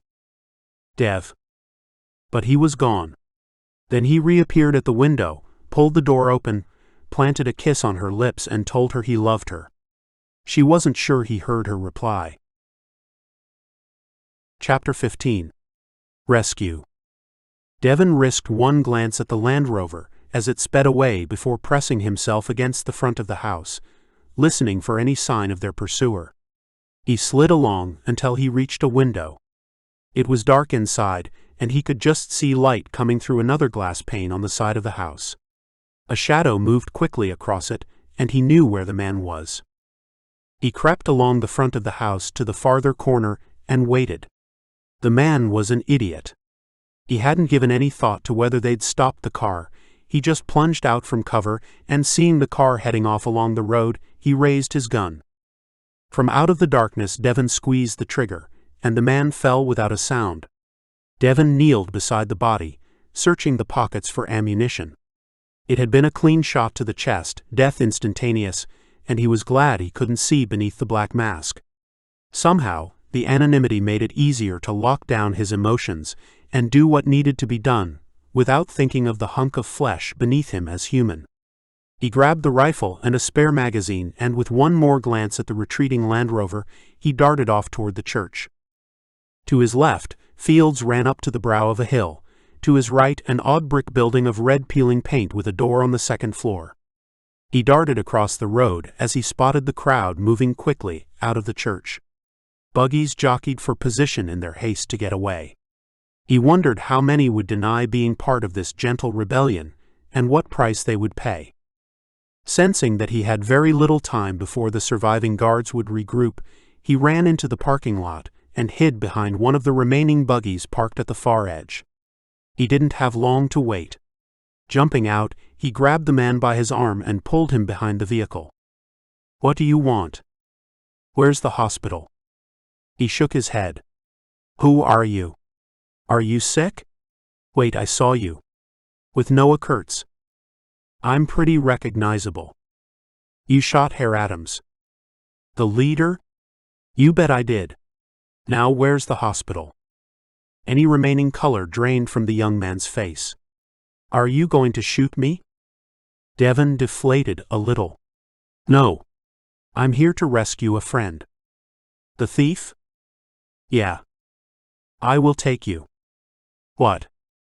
The young man grabbed him by the arm and pulled a straw hat off the seat of the buggy. "Here, put that on and crouch down. Try to stay in the shadow of the hood. Not many Amish look like you." Devon climbed aboard as the young man grabbed the reins, disengaged the brake and gave the horse a light tap. "Why are you doing this?" he whispered. "Quiet, or they will know I am carrying English. We must oppose evil, even if we do not resist. And they will surely kill your friend in revenge for what has happened today. They will punish you, the Amish. You know that?" He shrugged as he turned out of the church, then right again down the same lane that Devon and Noah had walked along just an hour or so before. The buggy picked its way through family groups, walking quickly along the road, eager to get as far away as possible from the church. Yes, they will. But the right choice remains the right choice, whatever the consequences. I think it was the young girl, the gift from God. I think that was the turning point. Even more than the threat to Anna. The young girl is a true innocent. She is. Devon patted the young man on the shoulder. "What's your name?" He smiled as he diverted the buggy onto a narrow track leading to a 2-story house. I think it is best if you don't know. In case you get caught. He halted the horse and to Devon's surprise, jumped down. What are you doing? I am going to walk home. What about the buggy? The man looked at him as if he were utterly stupid. Oh. Seriously? How do I work it? Again the flash of white as he smiled. Don't worry, Max knows his business. Take off the brake and give him a tap. And here, take my jacket. I can't let you do this. You can and you will. Do not mistake the pacifism of my people for lack of determination. Farewell. Devon held out his hand. Thank you. God bless. Please leave Max at the last building on the pike. It is a wreck, but has a red tractor outside. I will come fetch him later. And he was gone. Devon pulled the rifle from under the seat and slung it over his back. The house was made of gray wood and seemed well looked after with doors at the front and another in an extension that faced onto the little track that ran to a barn in the garden. There was no sign of movement anywhere, except for the occasional figure crossing the end of the lane 100 yards back. Devon ran to the back door, which was up a couple of steps, and he could now see the extension occupied the entire rear of the building, at right angles to the main house. He peered through the glass but could see nothing beyond the white lace, though he could tell that the lights weren't turned on. Deciding the time for caution had long passed, he tried the doorknob. It was locked, so he cast around for a pebble but instead found half a red brick that lay beside the steps.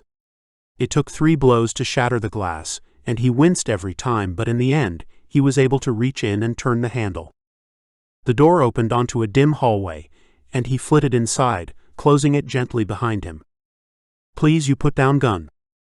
A young woman stood, waving a knife at him that wobbled as her hand shook. Devon lowered his weapon. There's no need to be afraid. I'm not here to hurt anyone. You must go. Now. Is Jay here? The one they chopped his foot. Her face creased in disgust. You come to hurt him? No, I come to rescue him. Now she was truly terrified, and he was afraid for her. What would the sons do when they came back to find their prisoner gone? He raised the gun again, and gestured toward a small door set into the wall. What's in there? She shrank away from him, but he had no time to be gentle. Tell me. It is Spicecommer. Pantry. Open it. Go on. She opened the door. There was just enough room. Get inside. Tell them I made you do it. Say I had a gun. Finally she understood and she got inside.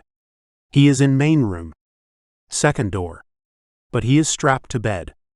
In bad way. How many other nurses are there? Just me. They go to church. Thank you. He closed the door gently and locked it before creeping along the hallway, steps echoing on the stone floor. Bypassing the first door, he found the second one open and peered around it. Sun flooded in through a large window overlooking the garden, and 2 beds lay so their occupants could see outside. The first bed was empty. The second was not. A young man lay asleep, blanket drawn up almost to his chin. His left leg was exposed, naked except for the thick bandage wound around his foot which couldn't hide the terrible injury within. Devon scanned the room. No one else here, so he put the rifle down and shook the man's shoulders. Jay. Can you hear me? Good grief. The poor devil was so pale he could be dead already if it weren't for his gently regular breathing. Jay. Wake up. Slowly, fitfully, the young man's eyes opened. Then they shut again. With one final shake, they snapped apart. Who? Who are you?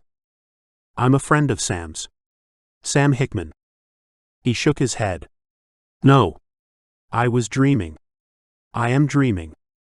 Dead. She's dead. No, I've just come from her. She's gotten away, but she asked me to find you. He shook his head even more forcefully. Can't move. They cut. My foot. They cut. I know. But if we don't get away, they're gonna come back and finish the job. He put his arm under Jay's head and tried to lift him. "Come on." Jay cried out in pain, and Devon dropped him back onto the pillow. Jay's head felt lumpy, and he turned the boy onto his side to take a look. "Good grief, you've been burned. Burned bad. It hurts." "Believe me, I know. But we've got to go. Try lifting yourself up. Swing your legs around." He admired the boy for the way he handled the pain of the next minutes, especially when he put his foot down. Devon searched the bedside table and, finding a cache of drugs, shoved them in his pocket. He'd been afraid that Jay would have been cuffed to the bed, but he'd merely been attached with a cable clip to his left hand, and Devon made short work of that, all the while half expecting a black-clothed terrorist to come barging in. "So you're the only patient here," he said while he freed Jay's hand. "I dunno. Where am I? I don't remember much since. What day is it? They butchered you yesterday, but if it's any consolation, the monster who did it is dead." That woke him up. "What?" "I killed him. Sam has gone with my friend, and she'll wait for us if she can, but we've got to get out of here under our own steam." He made an odd snuffling noise, and Devon realized he was sobbing. "I can't go nowhere fast. They cut me, mister." "Devon, just call me Devon." "I know, and I'm sorry, but if we don't get out of here pronto, they'll be doing a whole lot more cutting. Now try to get up." He stood beside the bed and draped Jay's arm around his shoulder. He almost choked on the overwhelming stink of antiseptic, and for a split second wondered if he was doing the right thing. Jay had lost the end of his foot, taking all the toes in one go. And this had happened just yesterday. The poor kid shouldn't be moving for days, not till the pain had subsided and any infection was contained. But if Devon left him, he'd die. Sure as sure. So he heaved and tried to block out the screams, the writhing, and the begging, until finally his only choice was to bend down and hoist Jay over his shoulder. Now he was joining in the agony as Jay rubbed against the burns on his neck and back. The girl began to bang on the pantry door. Good, all the more convincing when the others who worked here returned. The buggy was waiting where he left it, and Devon unceremoniously dumped Jay into the back, sealing the hood to the floor to hide him, though his moans were likely to give them both away. He wanted desperately to get out of there, but he knew that even if they escaped, Jay would likely die without more medication, so he ran back into the room and ransacked the drawers of the table set against the window to watch the patients. He found plenty of antibiotics, but only one box of painkillers, and no time to search further. Devon tore out of the hospital, every fiber of his being in panic mode. They had taken too long. He should just have hoisted the unconscious boy onto the buggy without waking him. And now a group of a half-dozen men and women were clustered around it, and one was about to pull the hood back. "Stop!" He had no choice but to raise a weapon. He had only seconds, and at the ferocity of his command and the horror of his appearance bursting out of the hospital, they gave way. He jumped up into the driver's seat and grabbed the reins. "Get away. You did nothing to stop them hurting him," he said, knowing that he was being terribly unfair. "Now forget you saw us. Go back to your houses and forget us." He pulled on the handbrake, lifted the whip, and tapped the horse. Immediately, it sprang away as the crowd silently stepped back. Fortunately, the beast needed nothing more than a gentle tug to tell it which way to turn at the end of the track. Devon decided to worry about how to stop it when the time came, and not before. More people were filing down the lane that led to the main road, though their numbers thinned as Devon approached the intersection. Did he dare go past the church? That was the direction Jesse had headed in, but there was every chance that one or more of the terrorists would still be there, and he'd be terribly exposed as he drove along the road. Maybe they wouldn't notice a buggy. Maybe they'd assume it contained an Amish family going about their business. But he hadn't seen any buggies coming from that direction earlier, so he assumed there were no Amish farms to the west of the town. By the time he'd reached the intersection, he'd made up his mind. He would chance it. Then he saw them in the road. Two black figures, with a small group of people sitting on the ground at their feet. Even this far away, Devon could see the terror as the little shapes clustered together, as if that could protect them from the rifles. One way or another, these two at least were now armed again. One of them saw him hesitate at the intersection and raised his weapon, gesturing with his other hand for Devon to approach. And then the terrorist must have recognized him. He braced the weapon with his other hand and fired. But Devon had seen it coming. He'd flicked Max hard on the rump, sending him leaping away just as the first shots pinged through the air. Jay cried out as the buggy vibrated. Then they were across, rolling quickly along the lane opposite. Barely wide enough for the buggy, but no problem for a Land Rover. "You okay?" he called over his shoulder. Jay had hauled himself upright and was gripping the bench in the back as the buggy rocked and rolled along. "Yeah." Bullet went through the hood. Over the staccato clopping of the horse's hoofs, Devon heard the unmistakable grinding noise of a Land Rover starting up. They were coming after them, and there was no way they could outrun a car in a buggy, even in the maze of little tracks that led up the side of the valley and into the forest beyond. "Jay, you're gonna have to get in front." "No way. I can't even stand up." Devon brought the buggy to a halt as the lane plunged beneath a canopy of trees, the branches above them interlocking like lovers' fingers against the skidding clouds above. "Come on." Devon took Jay by the arm and helped him over and into the front bench. He had no time for the boy's tears or his cries of pain as he hopped into the seat, keeping his maimed foot off the floor. "We can't run, so we've got to fight. When you hear them come around that corner, just trot slowly on." "How the hell do I do that? I ain't never rode in a buggy before." "Just tap with the reins like you see on TV. Just gentle though. Better too slow than too fast. Here, take this." He handed over the Glock. "Only if they take me out and catch up with you. Point and squeeze. And if that happens, then get yourself back to the main road and follow it along to the next settlement. Jesse and Sam should be there." Jay grasped the handgun tight, grimacing against the pain. "And what are you gonna do?" "Don't you worry about me. Now you be careful." Jay put out his hand. "I don't even remember your name." "Devon." "Take care, Jay." The boy nodded as Devon jumped down and ran out of sight. Devon crouched behind an oak, the fingers of one hand pressed into the deeply grooved bark, the other hand gripping the stock of the assault rifle. The buggy sat in the road 50 yards to his right, and he could see Jay looking back through the rear window. He could hear the uneven hum of the Land Rover, above the chatter and whistle of birds. This place was a paradise, especially in early spring as it prepared to burst with new life. Just as he prepared to end it. Devon drew in the moist, rich air as he tried to bring his racing heartbeat under control. Be calm or be dead, his police instructor had told him. Maybe they wouldn't come this way after all. Devon had passed at least 3 turns they might have taken. Perhaps he'd have been better to keep going in the hope they'd get far enough ahead before their pursuers chose the right road that they'd be beyond catching. And maybe pigs would grow wings and fly. The noise of the Land Rover suddenly got louder. They had searched along the parallel lane and would be coming along here next. And then, before he was ready, the car appeared to his left. Devon cursed under his breath and raised the weapon as the driver spotted the buggy and put his foot down.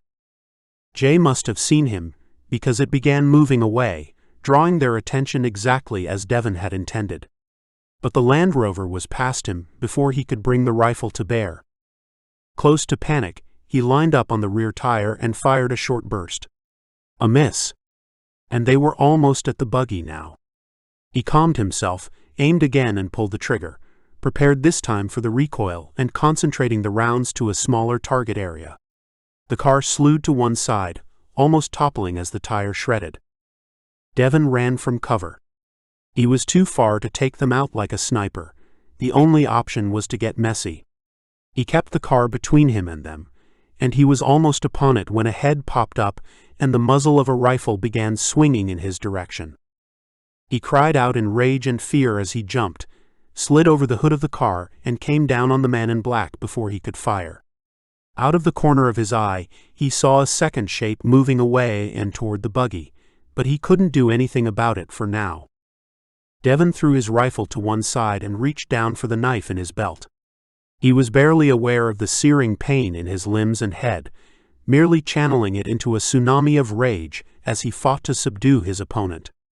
But the man was bulky, and he recovered quickly from the shock of Devon's attack, pushing out with strong arms and throwing Devon sideways while he grabbed for something in his belt. He flinched as 3 shots, then another, punched through the grunting and cursing, but he had no time to worry about Jay. Devon yowled in pain as his head hit the ancient, gritty asphalt. His opponent had hold of his right arm, and so Devon reached over with his left to take the dagger, just as the man in the black hood brought his hand around, and Devon found himself looking down the barrel of a handgun, and beyond it, a flash of white teeth. He had milliseconds to live, he knew it. And then a shadow appeared above him. He heard an ear-splitting crack, and blood showered his face, running warm down his cheeks and into his open mouth. He yelled and wondered why it didn't hurt. Why he wasn't dead yet. "Art, are you okay?" He wiped his eyes with the back of his hand and looked up to see Jay leaning against the Land Rover, his hands covered in blood and shaking uncontrollably. Pulling himself into a sitting position, he glanced at the body lying beside him. Half the jaw was gone, leaving dazzlingly white teeth in a mockery of a grin, as blood seeped into a halo of gore around what remained of his head. The other one. He's dead, too. Now come on. I can't stand. Devon got to his feet. The other terrorist lay beside where the buggy had been, 3 holes in his chest, blood leaking onto the ground. He grabbed Jay by the arm and helped him into the passenger seat of the car. By the time he'd stripped their pursuers of jackets, ID, weapons, and ammo, and climbed into the driver's seat, Jay had passed out. He caught up with the buggy a couple of 100 yards down the road, overtook it, then jumped out and pulled Max the horse to one side, calming him as best he could. He retrieved the cache of medicine from the back seat, took a double dose of painkillers, and then tied the reins to the tow bar of the car. He would pick his way back to the main road and do his darndest to find the place with the red tractor to leave the horse and buggy, because they'd saved his life, and a promise was a promise. He glanced at Jay as he started the car again. The bandage on the boy's foot was now soaked with fresh blood, and he said a silent prayer that this rescue hadn't been in vain. He fixed an image of Jessie in his mind as he pulled away, checking that the horse was following. Somewhere ahead she was waiting, at least he hoped so. If they missed each other now, there was very little chance of catching up on the long, long journey back to hope. Devon Myers looked to the sky and whispered her name. Chapter 16. Martha. Paul Hickman stood at the graveside and respectfully put his hands together as Ward McAndrew said a prayer. He hated his job. In the week since he'd overheard McAndrew inciting revolution in his congregation, Hick had felt like he was the captain of a ship being tossed around in a storm as the passengers jumped ship and the crew plotted to overthrow him. The militia was the only card he had to play. Gert Beckman's civil defense force had proven themselves efficient and surprisingly restrained, as they'd gone about their job of securing hope and centralizing supplies. There had been protests, of course, but this was about the greater good, or so Hick told those who complained, and so far the anger hadn't spilled over into anything more. The curfew helped, of course. And the lockdown on anyone with the illness. In your mercy, turn the darkness of death into the dawn of new life, and the sorrow of parting into the joy of heaven, through our Savior Jesus Christ, who died, who rose again, and lives forevermore. Hick mumbled Amen, while quietly cursing the treacherous two-faced snake in the grass who was leading the service. He opened his eyes and stepped back to watch as the cemetery attendant, a pinch-faced man called Schneider, maneuvered the excavator to the pile of earth and began filling the first grave. There were 16 this time. 9 Ezrans and 7 locals. And they weren't going to be the last, not by a long shot. Martha Bowie was not among them. The old goat hadn't quite given up her grip on existence and simplified his life. Her father-in-law told him yesterday that she'd survived the virus only to come down with pneumonia, and the town's stocks of antibiotics had now all but run out. She was just aware enough to refuse any for herself. Damn fool woman. Always playing the heroine. Someone sidled up to him as he walked slowly toward the weathered gates. "Those won't be the last." "Thank you for stating the obvious, Ms. Hawkins. Do you want the latest count?" "Not really." "Of course." He stopped at the gate and allowed the others to file out, leaving him alone with the young woman. She looked over his shoulder, as if regretting the lack of an audience. "We've now lost 36. Mainly elderly, but 2 diabetic children among them. 45 have the flu or whatever it is, and 19 of those are seriously ill.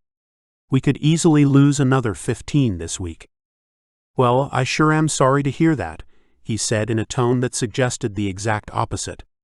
"Or I would be, if it weren't for the fact that your people have come like plague rats into my town.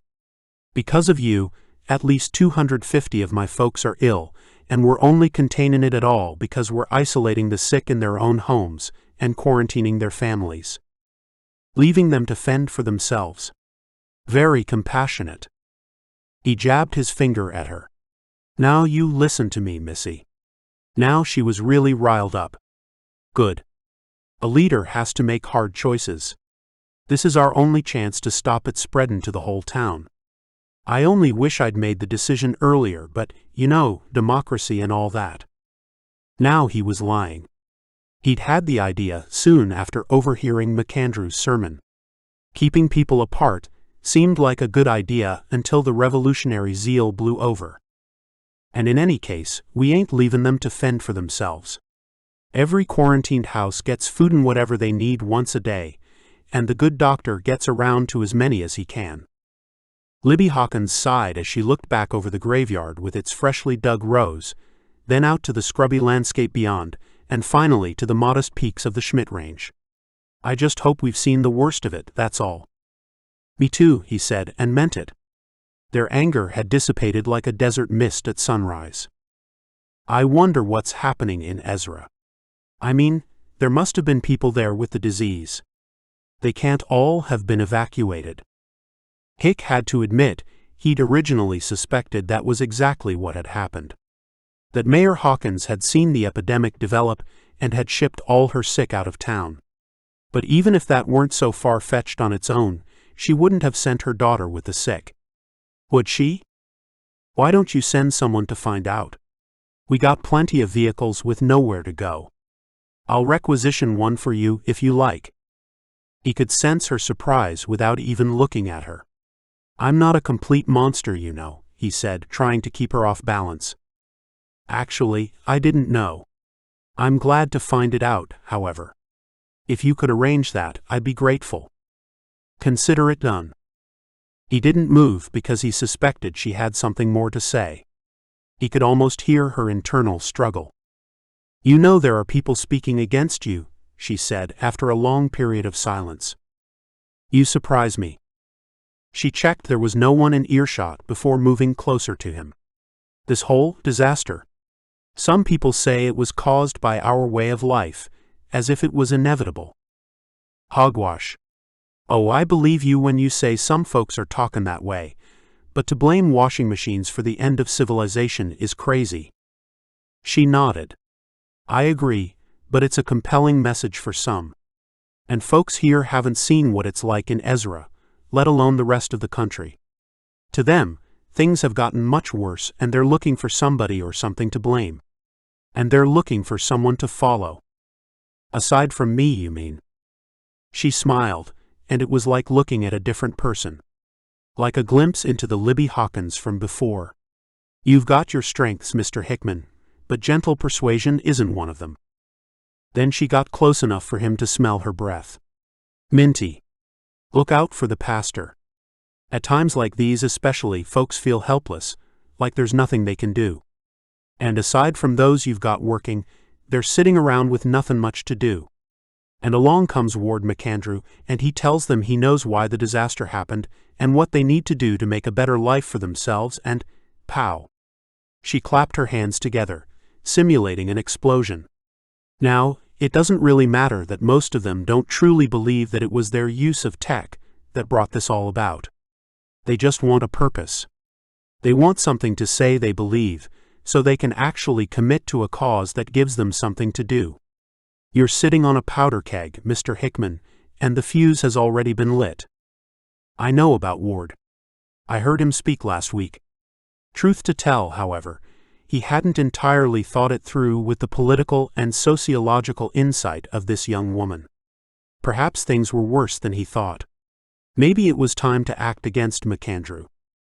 Good, I'm glad you're on it. But one more thing, she said, looking him in the eye. Creating this civil defense force, this militia, was probably necessary. We aren't living in the good old days of a country at peace with a working army. And you're obviously keeping the numbers down. That's good. I'm glad you approve, Hicks said, beginning to feel patronized. She squeezed his arm and came so close she was forced to whisper, her breath tickling his ear. But have a care with Mr. Beckman, or is it Captain Beckman? I grew up around political folk, even though it was at a fairly local level, and as the daughter of a female politician, I became a pretty good judge of character. There are two types of dangerous operators. The lion wants the power of leadership, so he or she can make things happen, good or bad. You're a lion, Paul. He couldn't help but flush as she said it, the compliment polished up by using his first name. And the other type. The jackal. They hide behind the lion, letting him or her take the risks and do the dirty work. Then they move in. And if they become powerful enough, the jackals take over. And Gert is a jackal? Is that what you're saying? She stepped away and shrugged. Just passing on a piece of advice my mom gave me. She said to me once that it's sometimes hard to tell if your friends are merely enemies in disguise. But the other way around is just as important. Not everyone who seems to be against you is an enemy. Anyway, thank you for the offer of transport.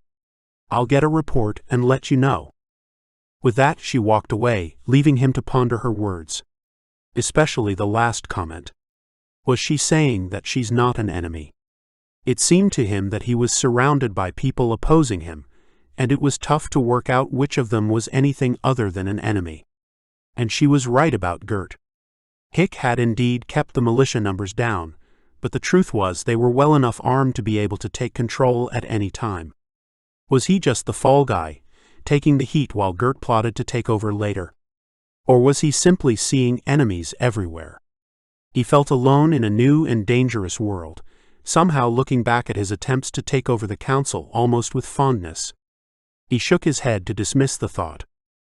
He looked back over the graveyard one more time, turned on his heels and pulled the gate shut, making a mental note to get Schneider to give it a new coat of paint, and walked silently back into town. The graveyard was on the same side of town as the Bowie house. He could easily have avoided walking past it, but he didn't. Perhaps he was looking for a black flag at half-mast or some other indication that Martha had met her maker, but he found himself hurrying past when he saw nothing. Mr. Hickman? Damn, he'd been caught. It was Joe Bowie, Martha's wimp of a husband. Hick spun around and saw him leaning over the balcony. Hey Joe. How's Martha doin'? He had to ask, didn't he? The little man disappeared, and within seconds, Hickman heard the sound of a key in a lock and the gate swung open. Come on in. She just gets worse day by day. Doesn't say nothin' to nobody no more. Hickman hesitated. I'm not sure I should. Doesn't seem right to intrude. You're always welcome here, and we sure could do with some news. There was no getting away, so Hickman followed Bowie into the compound and through to the same living room he'd visited a week before. And there, in the same bed, lay what remained of Martha Bowie.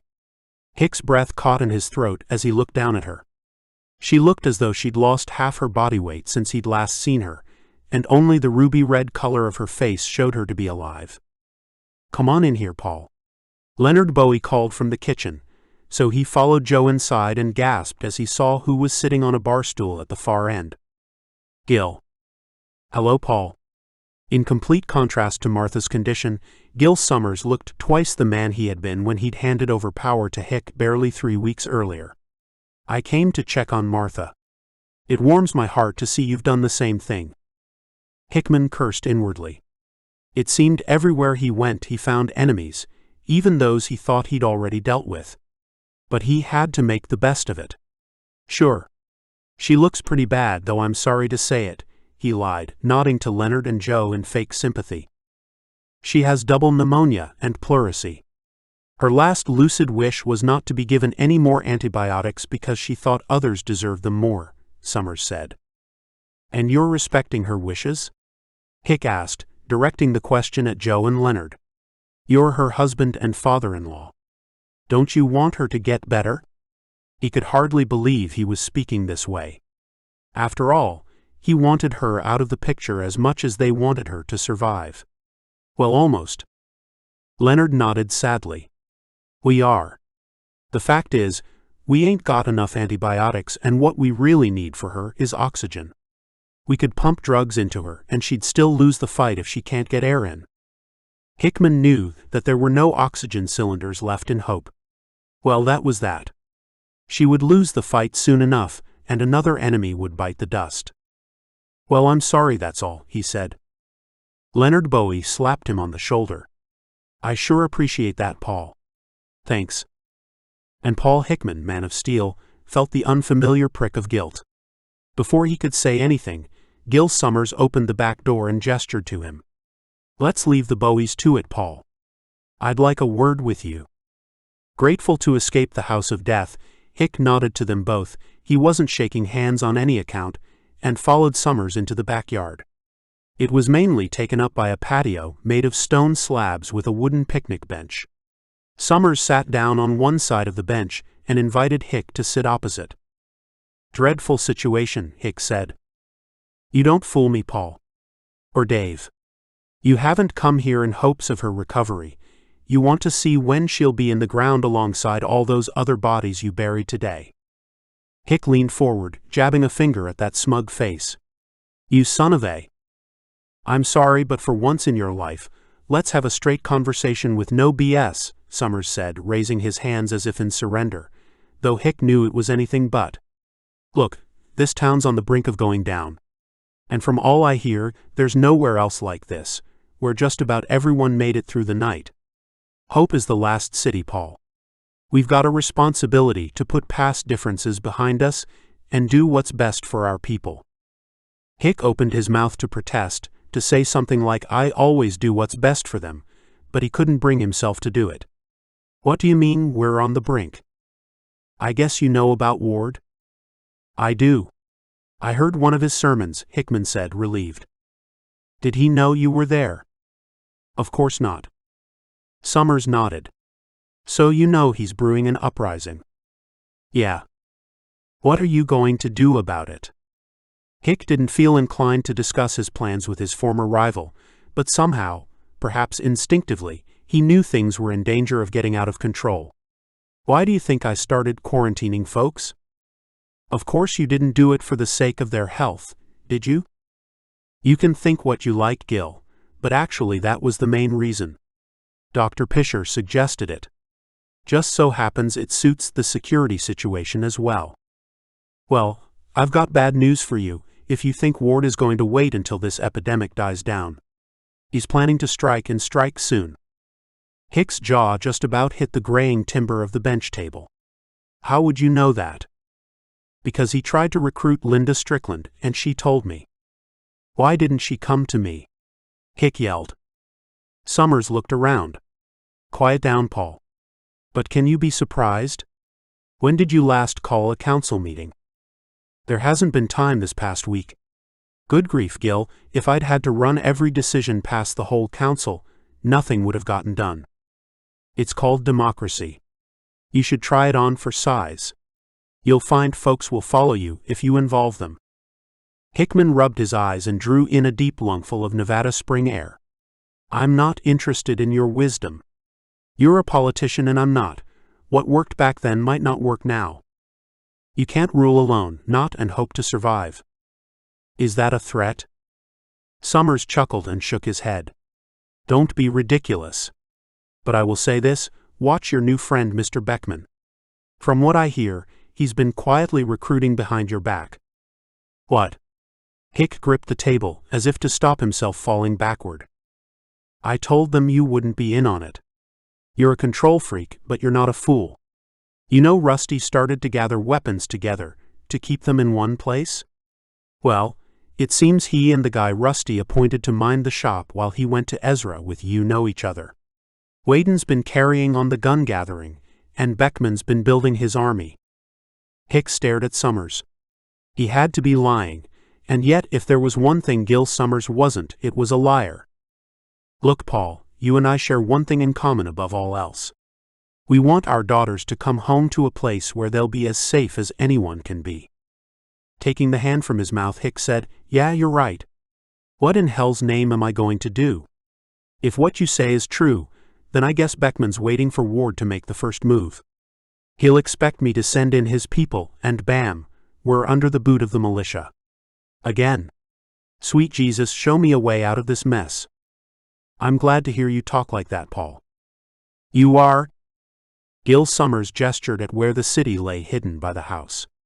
"It's time for us Hopers to come together. Ward isn't one of us, neither is Beckman or Whedon Downs. But I'm Hope born and bred, and so is that woman in there. If we come together, the people will follow us. Unless we're too late. Martha. She's practically dead. But she's not gone yet. She needs oxygen and antibiotics. She won't take the drugs, Gil. You know, even Martha doesn't get to have her own way about everything. We need her, Paul." He paused for a moment, then sighed. "This is a coup, isn't it? Dressed up warm and cozy-like, but a takeover just the same." Gil Summers shook his head. "I don't want power. I had enough of it back before, all of this. And Martha doesn't. No. And this might be hard for you to believe, but I think you are the best man to lead us through this. You've made some tough decisions, and mostly, they've been the right ones. Decisions I might not have had the courage to make myself. But you and I are not enough on our own. We need Martha, and we need Rusty." "Rusty's dead," Hick said, struggling to wrap his mind around this new and supportive Gil Summers. Summers tilted his head to one side. "We both know you can't be sure of that. What happened to Jensen? He went after the sheriff. We haven't heard anything." Hickman threw his hands up before slapping them on the table. "Goddamn it, Gil. So your plan rests on a woman at death's door and a sheriff who's holding it open for her?" A smile spread across Summers's face that, on a cruel man, might have been interpreted as triumphant. "I think you have a few days, a week at most, before Ward will act. As soon as he sees the tide turning with the disease, more and more families will come out of quarantine, and he'll be able to marshal the uprising. But even if I get drugs and oxygen for Martha, she won't be near recovered in time. No, but her family will stand behind you. If you can also track down Jensen. And if Rusty's still alive, that'd be a big bonus. You know how serious things are, Paul. But I have faith." With that, he got up, waved at the faces of Joe and Leonard Bowie, who were watching through the kitchen window, and disappeared around the corner of the house heading for the gate. Hickman sat there for a little longer, staring at the shadows of the mountains in the late afternoon sun. Gil was right, and Hick hated him for it. There was only one place near here where he might get oxygen and news of Jensen Bowie. It was the same place he'd last seen Rusty Kaminsky. Tomorrow, he would head south to Ezra. But first, he had to fetch something from his basement for the Bowies. Chapter 17. Sailing. Devon sat under the trees and watched the river flow past. He'd folded his legs so his chin rested on his knees. He wore a warm black hat and a massive coat over the rest of him, so he resembled a termite hill more than anything else. He sat in silence, listening to the birds chirruping, cooing, and cawing in the oaks and ashes, the sighing of the trees, and the gentle lapping of the water against the bank. And if he sat completely still, the pain went away almost entirely until he became achy from inaction. It was peaceful here, deep in the heart of rural Kansas, so peaceful he could put aside the chaos and the struggle to stay alive. For a little while, at least. Sir Shrek? If it had been anyone else, even Jesse, he'd have been annoyed, but Margie's company was always welcome. He turned his head, wincing as the scars on his neck and scalp stretched beneath the hat. He patted the ground beside him, inviting her to share the scrap of tarp that was keeping his backside from getting wet. She rustled and wiggled her way down to his level. "Whatcha looking at?" "Oh, nothing. Just watching the river flow by." "That sounds like poetry. Here, Jessie says you gotta have something to eat." She handed over a cup of instant ramen, removing the lid to release a rich chicken aroma full of artificial promise. Devon piled a bunch of ramen noodles onto the fork Margie handed him, and sucked them in. This was one manufactured taste the surviving members of the human race were unlikely to run out of for a while.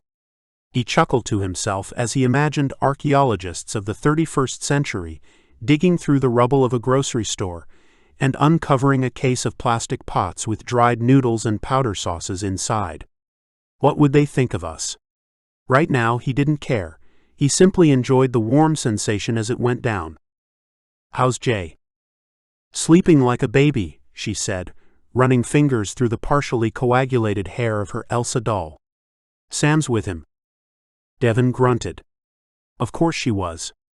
Try as he might, he'd found no trace of her father in Sam Hickman.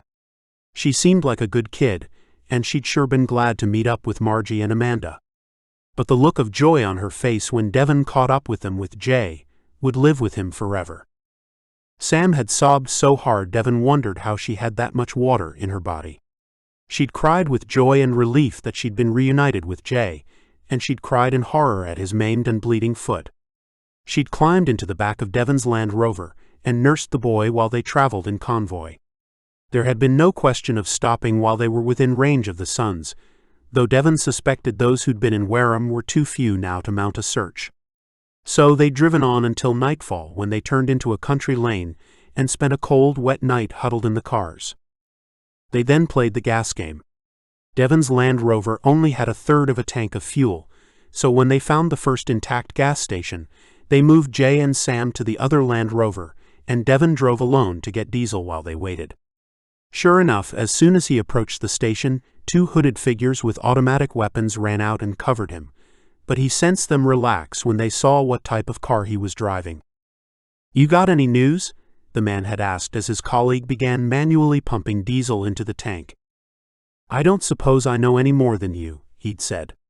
One of the skills Devon had developed during his time in the police force was the ability to seem like he was just an average Joe, the sort of guy you'd be happy to confide in because he was the same as you. "It's just we ain't heard nothin' for a week now. Not since we was dropped off here. No sign of any relief, neither." Devon nodded. "Things are taking shape. We all need a little patience. Thanks for the fuel. Where you headin'?" "West." He raised his eyebrows in the universally acknowledged sign for "don't ask any more questions," and was satisfied with the reaction he got. They'd played this game again at the next station, but this time Devon drove the other Land Rover in. The guards there were skittish. Seemed they'd been attacked 3 times in the past week, and they were as anxious as the previous crew to be relieved. Devon took heart from that. The coordination needed to bring off the firestorm was huge on its own, but keeping the boot firmly down on the chest of the country while the referee counted it out was a much harder proposition. The sheer manpower needed to hold enough gas stations to allow them to move across the continent was mind-blowing. How had they kept it a secret?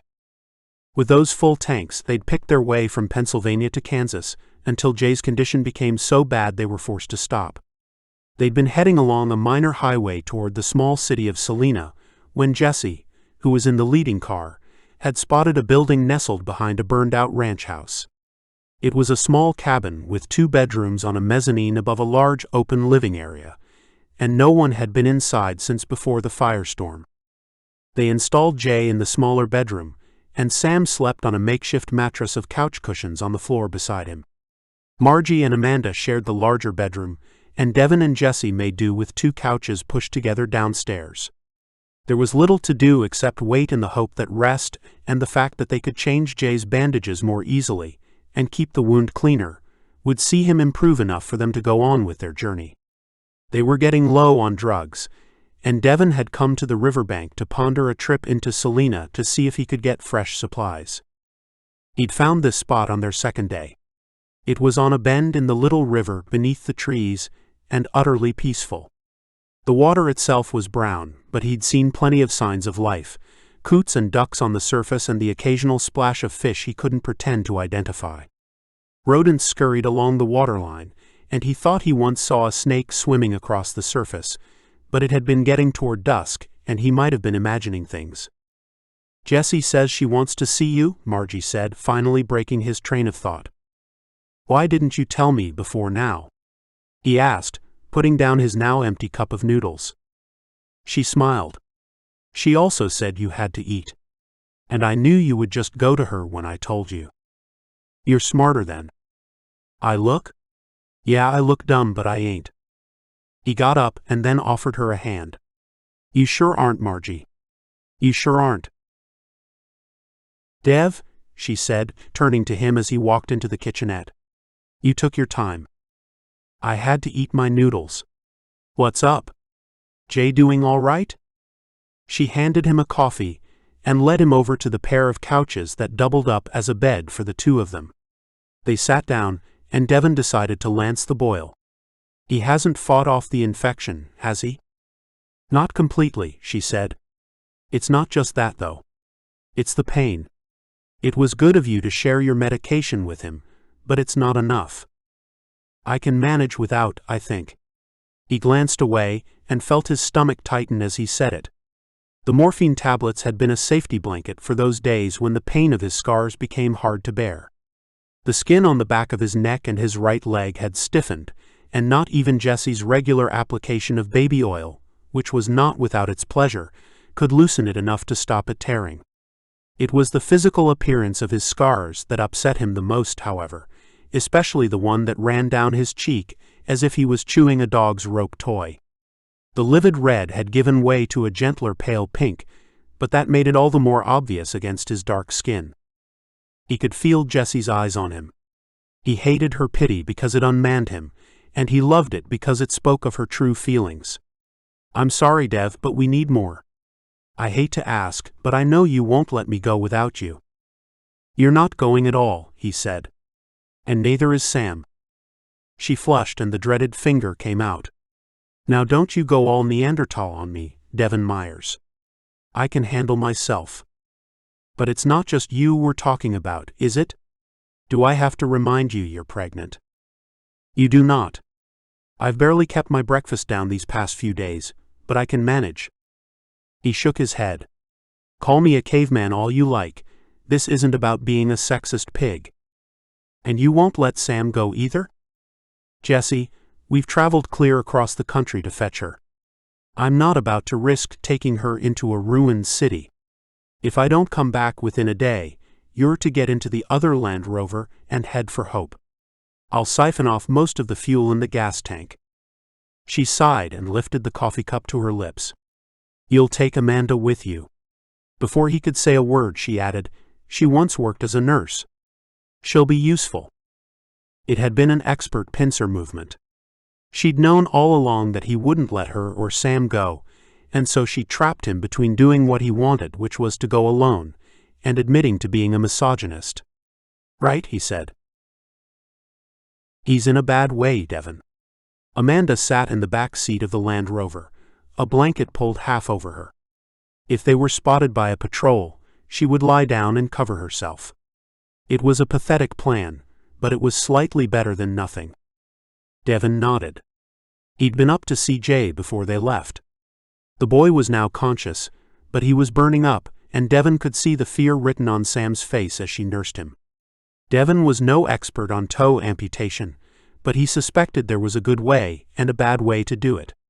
The good way would have been to cut the toes without slicing through the major arteries of the foot. The bad way was simply to swing the axe and hope. He feared the young man might never walk again. And if they didn't get a fresh supply of antibiotics, he wouldn't be doing anything again. "I know. And I don't rate our chances of finding a pharmacy that hasn't been burned down or cleaned out since. Where are you headed?" He glanced back at her. "There's bound to be a hospital somewhere. Probably in the city center. I'll start there." "I don't think that's a good idea." $1 to a dime it's burned down, and if it hasn't, it'll be guarded. I think we'd be better off looking for a little pharmacy on the outskirts. Even the smallest one will have what we're looking for." Devon grunted and pulled the black mask down over his face.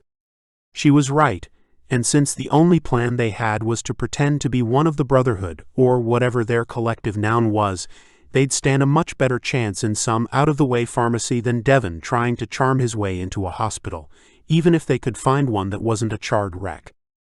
They were driving through a pleasant flat land of fields and trees. A railway track ran along one side of the two-lane highway, and the grass grew high in the vast fields to their right. Devon found himself wondering how long it would take for the landscape to revert to its natural state. Judging by how much it had changed already, not long. He was so caught up with the view to the right that they were almost upon the train wreck before he saw it. His eye was caught by a group of cars, all blackened and twisted, rusting steel. They were blocking most of the road, so that the few vehicles that had driven along here since the firestorm had made a rutted, muddy arc in the grass on the other side. Beyond the cars lay the wreckage of a cargo train, most of the rail cars on their side where they'd come off the track.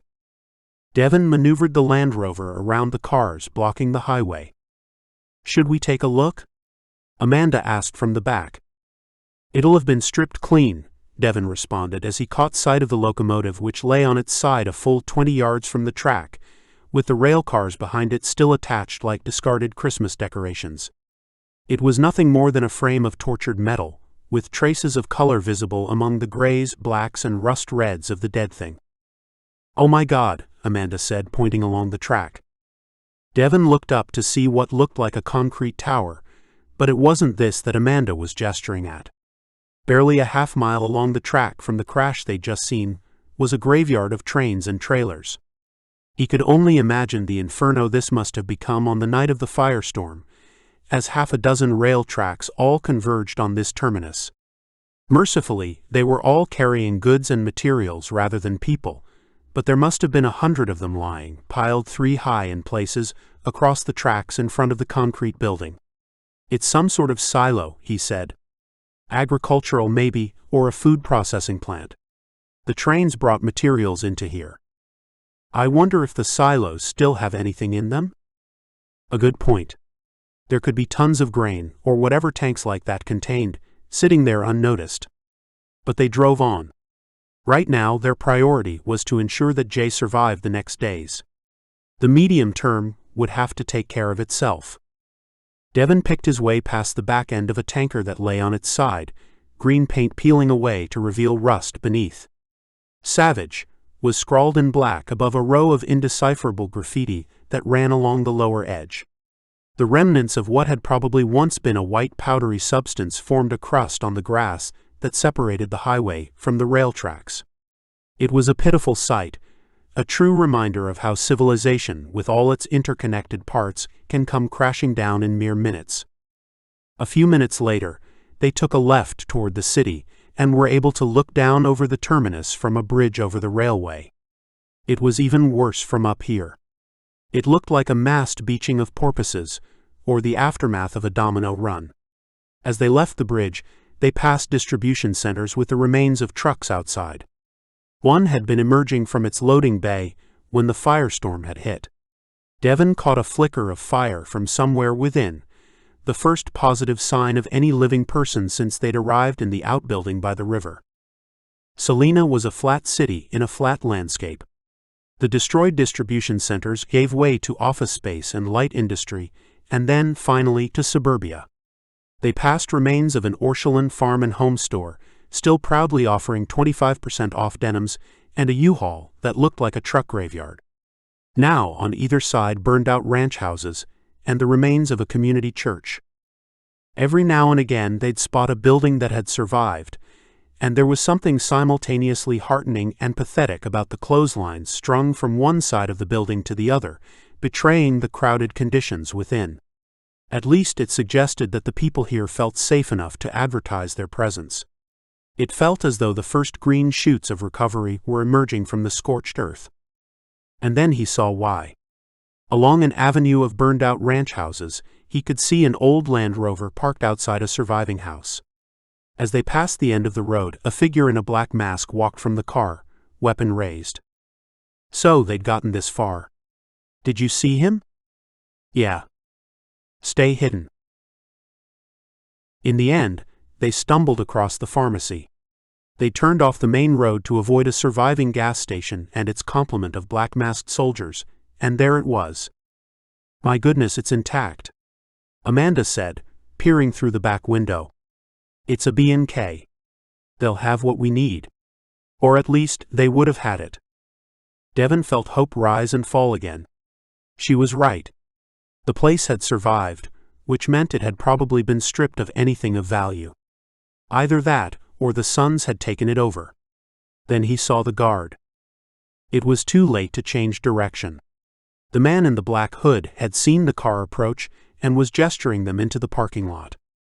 Devon glanced over his shoulder to see Amanda pulling the edges of the blanket over her, and then piling a thick coat on top. When he'd stopped the car, he got out, trying to remember his training. He'd done this sort of thing before, but infiltration usually took months. Howdy. Novo Mundo, the guard said as he approached. He looked pretty relaxed, and Devon suspected this area had been under their control for some time. Perhaps even from the day itself. There was no time to puzzle over how many similar cells had lain dormant until the firestorm, and then sprung out of hiding to take over the gas stations, food warehouses, and medical centers. Novo Mundo, he responded. It sounded like Latin. No, you ain't got it right. I say Novo Mundo, you say Novum Populum. Sounds a bit. He looked nervously at Devon as if trying to penetrate his mask, perhaps wondering if he'd said the wrong thing. Don't your squad leader make you practice? Devon smiled. Sure. Sorry. Don't worry about it. Just don't let none of the Sons hear ya. Interesting. So these guards weren't Sons themselves. There was obviously more to the organization than he'd imagined. So, how can I help y'all? I'm looking for some morphine. I got burned and I've run out. The guard tilted his head to the side, and Devon glimpsed blue eyes wide with sympathy. Oh, I'm sorry to hear that. I heard there've been some uprisings. You'd have thought folks would have gotten the picture by now. The old way is dead. Novo Mundo, Novum Populum. See, I've been practicing. But anyways, I ain't no doctor and there's no one else here right now. It's okay, I know what I'm looking for. Devon could see doubt in the guard's posture. I'm not sure I can do that, buddy. I got strict orders not to let no one inside without a permit. And I ain't even seen your ID yet. He held out his hand as Devon's insides turned to ice. He'd somehow managed to bluff his way past the guards at the gas stations, but this time his luck had run out. He had an ID card, of course, but no amount of scarring would explain the fact that the photo on his card showed a young white man. Devon reached into his pocket and felt the knife there. It was a desperate move, likely to bring a dozen black guards down on them, but he had no choice. Hey, who's that in the back? Devon swung around to see Amanda's face, but she was looking past him to the guard. Help. Please help me. The guard ran to the door and pulled it open. Well, what have we got here? Amanda looked up at him with pleading eyes. He took me to use? Kept me drugged, morphine, I think. The guard turned around to look at Devon, crooked teeth exposed in a wide grin. Now I see why you want to get some drugs. You like your meat nice and mature, do ya? Well, I can't say I blame you. Me, I like it tender, and boy have I had some fine dining too. He fell in a heap without making a sound. Beast, Amanda said, climbing out behind him. She took a cable tie from her jacket pocket, pulled his arms around and yanked the tie closed. Devon watched, open-mouthed, as she pulled his hood off, wound it into a makeshift gag and tied it behind the man's head. Good grief, he was young. Maybe 20. Maybe less. Thick black hair and a pathetic excuse for a beard, but otherwise a boy you wouldn't look twice at. Why are you looking at me like that? Amanda said as she tied the boy's legs together and rolled him under the car. Didn't think I had it in me? You'd be surprised. I am, he said, helping her to her feet before stooping down and fishing in the man's pockets. Here, we'll need these. He handed her the keys. After you. Chapter 18. Rusty. Persuading Mayor Hawkins to part with some of her medical supplies had been the easy bit. Her daughter had pitched in on Hick's side, pointing out that Hope had used much of its own stock on treating the Ezrans it had taken in. Mayor Hawkins, it seemed, was a cautious sort who worried about what would happen when their limited cache of medicines ran out, but she also recognized that Hick had come out the worse from their deal. She was a fair woman, and Hick made a mental note to find a way to exploit that someday. The complication was that Jensen Bowie was in the hospital, recovering from a gunshot wound that had almost killed him. Hick swore under his breath when he found out. That kid must have been a cat in a former existence, and he was running out of lives. Hick's plan had been to make a show of trying to track Rusty down by questioning the people who'd been at the battle, before feigning to conclude that there was nothing he could do, and hightailing it back to Hope with the welcome medical supplies. But he had no choice now. He had to see Jensen, and he knew he wouldn't be able to do it alone. "Hey kid," he said. In truth, he'd have been glad enough to see the boy alive if it hadn't wrecked his plan. The bed Jensen was occupying had been squeezed with half a dozen others into a room intended for a mother to give birth. Mayor Hawkins had explained that everyone in this room had been injured in the battle at the hospital, or, in Jensen's case, afterward. Jensen pulled himself up in bed, eyes wide. "Mr. Hickman, what are you doing here? Did you come all this way to see me?" "I didn't know you were here until I arrived," he said, moving closer to the bed while aware of Libby Hawkins hovering behind him. They weren't going to get any privacy, that was for sure. "So, you want to start from the beginning?" Jensen's hand shot out, grabbing for Hickman's arm. "The sheriff's alive, Mr. Hickman. They got him at their camp. I tried to break him out, but—" He held up an arm wrapped in bandages. Damn it, thought Paul Hickman. If he could have returned to Hope with supplies and Jensen Bowie, that ought to have been enough to get his family on his side. Now he knew Rusty was alive, however, he couldn't go back without trying to rescue him. He nearly bled out. A tall woman in a white coat had slipped into the room and taken her place beside the bed. He was lucky he stumbled onto some farmland and got picked up and brought here. I thought we were going to lose him, but he survived. Single gunshot wound ruptured the brachial artery. I managed to repair it, but it'll be a while before he's back on his feet. He lost a lot of blood and had a minor case of septicemia. Tell me about the folks holding the sheriff, Hickman said to Jensen. They're in some old mine workings. I followed their tire tracks until they disappeared among the rocks. Then one of their patrols almost had me. They've repaired some of the buildings and they're living out there. I watched them from a rise for a few hours, and then I got lucky. I saw the sheriff sitting around a fire with some others. He looked bad beaten up, so I watched him till he was taken inside at nightfall. Near froze to death waiting, then I snuck down at midnight. But I stumbled climbing down the slope, and they raised the alarm. They was just shooting blind, but they winged me. I been begging the mayor to go rescue the sheriff, but she says she can't risk the manpower. But you'll go, won't you, Mr. Hickman? You won't leave the sheriff? Hick glanced at Libby Hawkins and sighed. I'll do my best, son. I'll do my best. They abandoned the car about a mile from the mine workings and approached the camp cautiously, scrambling through the rocky landscape expecting at any moment for the cry to go up. Mayor Hawkins couldn't or wouldn't spare anyone to help, though she'd let him pick some weapons from the armory on condition that he returned them. If he came back. Hick had been surprised that Libby Hawkins had offered to go with him, but her mother had put her foot down at that, and so he had only one companion. It had been Brain who'd given away the fact that the sheriff might still be alive, and so it had seemed just punishment that he accompany Hick on this fool's errand. Besides, Brain was just about the only person in Hope he could trust completely. Which was pretty sad when he came to think about it. Paul Hickman loved two things, his daughter and having control. Right now, he had neither. Sam was missing in action. He'd had no word from Devon and Jesse since those kids had arrived from Wendover. How long ago had that been? He considered this for a moment. Time seemed to have developed a mind of its own since that first night, though the world had kept on turning and spring was in the air. 4 weeks. Yeah, that would be about it. So that made it over 5 since the firestorm. Good grief, it felt like 6 months. As he skirted the rise that Jensen must have hidden on, based on his scribblings on the map, Hick tried to talk himself out of his hopelessness. He'd chosen Devon Myers because of the man's history. Hick knew more about him than Myers imagined.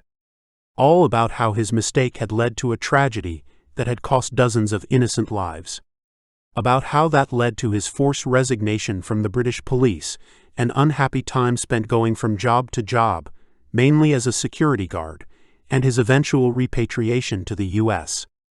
He'd come home in search of his father, and the trail had gone cold in hope.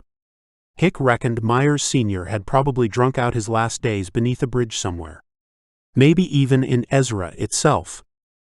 But for all that, Devon Myers was a formidable man who suffered from one fatal flaw.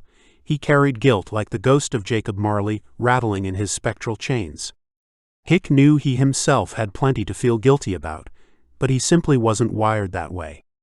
Myers, on the other hand, was looking for redemption, and he'd find it in the rescue of Sam, though his true motivation was to protect Jessie Summers. A fine-looking woman, but as flaky as a Danish and pregnant by a knucklehead. Hick smiled to himself as he considered the extent of his manipulation of Myers and Summers. Yeah, they'd be okay. They could be home any day now. Boss, there's a gully there. We could crawl up careful like, and we could probably see right into that there camp. Hickman followed Brain's chubby finger. For once he was right. Come on. You first. Hick followed Brain's butt up the shallow ravine, feeling like he was the back end of a donkey in a nativity play. The rocks amplified the heavy thudding of Brain's boots as he lost his footing on the gravelly, rocky slope. As they neared the top, they used the thick woody stems of the low bushes that lined the valley to pull themselves up. Finally, they found a gap in a clump of rocks to peer through. Good grief, it's huge. A couple of 100 yards beneath them, a low metal single-story building squatted in a landscape dominated by a complex network of roads showing white among the yellows and greens of the desert. Beyond this, the twisted remains of an industrial complex spread as far as the eye could see, looking like a dinosaur graveyard. 3 circular tanks filled with blue-green water stood beside the remains of a massive building with conveyor belts that looked as if they could spring into life at any moment. To the right, a long, low machine seemed to have been caught in the act of nibbling at a mountainous heap of yellowy-white crushed rock. But the only movement in this otherworldly landscape was directly below them, in the low metal building that looked so small compared to the scale of the ruins around it. Black rectangles on the ground marked where cars had exploded on that first night, but what had been the parking lot now contained the unmistakable signs of human activity. Canopies, or maybe they were tents, it was impossible to tell from up here, had been erected in a block along one side of the building, and Hick could see small figures moving from one to the other, briefly exposed in the gaps. Them's the trucks they brought into Ezra, Brain said, pointing into one corner of the parking lot. Hick grunted. We're gonna have to get closer. A lot closer. I wouldn't know the sheriff if I saw him from up here. So they carefully picked their way down the slope. Halfway to their intended hiding place, Brain cried out as he slipped, sending a cloud of dust into the air. Careful, you idiot. Hickman hissed. They both froze as he watched the dust rise and then dissipate as it caught the breeze. He thought for a moment that one of the figures down below had looked this way, but no cry went up, so he breathed out and they crept down. Now, unless we can positively identify the sheriff, we ain't goin' no farther. You understand? Brain nodded. Seems strange, but I can't see no guards, boss. He was right. Twice in one day. No matter how hard he tried, Hick couldn't imagine the settlement below as the outpost of the bandits who'd attacked the hospital in Ezra. Now he was closer. He could see that many of the moving figures were women and children, and none seemed to be carrying weapons. That made no sense to him. Even if they were trying to live peacefully, they had to realize they needed to protect themselves. And in any case, Jensen had been shot when he tried to go in. So they did have weapons somewhere. That's him, boss, that's him. Hickman cited a long Brain's shaking fat finger. Yes, it was the sheriff. He'd acquired a limp since Hick had last seen him, but he recognized the round-shouldered walk and red-tinged gray hair that made him look like an arthritic grizzly. Damn it. Unless he was prepared to brain and leave him out here for the crows, he was going to have to try to free Kaminsky. Doesn't look as though he's got no chains on. No cuffs neither, Brain said. Why, he could just get up and walk out of the place. Don't be a moron, Hick spat. But then, he might as well have asked his late, lamented dogbuster not to relieve himself on the rug. It was in their nature. You can see he's limping. How far do you think he'd get on foot, especially in the direction he'd need to head to get back to Ezra? That's if he even knows where Ezra is. $1 to a dime, he was out cold when they brought him here. Brain sat and sulked as Hick laid himself flat and squeezed between two boulders so he could get the best possible look at Kaminsky. There's something wrong with him for sure. Aside from the limp, he don't look steady on his feet. Like he's drunk or something. Maybe he is. I sure could do with something stronger than water. Hick rolled onto his side to look back at his henchman, coughing as he accidentally inhaled a noseful of dust that left his throat tasting of metal. You ain't gettin' nothin' unless we get back safe and sound with that lummox down there. Boss. Hick flipped back onto his belly. What? Why do you want to rescue the sheriff? He ain't no friend of yours. Because you blabbed to Jensen that he was still alive, Hick said, realizing as he said it that even Brain would know this didn't answer the question. Look, there's trouble in Hope and I need someone straight up and down to help me. Trouble? You mean the Reverend? He rolled over again. You know what he's doin'? Sure. He asked me to be on his side. Said I could be his chief of security. Oh, did he? And what did he want in return? Brain chuckled. He said all I had to do was get rid of you. Maybe lure you out in the middle of nowhere and bash your brains out. Then I could be in charge of making sure everyone did what they was told. He said I'd get a badge and everything. Hick didn't move.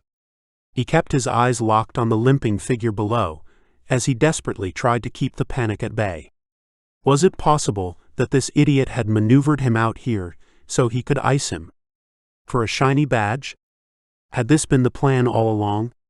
To tell Jensen the sheriff was alive and have him fail so Hick would be forced to attempt a rescue? But if so, who else was in on it? Jensen? Gil Summers? The mayor of Ezra. Oh yes, she'd been pretty anxious for him to go and her daughter to stay. No witnesses. Now don't you fret, boss. I'll make it nice and quick.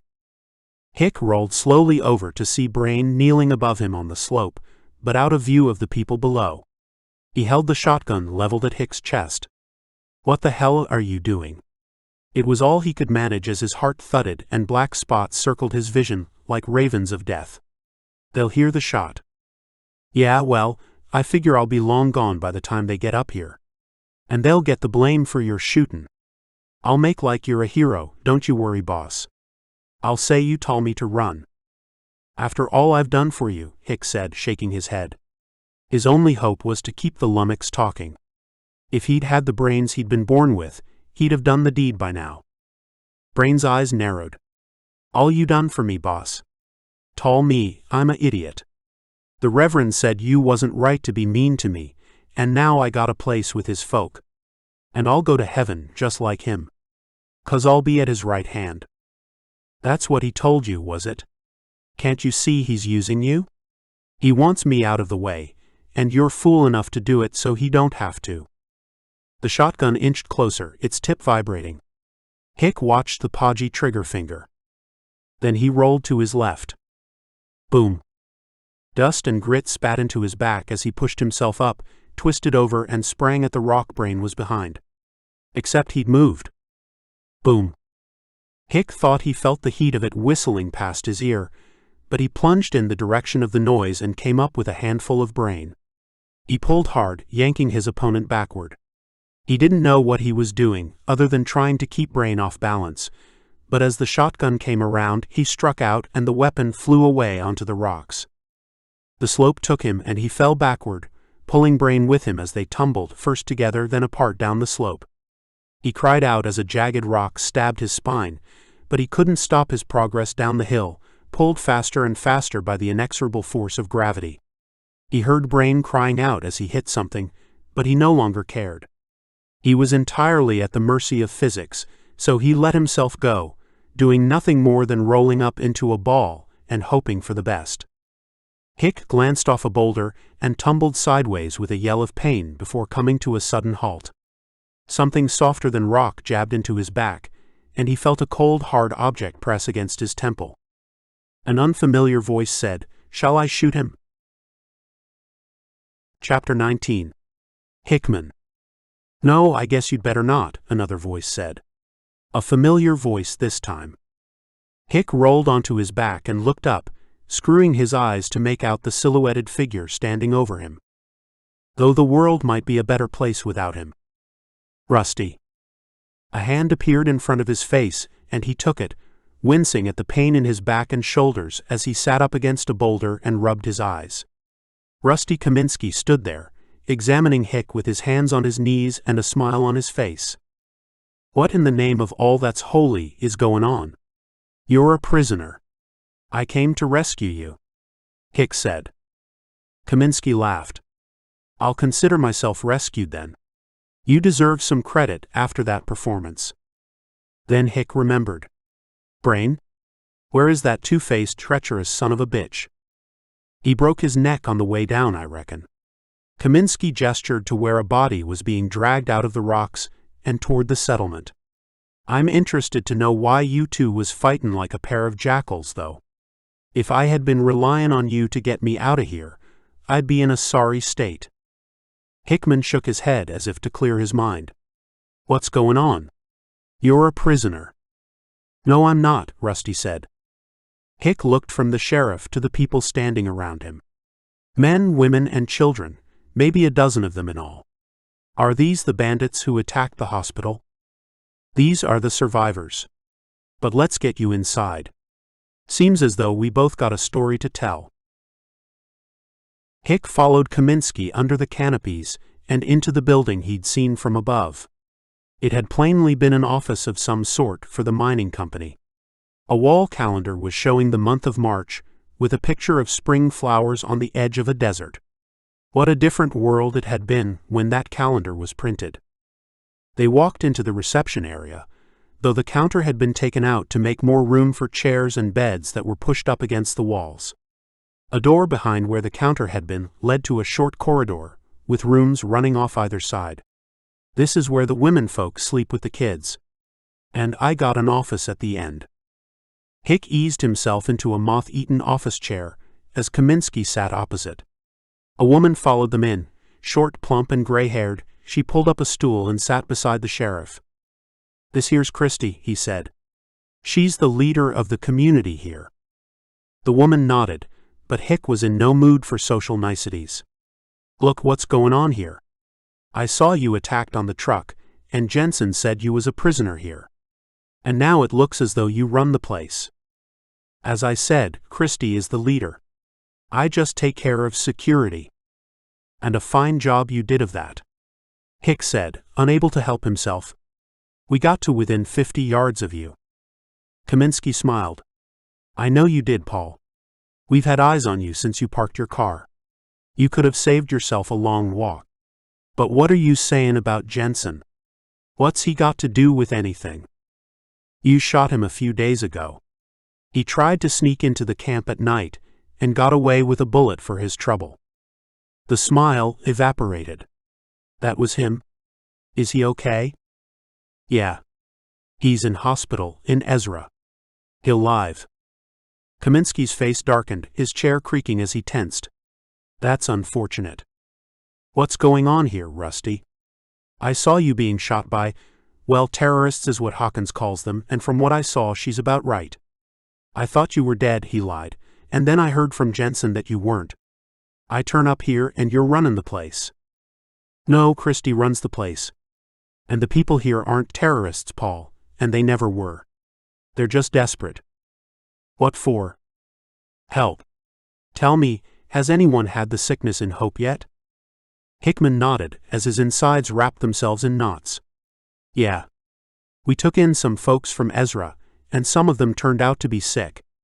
It spread wide. Got Martha, though she ain't dead. Not yet, anyway. Kaminsky cursed. You let them send you there sick. Are you insane? Now hold your horses, Rusty. How was I supposed to know about this flu virus? I agreed to take care of some of their folks. And what did you get in return? Hick sighed. There was no point in denying it. He hadn't done anything wrong, after all. I got weapons from the National Guard armory. After those militia took over, I wanted us to be able to defend ourselves. So, you've set up a defense force? Well, that's good at least. He couldn't help himself but smile. Hickman liked to think he was a self-contained, rational kind of a guy, but he sure liked the occasional scrap of praise that came his way. Yeah, it's all set up. Keeping it small at the moment. Good call. Who'd you put in charge? Wayden. No, it was a guy who I met in Ezra during the battle. Rusty lurched forward so fast he almost fell off the chair. You left an Ezran in charge. Well, yeah. He's a good fella. Hick decided this wasn't the right moment to mention his doubts about Beckman. Look, Rusty, it's time you explain what is going on. Why did these folks attack the hospital? Rusty Kaminsky looked across at the woman beside him. Because Mayor Hawkins left them to die. For the second time in 48 hours, Paul Hickman found himself standing beside a row of graves. My husband, Christie said, gesturing at a rough wooden cross in the sand. It all started when a family walked into the settlement one day, not long after the firestorm that killed most folks here, and we took them in. Chris was a maintenance worker, and we'd come to pick him up because he was missing the Super Bowl. We were walking across the parking lot to meet him when everything went to hell. This was the only building that wasn't connected to the power grid. He said it was an experimental solar project they were working on. Those people got sick soon after they arrived. Turns out they were running away from the disease, but they brought it with them. Chris had rounded up everyone he could find from Carson, that's the little town just down the road, and brought them here. Pretty soon half were sick, and half of those were dead or dying. So he drove across to Ezra, found the mayor, and asked for her help. Hickman looked up from the sad little patch of desert, the wind chilling his bones. And she refused? Yeah. Seems some of her people had gone down with it already. She sent him away. 3 times he tried to get her to help, as folks here were getting sicker and sicker. 3 times she sent him away. And the last time, she did it at the point of a gun. Then our son got sick and he snapped. Hick shook his head as the woman kept her eyes on the grave. And that's when you attacked. Good grief, I thought you were terrorists. No, we were just desperate. And we lost a lot of people in that fight. Including my husband. Rusty here tried his best to stop the bleeding, but it was too late. The world seemed to be spinning as his beliefs and assumptions were stripped away. He'd thought he knew Mayor Hawkins. She was tough but fair and honorable, it was her weakness. But perhaps that had merely been a cloak, hiding a heart of flint. Her people came first, second, and third. He tried desperately to work through all the implications for him and the people of Hope. Don't you see, Paul? Rusty said, emerging from the shadows and putting his arm around Christie. She's fooled you into caring for her sick. She didn't fool me. I knew what I was doing. Did you, though? You took a Trojan horse into Hope that weakened the people there with fear and disease. I guess you got a curfew in place, too? Hickman nodded. He felt as though he were a rabbit with its foot in a wire trap. And you got an Ezran running your defense unit? Yeah, but Gert's a good guy. I fought alongside him at the hospital. What a coincidence. I wonder who organized that. Hick stepped back as if trying to get away from the implication. You're saying she arranged all this? She's got him set up to take over from me? I thought Ward was the one stirring up trouble. Oh, I'm sure he is. But Hawkins is the empire builder. Oh my God. She wants hope. Kaminsky shrugged. That's about it, I reckon. Since the first moment she found out we'd survived without a scratch, she wanted control. After all, Ezrans have thought that way about us for a long time. We're the little guys. We don't even qualify for a mayor. Hickman rubbed his hands down his face, as if trying to wake himself from a dream. I don't believe it. I've been played for a fool. You're not the only one, Paul. I thought she was one of the good guys. I spent a few hours in her company on the day after the firestorm, remember? Me and Devon. But I didn't notice that her compassion didn't extend beyond the city limits. So what do? We go home. And we'll bring these folks with us. They ain't got nothin' here. We go home and we pray we're not too late. Hick nodded, then cursed. What about Jensen? We need the Bowies on our side, and they ain't gonna take kindly to their favorite son being left in the care of the enemy. Well, I guess you'll have to deal with that, Paul. I'm sure you can figure out a way. Hick drove back into Ezra and parked outside the hospital. Armed guards stood outside the main entrance where so many had fallen, their rifles pointed directly at him. He didn't need to fake injury. His sore back hadn't eased up, and every wince and exclamation was genuine enough. They let him through as soon as he'd shown he had no weapons on him. His business was with Jensen, and he hoped that Mayor Hawkins would be occupied somewhere else. Listen, son, I can't explain, but you're in danger here, and we need to get you away, he whispered. I found the sheriff, and he's on his way back home. Can you move? Bowie nodded, eyeing up the guard stationed at the door. What's going on here? Hick turned to see the female doctor enter, white coat flapping and clipboard in hand. I think it's time Mr. Bowie came back to his own people. His family can look after him now. She shook her head. No, he shouldn't be moved. He lost a lot of blood, and the wound hasn't fully healed. Surely you've got more serious cases than him, doctor? He could see from her expression that this was true enough. Jensen swung his legs over the side of the bed. My orders are that no one is to leave without the mayor's permission. The guard had moved from the door to stand beside the doctor. He ignored Hick entirely. Well, there you are then, she said. You'll have to take it up with the mayor. Hick rounded on the guard. Are you sayin' he's a prisoner here? Those are my orders, now please stand back, the guard said. You're gonna have to shoot me, son, 'cause otherwise Jensen's comin'. He put his hand under Bowie's armpit and helped him take the weight on his legs. Hick felt again the cold press of metal against the back of his head. I have my orders, sir. I will shoot if you do not comply. Return this man to his bed. It seemed he'd misjudged again, his famed ability to take the measure of a person in seconds deserting him. Perhaps the new world had forged new people. He sighed. It had been a long shot, and the only consolation was that Rusty was on his way back to Hope. But their only real chance was to unite around the leadership of the town, and that meant Martha and the Bowies. Hick could feel the slight vibration in the gun's barrel. The guard was either nervous or unused to holding a handgun at arm's length for a long period of time. Or perhaps both. This didn't make him feel any better, as an inexperienced guard was more likely to do something stupid than a veteran. It was now or never, do or die. Did he dare risk it? He yanked on Jensen's arm and felt the tension in the metal pressed against his scalp, teeth grinding as he rolled the dice again. Stand down, Frank.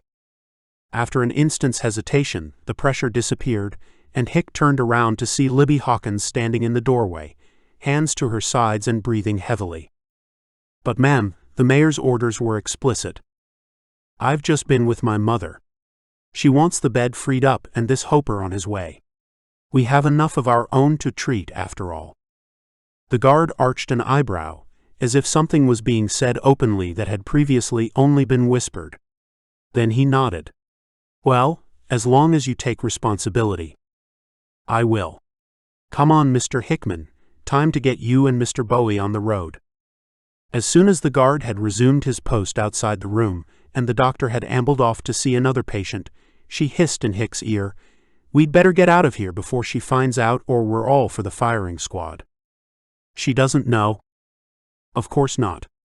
I've learned a few things since I came home that I didn't want to know. Seems my mother is even more ruthless than I thought." Hick helped Jensen with his jacket and pants, though it seemed to be taking an interminable time. "Come on. We gotta hightail it outta here." They almost dragged him down the single flight of stairs to the first floor and out into the parking lot. The cold evening air played across Hick's face, desiccating his eyeballs as he frantically searched for the unlock button on his key. Jensen had been bundled into the back of the car, and Hick was about to climb into the driver's seat when a familiar voice echoed from around the corner of the hospital building. "Get out of the car and put your hands up." Libby, who'd opened the passenger door, called into the gloom, "Are you going to shoot me, Mother?" "Don't tempt me, you traitor." The squat shape of Mayor Hawkins emerged, flanked by two larger figures. Somehow, even though he couldn't see them clearly, Hick knew they were pointing weapons at the car. "Get in the car," Libby said to Hick as they glanced at each other across the roof. Then she looked into the gathering darkness. "You're going to have to make your mind up, because I'm going with them." The three shapes halted a dozen yards from the car. "Don't think I won't." "Oh, I know exactly what you're capable of, Mother. But unlike Dad, I didn't find out too late. Now, you either let us go, or I tell your friends there exactly what sort of a person they have for a leader." Hick, who'd ignored Libby's instruction and was still standing half in, half out of the car, tried to focus on the indistinct shadow of Mayor Hawkins, trying to divine her reaction. Then, quite suddenly, she turned and began walking away, followed an instant later by the two figures beside her. "Goodbye, Olivia. I shall mourn the loss of my daughter. Watch your back." Hick slid into the driver's seat. "Come on, we gotta go now before she changes her mind." The slim form of Libby Hawkins remained standing, half illuminated by the car's internal lights. "Libby." Then she was inside and they were off. Hick took the exit at the other end of the parking lot, in case Hawkins Sr. changed her mind, and then picked his way through the clear streets of New Ezra, before emerging into the rubble-strewn carcass of the former city. "You okay?" he said. He got a sense of movement in the reflected light from his headlamps. "She'll see me dead if she can." "They're just words, ain't they?" Again, a swish of hair. "My mother's an unusual sort of person, Mr. Hickman." "Paul. For heaven's sake, we've been through enough to be on first-name terms." "Sure. But she's not like other folks. She's binary." He glanced across at her.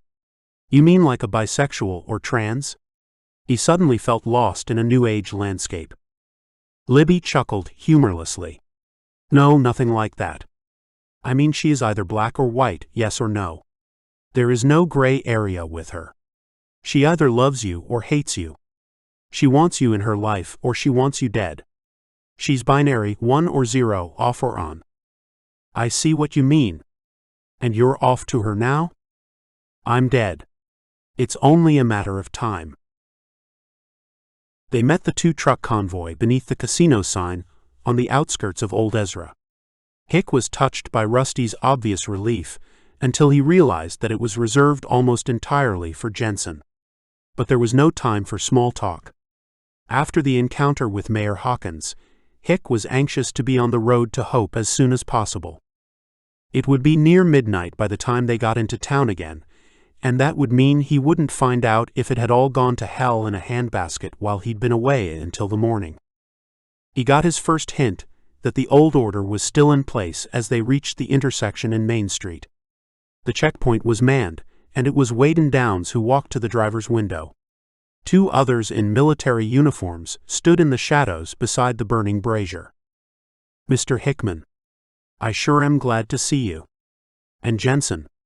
He swung the flashlight into the car. "What a sight for sore eyes. But you got back in the nick of time." He glanced sidelong at the figures behind him, one of whom had begun moving toward the car. "Can't say nothin'. Come see me in the mornin'. Sheriff's office." He raised his voice then, gesturing at the trucks that had rumbled to a halt behind the car. "What's in the trucks?" "Supplies?" Footsteps on the asphalt and Rusty's gravelly voice. "Hello, Waden. I hope you ain't flushed my shiny new police department down the pan while I've been away?" The relief in Waden's face was obvious, but Hick didn't want to hang around for the reunion, so he drove the car around the barrier and took a left past Bowie's stores and the community center. In his panic at being woken, Joe Bowie almost blew Hick's head off when he knocked on the gate of their place. "Put the gun away before you hurt someone, Joe. I got someone here you'll be happy to see." 10 minutes later, having delivered Jensen and a cache of drugs to the boy's ecstatic father, Hick slumped back into the car and rubbed his eyes. Never had he wanted sleep so badly. "You okay crashing at my place tonight?" "Sure. I'll be as safe there as anywhere," Libby said. Hick grunted, put the car into drive, and pulled away. "I'll take that as a compliment." Hope was a small place, and even in his exhausted state he threaded his way through the maze of little residential roads flawlessly until he was outside his house. "There's a light on," Libby hissed as they pulled up. Hick cursed and pulled the gun from the door pocket.